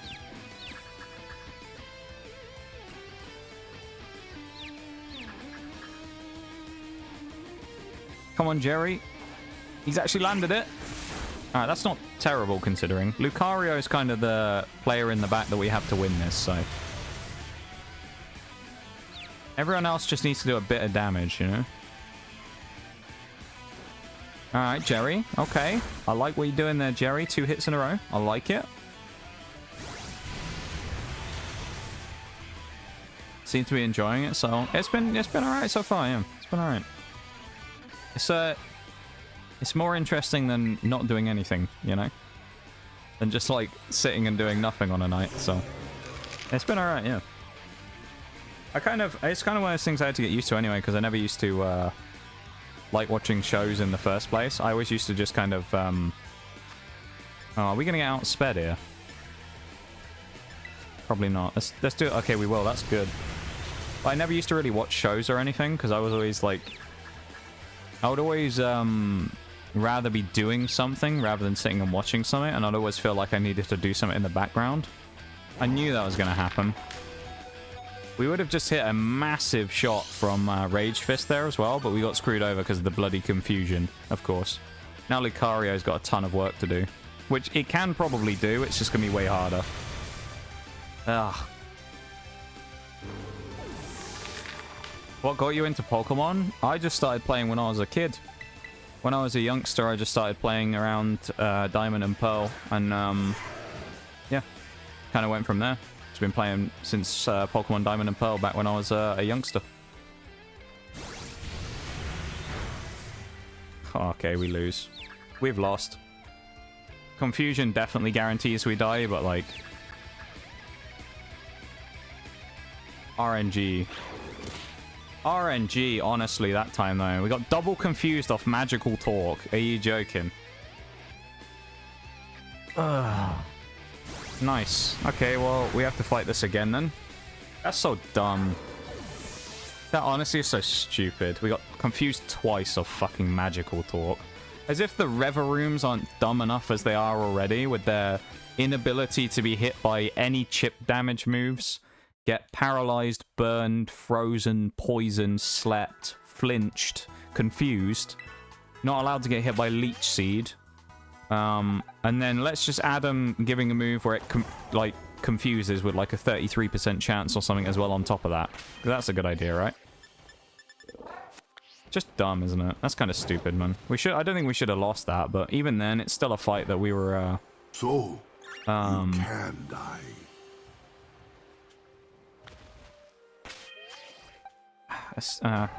It's fighting type against fairy, so we're in a bad spot anyway, but like, still.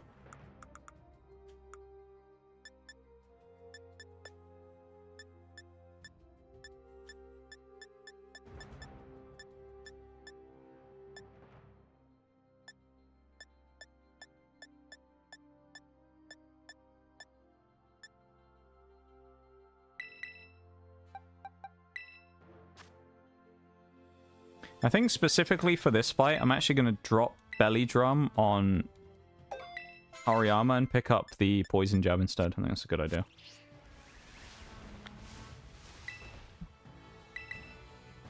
Yeah. Poison Team start, I usually tend to find okay. He does have that regular Reveroom in the middle of his team, though, that always seems to be the thing I get stuck on.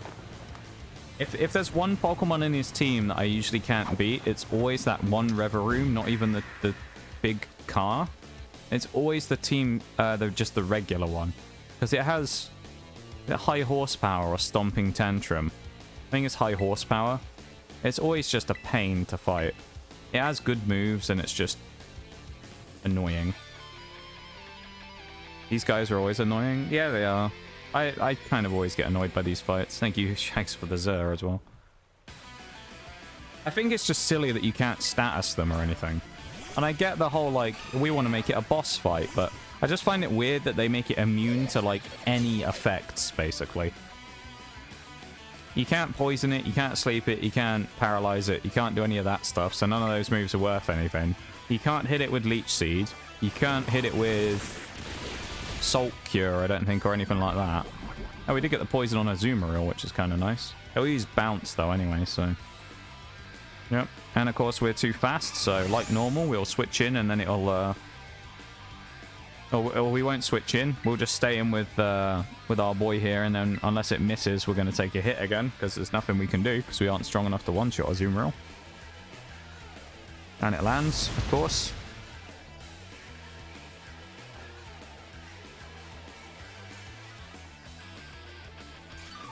Surprised we didn't get paralyzed, actually, but there you go.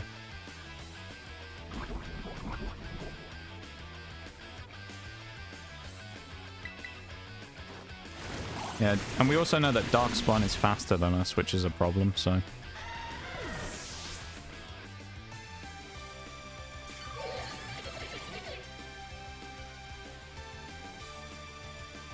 Wigglytuff. I mean... a one-shot would be really nice here. Same as before. And we got Cute Charm, that's even worse. That's really bad. Okay, Charmed instead of Play Roughing, which might actually be okay here. Although -2 attack is bad.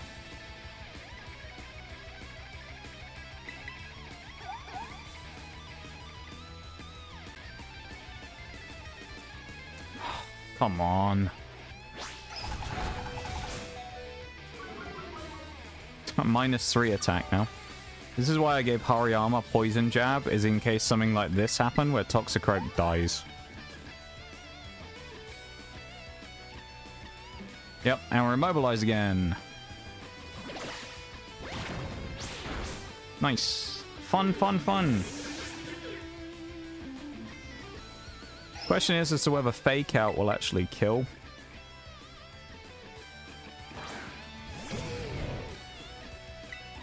Maybe. Okay, that's useful. It does mean we can't Fake Out the Darkspawn, though. Which is... not super optimal, but we'll take it.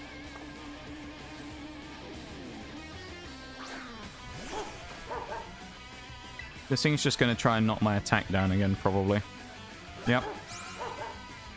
Priority Baby Delies. We're at -1, although we do have a much better move this time. That's decent damage on Hariyama. Poison would have put more pressure on there, but that's pretty decent. We're at -2 now. Hariyama doesn't really need to do anything to anyone else other than this Darkspawn. I don't think he's... well, it's going to be really close on whether we have the damage to knock it out here, though. This is a Play Rough coming in. A missed Play Rough would actually be excellent here for us if we could get it.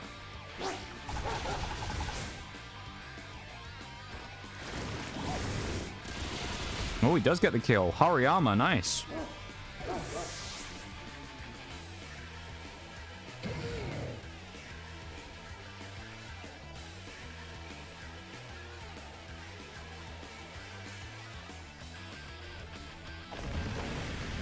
I'm not sure what you typoed there, Keyboard Smash, but I'm not sure what you've tried to say there. Can I ask you a question as well?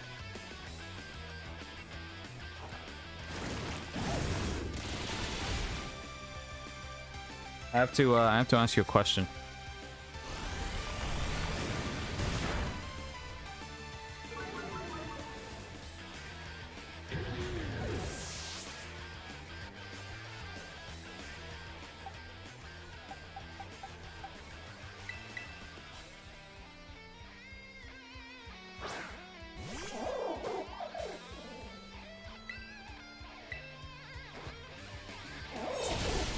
It's an important question that I must ask.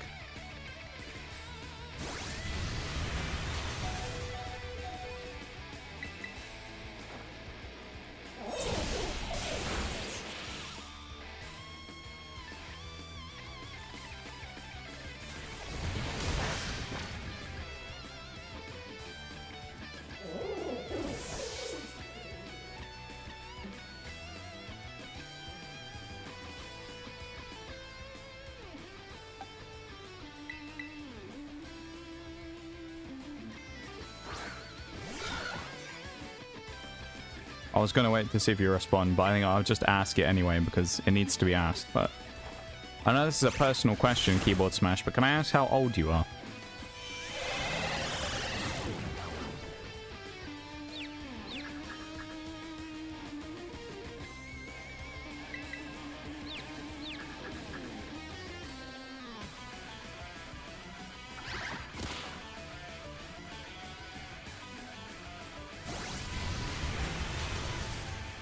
Ah, Jerry died in one hit.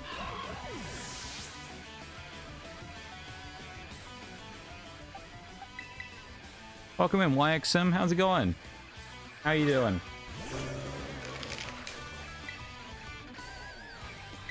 It's all going to depend on if we get confused again. Oh, we outspeed. I guess because of Steel Roller.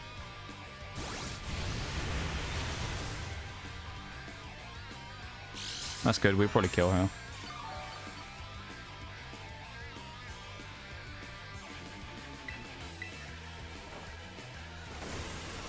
Thanks, Jags. Please don't use my stream to advertise stuff that you're doing. It's a bit cringe, my guy. Parallax. Or parallel. Please don't do that. Doing bad, but I'm sad to hear it, Waxum. Very sad to hear it. I have to go, sorry. Can you answer my question first, Keyboard Smash? Or is it because I want to ask you, or the question that I asked that you have to go? Oh, okay. So, I feel like that's giving me the answer I needed. But for reference, for anyone, this is an 18+ stream. I'm going to guess you aren't over the age of 18. So while I'm not going to tell Shaggy to ban you, I will have to unfortunately ask you to leave. And it's very sad if I'm the first person you've actually come to on Twitch, because that's 2 people in 2 days. Unless you're the same person, but who knows. But, yeah. Thank you for being here. I appreciate hanging out with us, but unfortunately, you know, I stand strong by my rules that I have for stream. And this is an 18+ stream, so... yeah. Unfortunately, for safety reasons and things, I can't allow you to stay here, so I'm unfortunately going to have to ask you to leave and not come back. Because if you do come back, unfortunately, I will have to just ban you. But thank you for being here. Thank you for following earlier. And, yeah. I hope you have a good one. I have to assume at this point, because I say, you know, if you didn't answer the question, then that kind of answers the question indirectly, you know? So, yeah.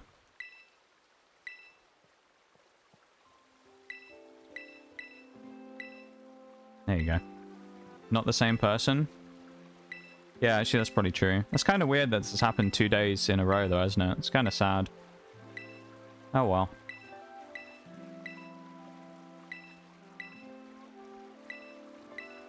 I guess it comes with the territory of Pokemon, but yeah.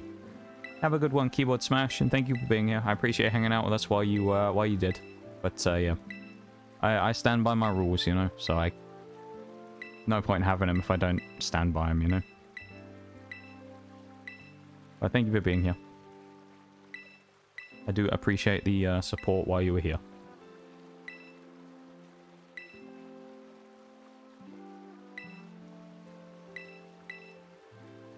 Damn, it's kind of unlucky that I'm having to do that twice in 2 days.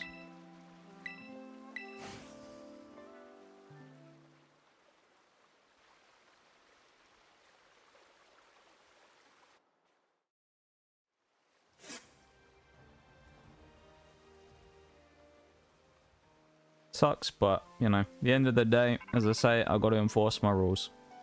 If I didn't, then, that would be, kind of bad. Or it'd also be like someone else I've seen before who had a bunch of minors talking about lewd stuff in their chat, who he knew were minors in an 18+ stream, and then told them to stop talking about their age instead of, you know, removing them.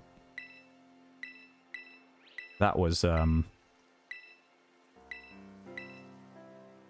let's just say, that's a little bit Sharpedo-ish for my liking.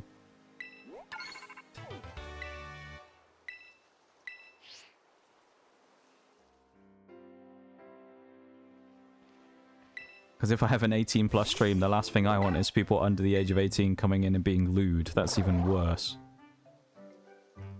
Not responsible. Yeah, it's pretty awful, isn't it, Shag? That's pretty bad. That's the worst I've seen.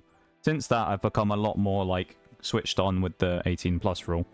Because it's just not something I want. I don't want to go anywhere near that territory. Because that's just not only massively uncomfortable for everybody, but it's just, you know, not something we want to happen. For everybody's safety. Least of, you know, like most of all the minors. You know, I don't want anyone to come in here and get groomed by someone if they do something, you know? Not that I'm saying that anyone in here would do that, but you know what I mean. You can't be too careful. And I guess to some degree, as the streamer, I do have some level of responsibility for people in my chat. And I don't want to see people get caught up in things because, you know, some gross 40-year-old sees some 15-year-olds talking in the chat. That's not something I want.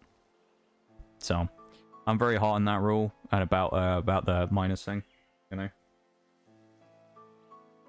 So, unfortunately, it's just the way it is. I suppose at least with this one, the one thing I can say that's kind of like gives me a little more solace is, unfortunately, Key Smash knew, I guess, that it wasn't allowed to be here. So, yeah. Probably because it's going to be summer break. Yeah, probably. No, I agree, Shags. It's irresponsible, isn't it? Let's put the BRB music on real quick. Yeah.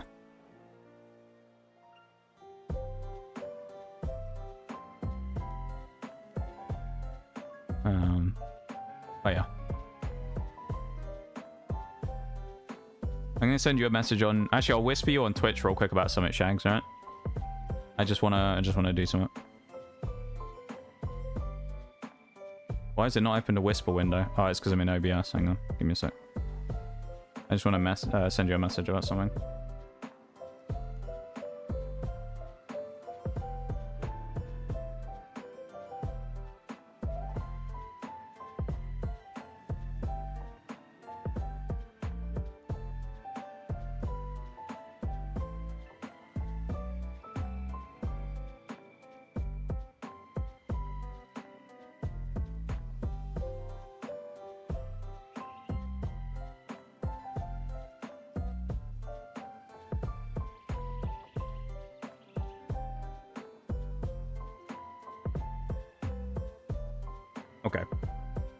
I am actually going to stay on the BRB for a second longer because I was actually going to go and have a stretch break. I was just sending that message then to Shaggy. So I will be, I'm going to go and do that now and then we'll carry on, okay? So I'll be back in just a minute. Okay, BRB everybody, I'll be back in just a sec.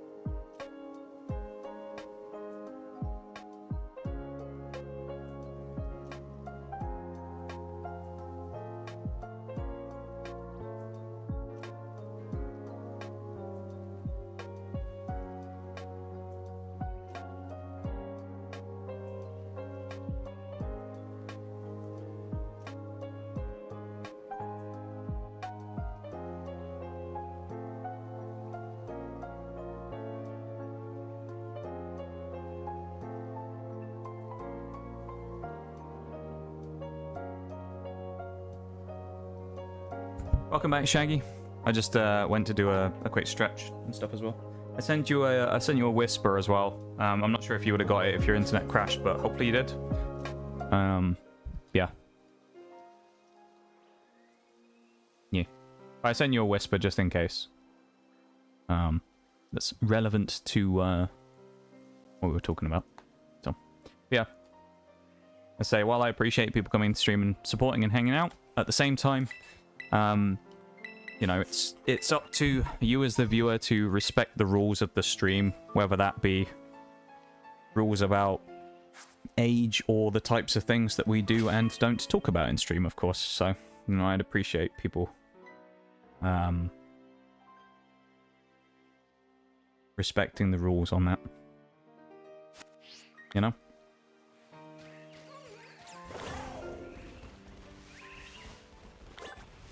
It's not a huge amount to ask. It's a situation of, you know, I respect you guys and you show me a little respect by respecting the rules and things, you know? So it's just a two-way street on it. But again, you know, I enforce them because it's a safety thing more so than anything else. Yeah. I don't want anyone getting into any nasty situations because of having the wrong people in the chat at the same time. So, yes. I don't know what to do now, though. We've got about 40 minutes that we need to do something for, but I guess we could level grind up to about level 60. We could start level grinding up to about level 60. We still need to beat the Titan over here, Tatsugiri. And we also have to do the Montenevera stuff. I mean, we could go and do Tatsugiri now, probably at level 50, but maybe it's a bit of a reach. I might try it now just because we can. I mean, what have we got to lose, really? I want to bring Tauros back in the team as well. Might switch out Hariyama for Tauros. It feels wrong to not have Tauros in the team, you know? Tauros needs to be here. But yeah. So, I won't be able to see if you got the Whisper or not, Shags, but I'm sure you did. You'll know what to do. I trust you, mate. You know what to do. He's like a sniper in position, is Shaggy. He's got to make a choice. Thank you, Shaggy. I appreciate it, mate. Oh yeah. Yeah, you won't have to do it. Thanks, mate. Shaggy was in position on the he was in position on the building then. You'll just hear in a minute, it's on like the walkie-talkie, it'd just be like, take the shot, Shags. Take the shot.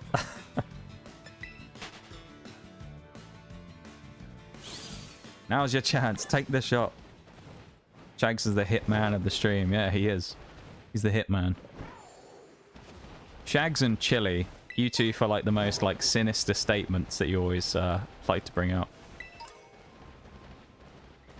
It still always reminds me whenever we think about this of that great moment that happened with Chili once, where I was talking to him about someone in stream who'd done something that was kind of like, it kind of made me pretty uncomfortable and I didn't really know what to do about it.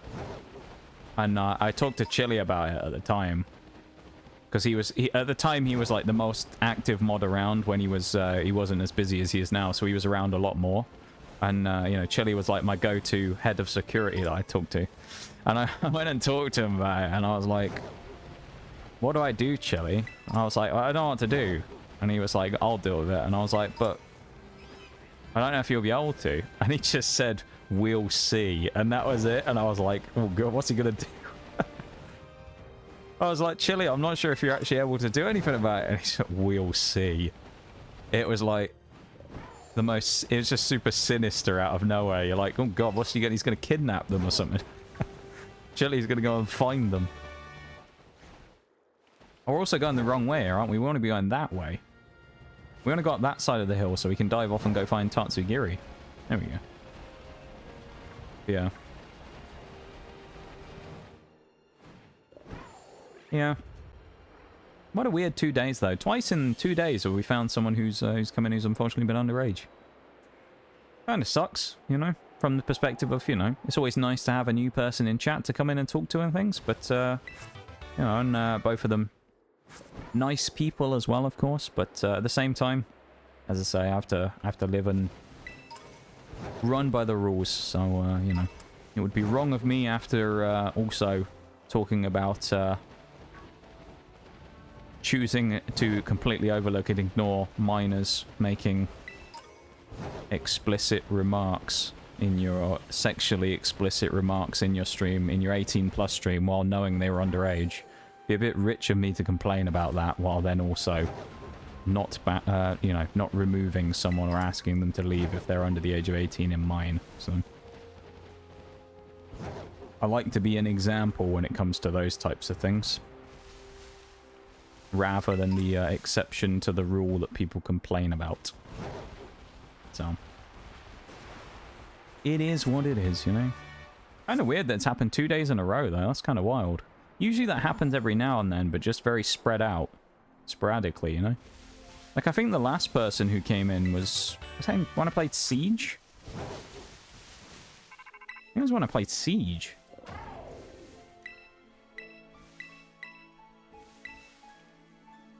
I think it was all the way back then.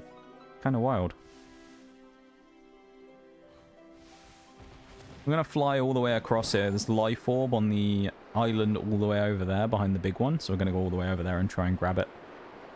And then we'll come all the way back.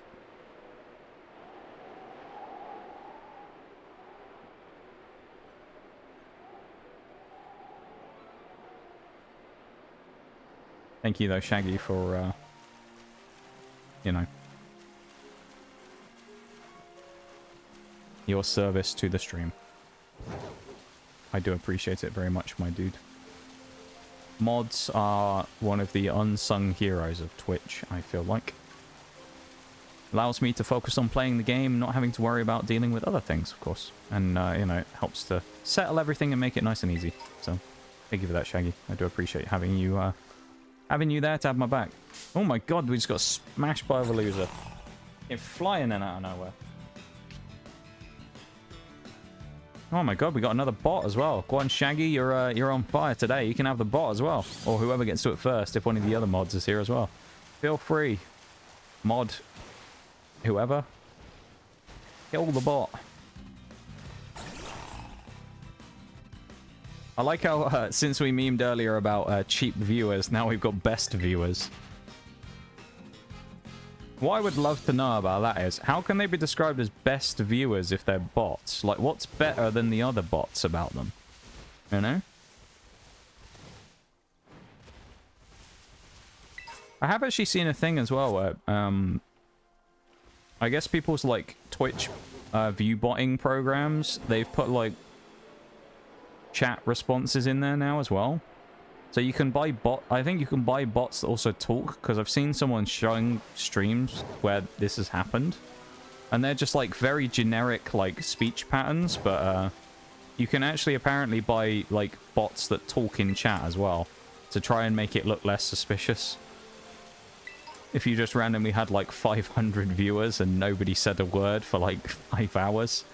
But they can actually have like bots that come in and attempt to talk. Alright. Let me get the bot. I'll have a go at him. Goodbye, Marco-chan. See you on the other side.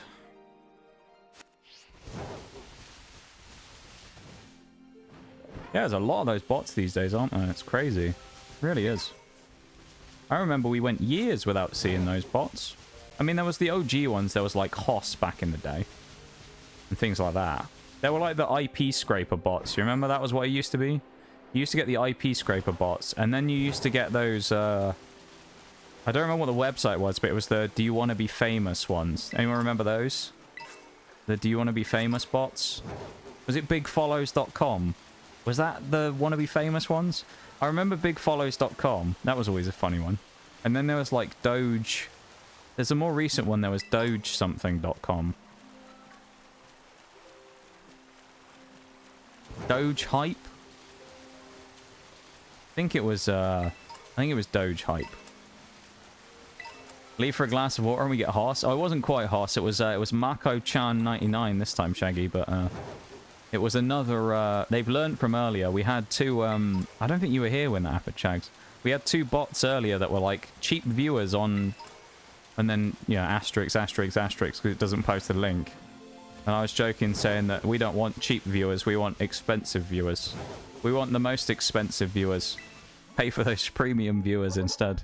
And then, yeah, Mako-chan here with the different approach with the best viewers instead. Yeah, I'd love to know what makes them better bots than others, you know? Mirage playing Apex Legends there, I see you. You're actually online on Steam, mate. That's a miracle in itself. I haven't seen you online on Steam for months. Wild. Yeah, no, what makes them the best viewers rather than just regular viewers, you know? Only high maintenance viewers, please. Exactly, you know? That's what we want. I started blasting. Anyway, I started blasting, yeah. That's what we need. We need to just start blasting. Bang, bang.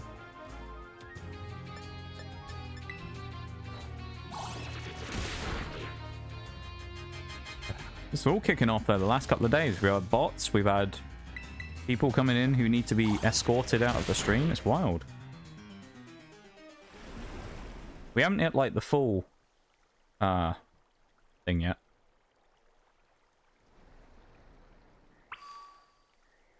I feel like there's more stuff on the bingo card that we could do. You know? That there's more things that could happen that would be, like, quota for a stream. What's missing on our card? Like a straight up ban for someone being toxic, maybe. That could be one I could see. Like if someone came in and just said something like just bad. Someone toxic. I guess that could be on the bingo card.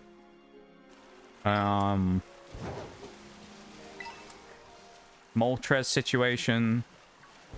Someone complaining about ads. Moltres, someone complaining about ads.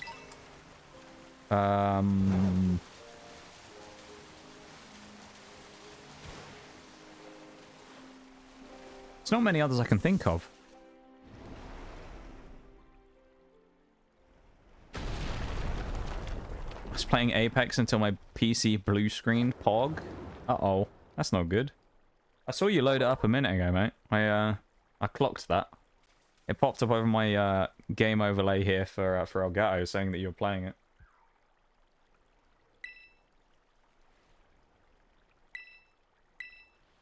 There you go. He's back on again. I see him again there. Hopefully it works this time though, mate, and it lets you play. Are you off tomorrow, mate?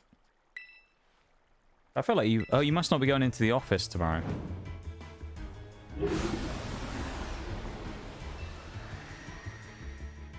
BRB spammers, please don't spam. Thank you, Shaggy. Thank you for letting them know.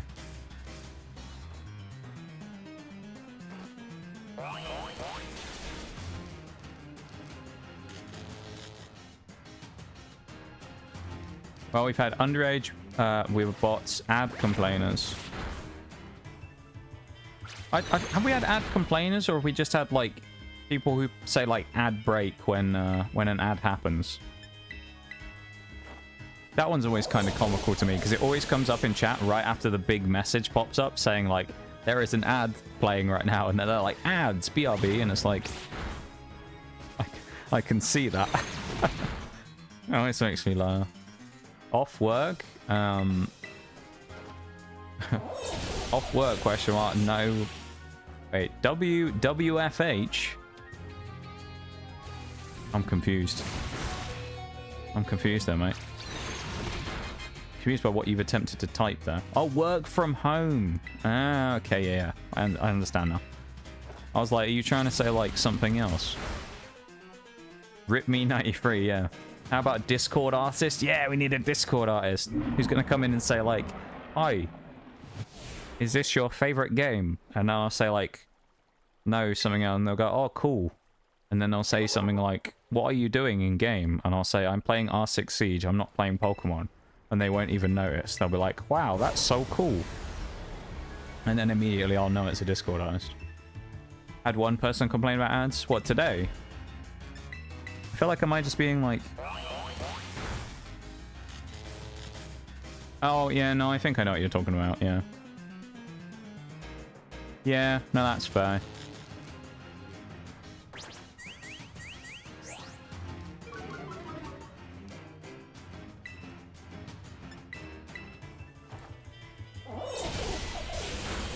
That's good damage, actually, with the minus defense there from Tail Whip. We'll take it. Ooh, God.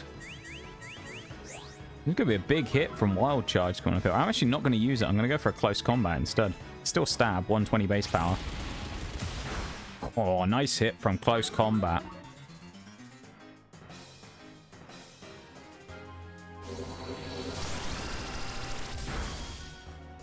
Well, unlucky on the paralysis, but that's okay.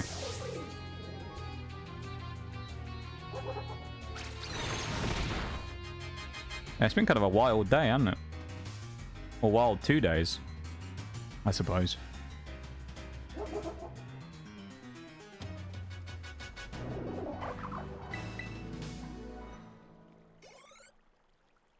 I don't know. Some days, I guess, I feel like when it comes to Twitch stuff, it all, like, stacks up into one situation, you know? Where it's, like, nothing crazy, like, notable happens for a while, and then all of a sudden you'll have, like, loads of little things happen at once, you know?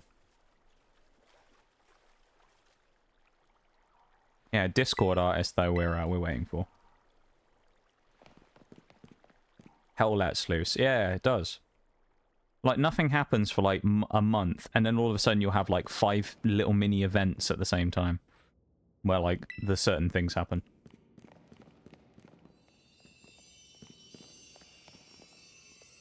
Okay, either way, we've still had a pretty great stream, though. Even with a few little nitpicks here and there for little things that we've had to deal with, I suppose. Been a pretty good time, I'd say. We've had a good day today. Even with a few wonky scenarios.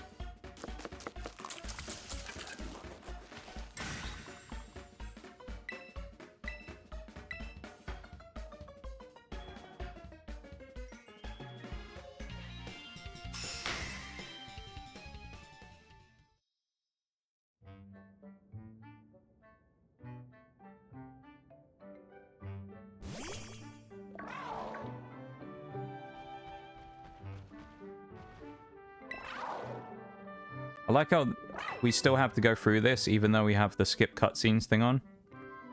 Which I'm pretty sure it's just because the quote-unquote skip cutscenes is just bits where you don't have a choice to, like, click through it. It's just specifically the when the game takes over, which happens probably for maybe 10 minutes in an entire playthrough, if that.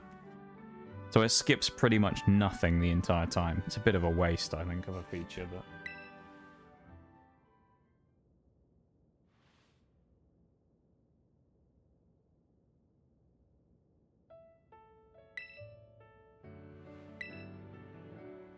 Stream title today as well. It's so random, but I feel like it just works, you know?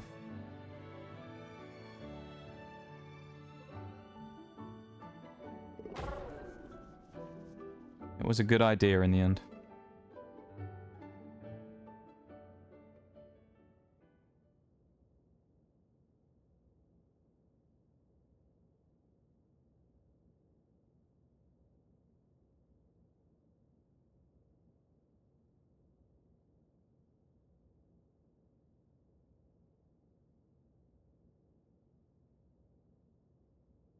Oh, it's the Eternal Black Screen, I forgot. Yeah, there's a really long one there. I think there's another one that's really long somewhere. I don't remember where it is in the game, though. Maybe it's when you beat...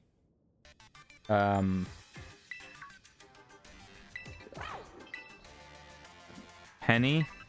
Or something? I think when you've won that fight, there's a really long one again.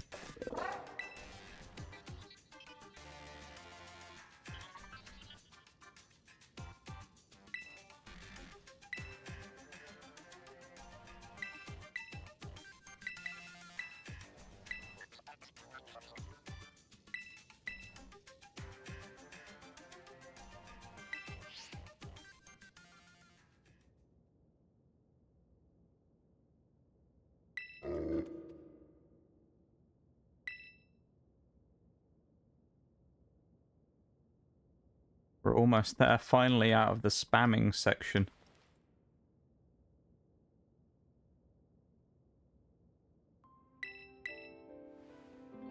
We're so close.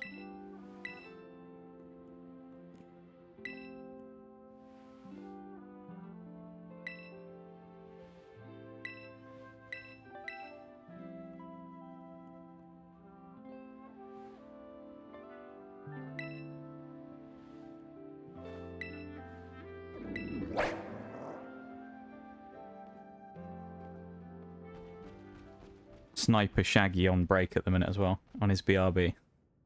He's getting in position on a new building, waiting for his next target, you know?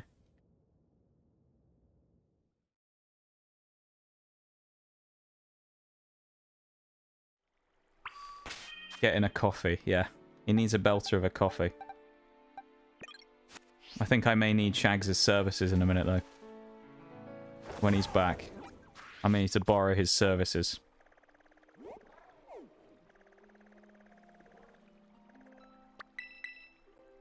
We got about 20 minutes before the end of time today, so I think what we're going to do is we're going to spend a little bit of time doing a little bit of grinding real quick. So we probably will end up having to end midway through the little grinding session, but that's okay. We're going to make sure that we do a little bit of grinding on our Pokemon here to get up a couple of levels.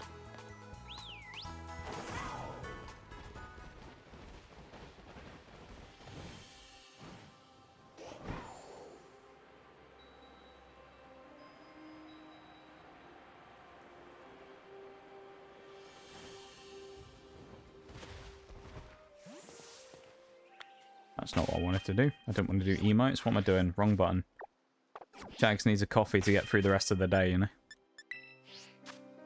He needs some energy.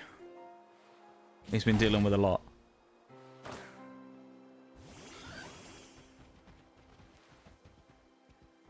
Make a sandwich. It's a good job we got a lot of sandwich ingredients. I think we have enough for another 6 sandwiches. There you go.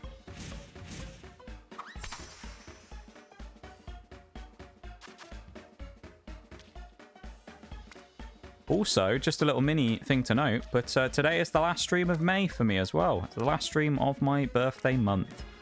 So, yeah, just a thank you to everyone for everything this month. It's been kind of wild. We've done a couple of special streams, what with the 12-hour for my birthday at the start, and also on Sunday doing a kind of little finishing flourish for the month as well with the special Pokemon stream. So, just a massive thank you to everyone for everything this month. An extra special thank you more than normal.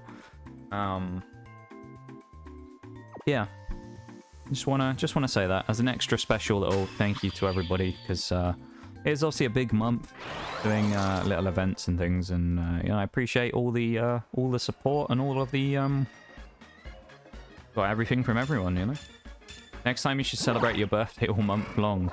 Yeah, I don't think I could do that. I don't think I could bring myself to celebrate my birthday the entire month. It'd be about me too much. I wouldn't like that. I don't think I could bring myself to do it. Have we got a Blissey down here? That's the question.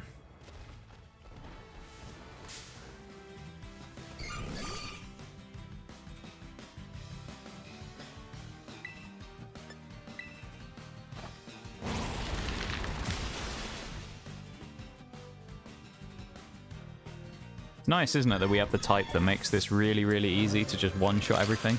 Very nice. Level 60 is going to be our cap, so we're trying to get as close to 60 as we can without over-leveling. That means then we're on about the right level for the Elite Four champion, which is Geeta, as well as beating Eri, who doesn't give us any XP, so that's why I always level up first before I go and fight her, is she doesn't give any XP as part of the Team Star people. You gain no XP from fighting her, so there's no benefit to doing it under-leveled effectively or anything. There's no real point to doing it at all.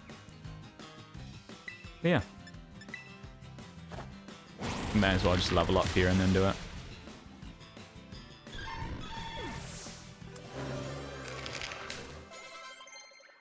I really appreciate the support from everybody, you know, as I say. I really, really do. And, yeah. Do I drop low kick here and keep outrage? Nah, I think I'll leave outrage. I don't think we will need it. Oh, fucking hell. Go away, Float. Leave me alone.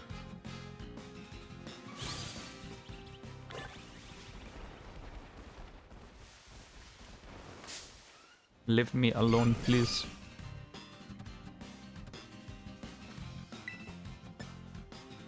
Part of our hair is floating.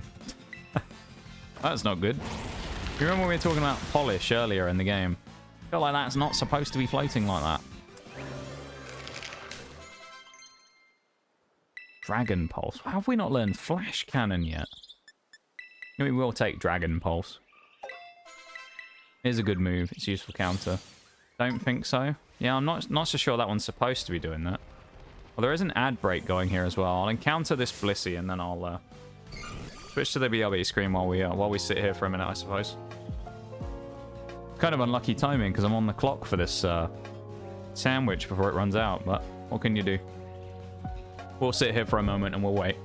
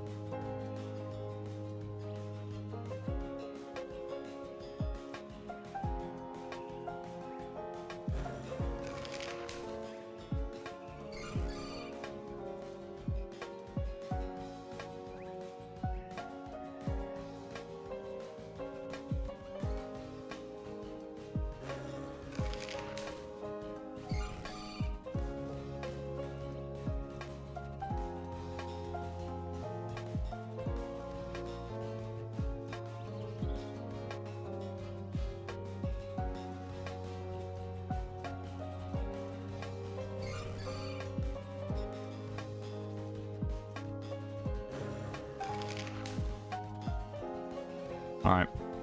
I'm no longer in need of Shags' services. I decided to do something. I made an executive decision.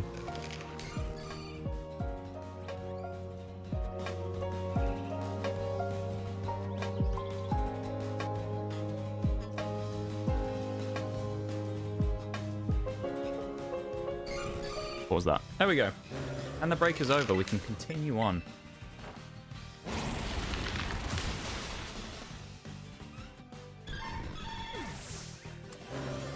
Yeah.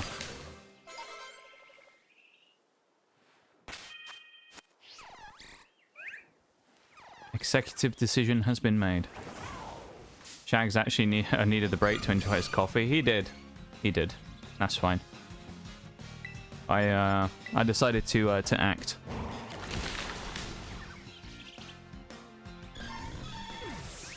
If anybody's really wondering, not that I need to actually say anything, but our underage friend decided to revisit the stream again, so I decided that you know, I would make the decision for him and not allow him to rejoin the stream ever again. Because unfortunately I let him. I did it the nice way and I told him not to come back, and you know, I've been keeping an eye on it because I suspected that they may end up coming back, and they did. So unfortunately the decision has been made for them now, so nothing else I can do about it.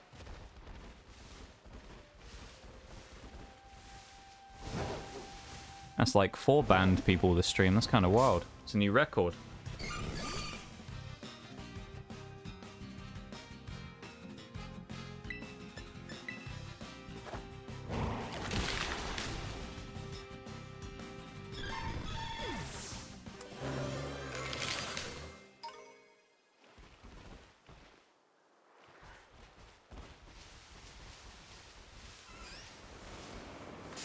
We have Blissey. Been a busy old night for the mods, isn't it? They deserve a good rest after that. Been a busy night for them. Working overtime. Normally it's a fairly like chill experience. No one really has to do too much, but today it's been all over the place.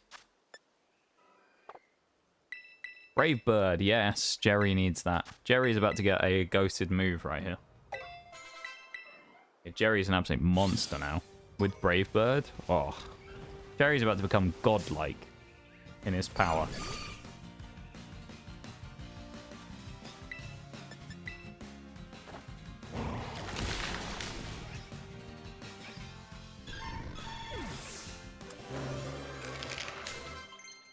Pawmot onto agility. What a useless move to learn that late. He's already fast anyway. I don't think he needs agility.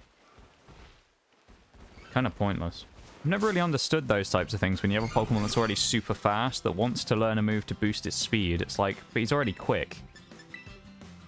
Why? Like, why do we need it? You know? Like, why?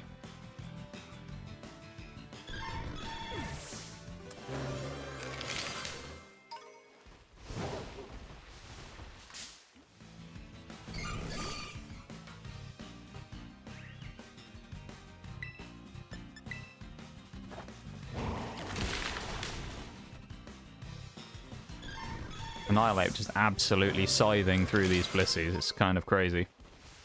Look how much Happini dust we're getting as well, though. Murking them. Left, right, and center here. We're on the clock. We're on the speed run right now, killing all the Blissies again.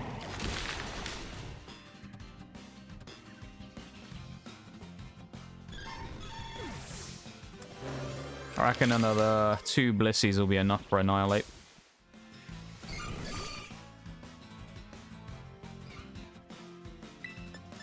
That sounds about right.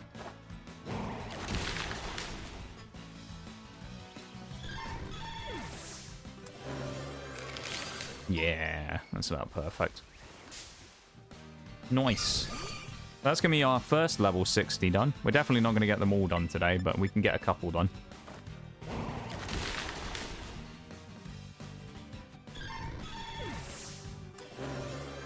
There's our first level 60, Annihilape.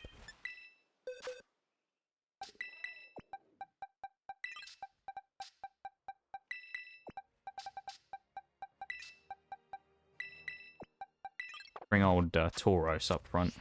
We haven't done anything with Tauros for a little bit. He's been sat in the box, not really doing a huge amount, which is very sad. The big bull. I like Tauros a lot as well. He has Raging Bull, which is a fighting type move, of course, because he's currently in fighting form. So the type of the Tauros basically depends on what type of move Raging Bull will be. So by default, it's normal. So with normal Tauros, it will be a normal move. With fighting Tauros, it will be a fighting type move, etc. I'm actually going to drop double kick because we don't need it anymore. Tauros can take double edge instead as an attacking move. Excited for the all Tauros run? Me too. I think it's going to be really weird but interesting. I also kind of know how I'm going to do it. I guess the only way I could do it kind of to make it fair. Well, I need to figure out how to get the other alt form Tauroses and whether you can breed them like that. Because if you can, I'll just get babies of all 4 of them. And I'll hatch the eggs so that I have, like, level 1s of all of the 4 Tauros, or like level 5s or something. And make it so that we have, like, a full team of Tauroses going in. Because I think that'd be fair. If I only have 4 Pokemon the entire run, I think it would be fair to, you know, have them all at the start rather than like gating myself as like 1 per gym or something. The first 2 gyms we'd be pretty well off with the fire type Tauros. Then what will come up next? The 2 grass and fire, grass and bug would be easy. Then we'd have to deal with electric, which we'd have a water type one, which would be kind of annoying, and we have the other. We know that there's some power in the Tauroses. It's going to be interesting to see how that one goes. Then we've also got... We could have like 4 Intimidators as well. That could be insane. Gym 4 is water, which would be... I don't think that would be that bad, especially if we had a water fighting Tauros. Gym 5 would be Larry, which is flying. Oh, no, it's normal, which actually in theory should be really easy. Extreme speed. Actually, we'll take that instead of counter for now. But flying normal would be very easy because we'd have an entire team to counter just that, apart from the Staraptor at the end, which might be a bit of a pain. But then you've got... What else? Rhyme is Ghost. Rhyme would be really interesting. I think Rhyme would be the toughest one because we'd have 4 fighting types trying to fight against a team of Ghosts. I think that would actually be a really interesting one. Thankfully, we would have Raging Bull, being Raging Bull Fire and Raging Bull Water. So that would help. But still, even then, it'd be a tough fight, I think, that one. Psychic, I think, would be quite tough as well. And then Ice, obviously, would be a blowout, because we have Tauros and, Tauros fighting. Tauros Water, which would be able to negate you know, it basically makes us even better against ice. And then you have Tauros fire and Tauros, you know, fighting. So you get like a bunch of super effective hits. Yeah, it's interesting though. Very interesting.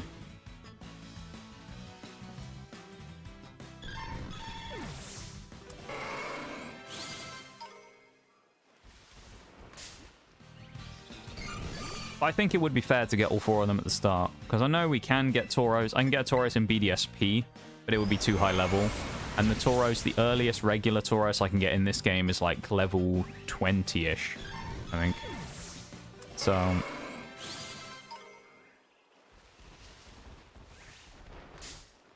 So we'd have to at least play through a chunk of the game before that, which if it's just wanting to do it with Tauros, we wouldn't have a Tauros until Gym 3. Which I think would be... It doesn't invalidate things. It makes things not as interesting, so... I think we would have to do that to that point. We'd have to make it so that Tauros was available. Axe Kick. That must be Medicham. We'll keep High Jump Kick. It's just a better version of the same move. Pretty much. One more Blissey and Tauros is done leveling up, which is good.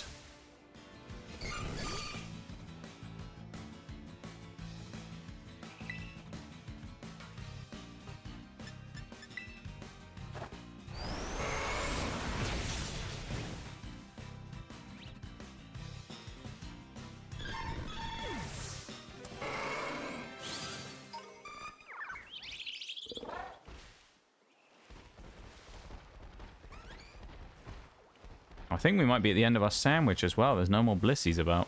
Oh, there's one up there. Yeah, it's okay. And we have no more Raging Bull. Uh-oh. A big hit there. Nah, we're fine. It'll be fine. Except for the Flowout that stood in front of us. That's kind of annoying. Yeah, today's been very weird, you know. Not only has it been just kind of like a kind of funky stream with like everything that's happened. What the raids and stuff at the start, and then all the weird stuff that's happened. It's like... Today's felt like... To look now and say like we're approaching 5 hours, it feels like we've been going for like double that. It's really weird. It feels like so much has happened that it must have been a way longer stream. It's very odd. Like, not in a bad way when I say that, as in, like, it feels like it's gone on longer, but it feels like the stream's been, like, double the length, the amount of stuff that's kind of been packed into it, you know? Feels like it's impossible that it's only been 5 hours with everything that's happened. Kind of crazy.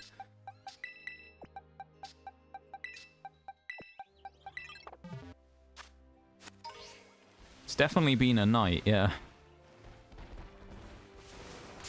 I don't remember a night for such a long time that I've had to ban so many people for various reasons. Of course, most of them were bots, but, you know, still.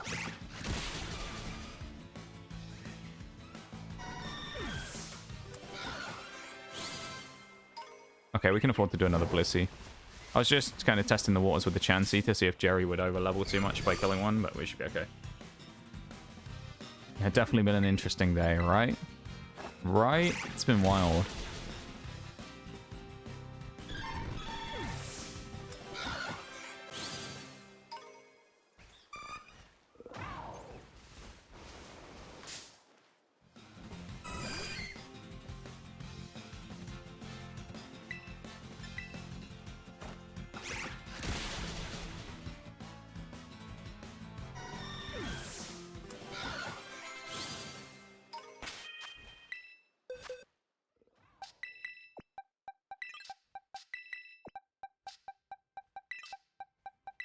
Toxic Rogue up front. An interesting day. It's been an interesting couple of days, I feel like, actually. You know? It's been a couple of interesting days now in a row. Kind of wild. Who knows? Maybe Sunday will be a wild day as well. But all I know is it's the last stream I'm doing in May, so... The Sunday, of course, is the... Is it the 1st of June? Or is it the 2nd of June? It's the 2nd of June, isn't it, I think? Sunday. It is, the 2nd of June on Sunday.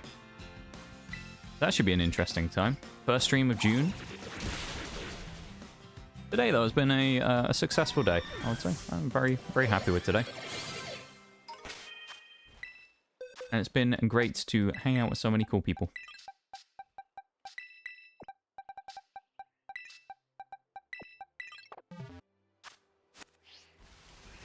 Any blissies? There we go. We got another blissey.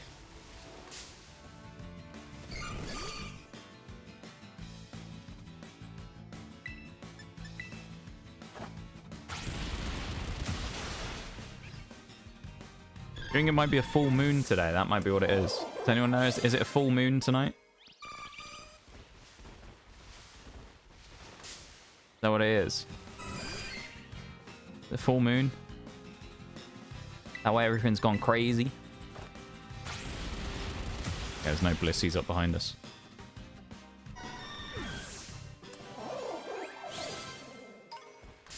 Ah, oh, these bloody floats are super annoying.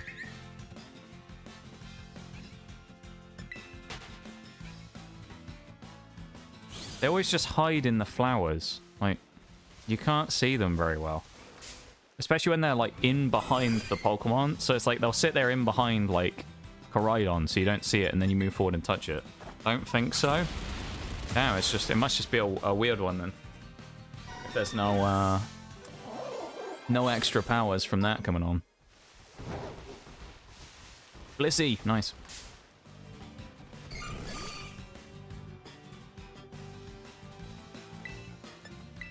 That was the wrong move, but oh well. Ooh. That was more than I thought it would do. That was a bit of a punch. Hello. Pawmot with some power. That's the goal. I mean, Pawmot is strong in the... I know Pawmot's good, but goddamn. Double Shock I don't think is worth taking, actually. I'd rather take Wild Charge. So actually, we've done better than I thought we would. We've done 5 Pokemon up to the correct level. And I just realized... I'm being a little bit silly here. We actually have Pokemon we need to catch. We have Howlucha and Heracross, which are now legal. We'll have to go and catch them next time. I'll have to remember that for Sunday, that we have Howlucha and Heracross, which are now legal Pokemon, because we can actually go and get them, because we're at that level cap now. Yeah, Heracross is going to make this team even better. We already have, like, too many good options as it is, and now we have to add a Heracross into the mix. That's wild. How can we get Heracross shoehorned into this team that's already, like, absolutely goated?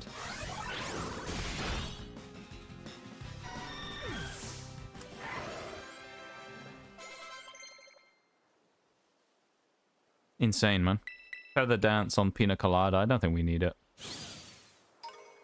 I'll tell you what, we'll go and fight that last Blissey. And then we're at about the 5-hour mark. So we've done pretty well on the grinding. We'll get the knockout here and then we'll... start winding down, shall we? Oh, there's another one over there. We'll get that one as well. We'll make the most of the Blissies. I actually don't think we want close combat on Lucario. I think we'll go with a special Lucario rather than a physical. If you look, I mean, we have 176 increased special attack. Nature. May as well go for it, you know?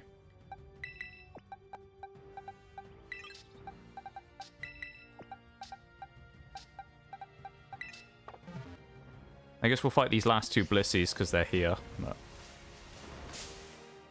make the most of the sandwich, you know? Maximize the sandwich. Make the most of our situation here. Go for a high jump kick because we're living life on the edge. Let's go. Huge high jump kick.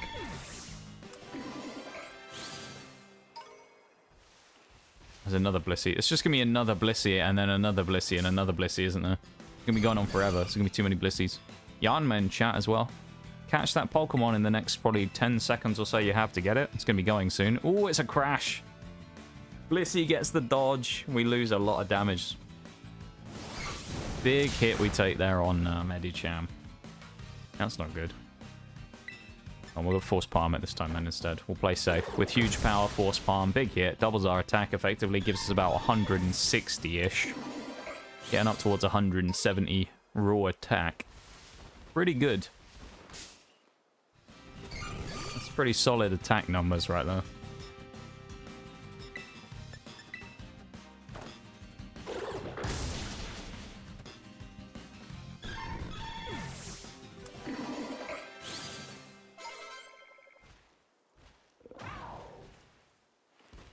Right.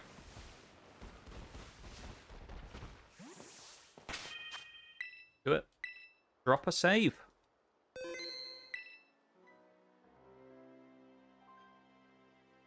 Switch back to the lab. Right, well, everybody, it's about that time where we start winding down for the night. So, thank you for being here. Appreciate it very much. I'm going to start looking for a raid in a second. And, yeah, thank you for being here and hanging out with me. It's been a good time, so thank you. And we will start winding down now. Whoa, big stretch. Big stretch, man. Big stretch.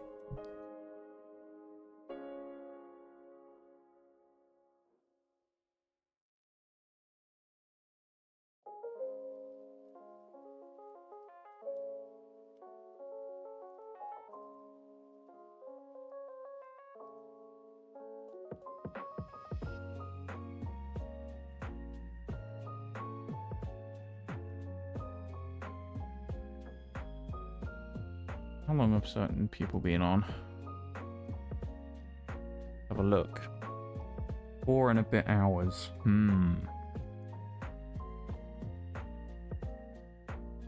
Okay, I think I know who we're going to raid today, probably. Why not? Would appreciate if you would stay for the raid, of course. As always.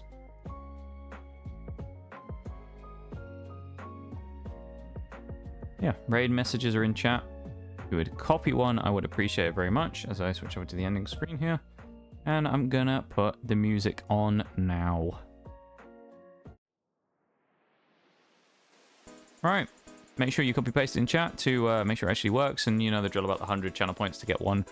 Get the sub for the subs one, get the emote for the subs one for free, of course. Anyway, first things first, let me go into my stuff for the day. We have a 7... Actually, no, I haven't put the raid in yet, have I? Hang on, I ran out of time yesterday.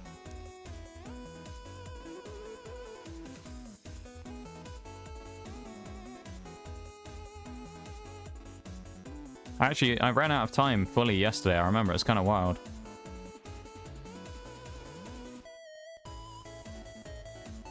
Just double check, actually, first. There, make sure they're not ending or something. Okay. Alright, chat. I'm gonna put the raid command in. I'm gonna raid out. Raid someone who's raided me a few times, and we will, you know, be nice and pay it back as well. They're doing some shiny hunting right now. And we will go and wish them some good luck, you know. Always a good time here. I appreciate it very much. And it's always a nice time here when you're here as well, Oriole. Always a great time when you're here, and I appreciate you being here very much. My strong stream streak brethren. Big Shag, thanks so much for the 7 stream streak. I better do this quickly so I don't run out of time like yesterday. Curly, thank you so much for the raid earlier on. I really, really appreciate it. And it was very nice to see you and your folks again. And thank you so much for the cheeky raid. Scared and Lukachu, or Lokachu, thank you very much for the cheeky follows as well. I appreciate it a huge amount. And, yeah, thank you for being here. Thank you for hanging out with us. And I appreciate it very much. And then Tabletop right after. Right after the first raid had happened, Tabletop with the second one. Thank you very much, Tabletop, for the raid as well. I appreciate it so much. Thank you so much for sharing your community with me. We have 2 with the 12-month resub and Eternal with the 7-month resub. Thank you very much for those 2 as well. Yeah. Thank you very much to you 2 as well.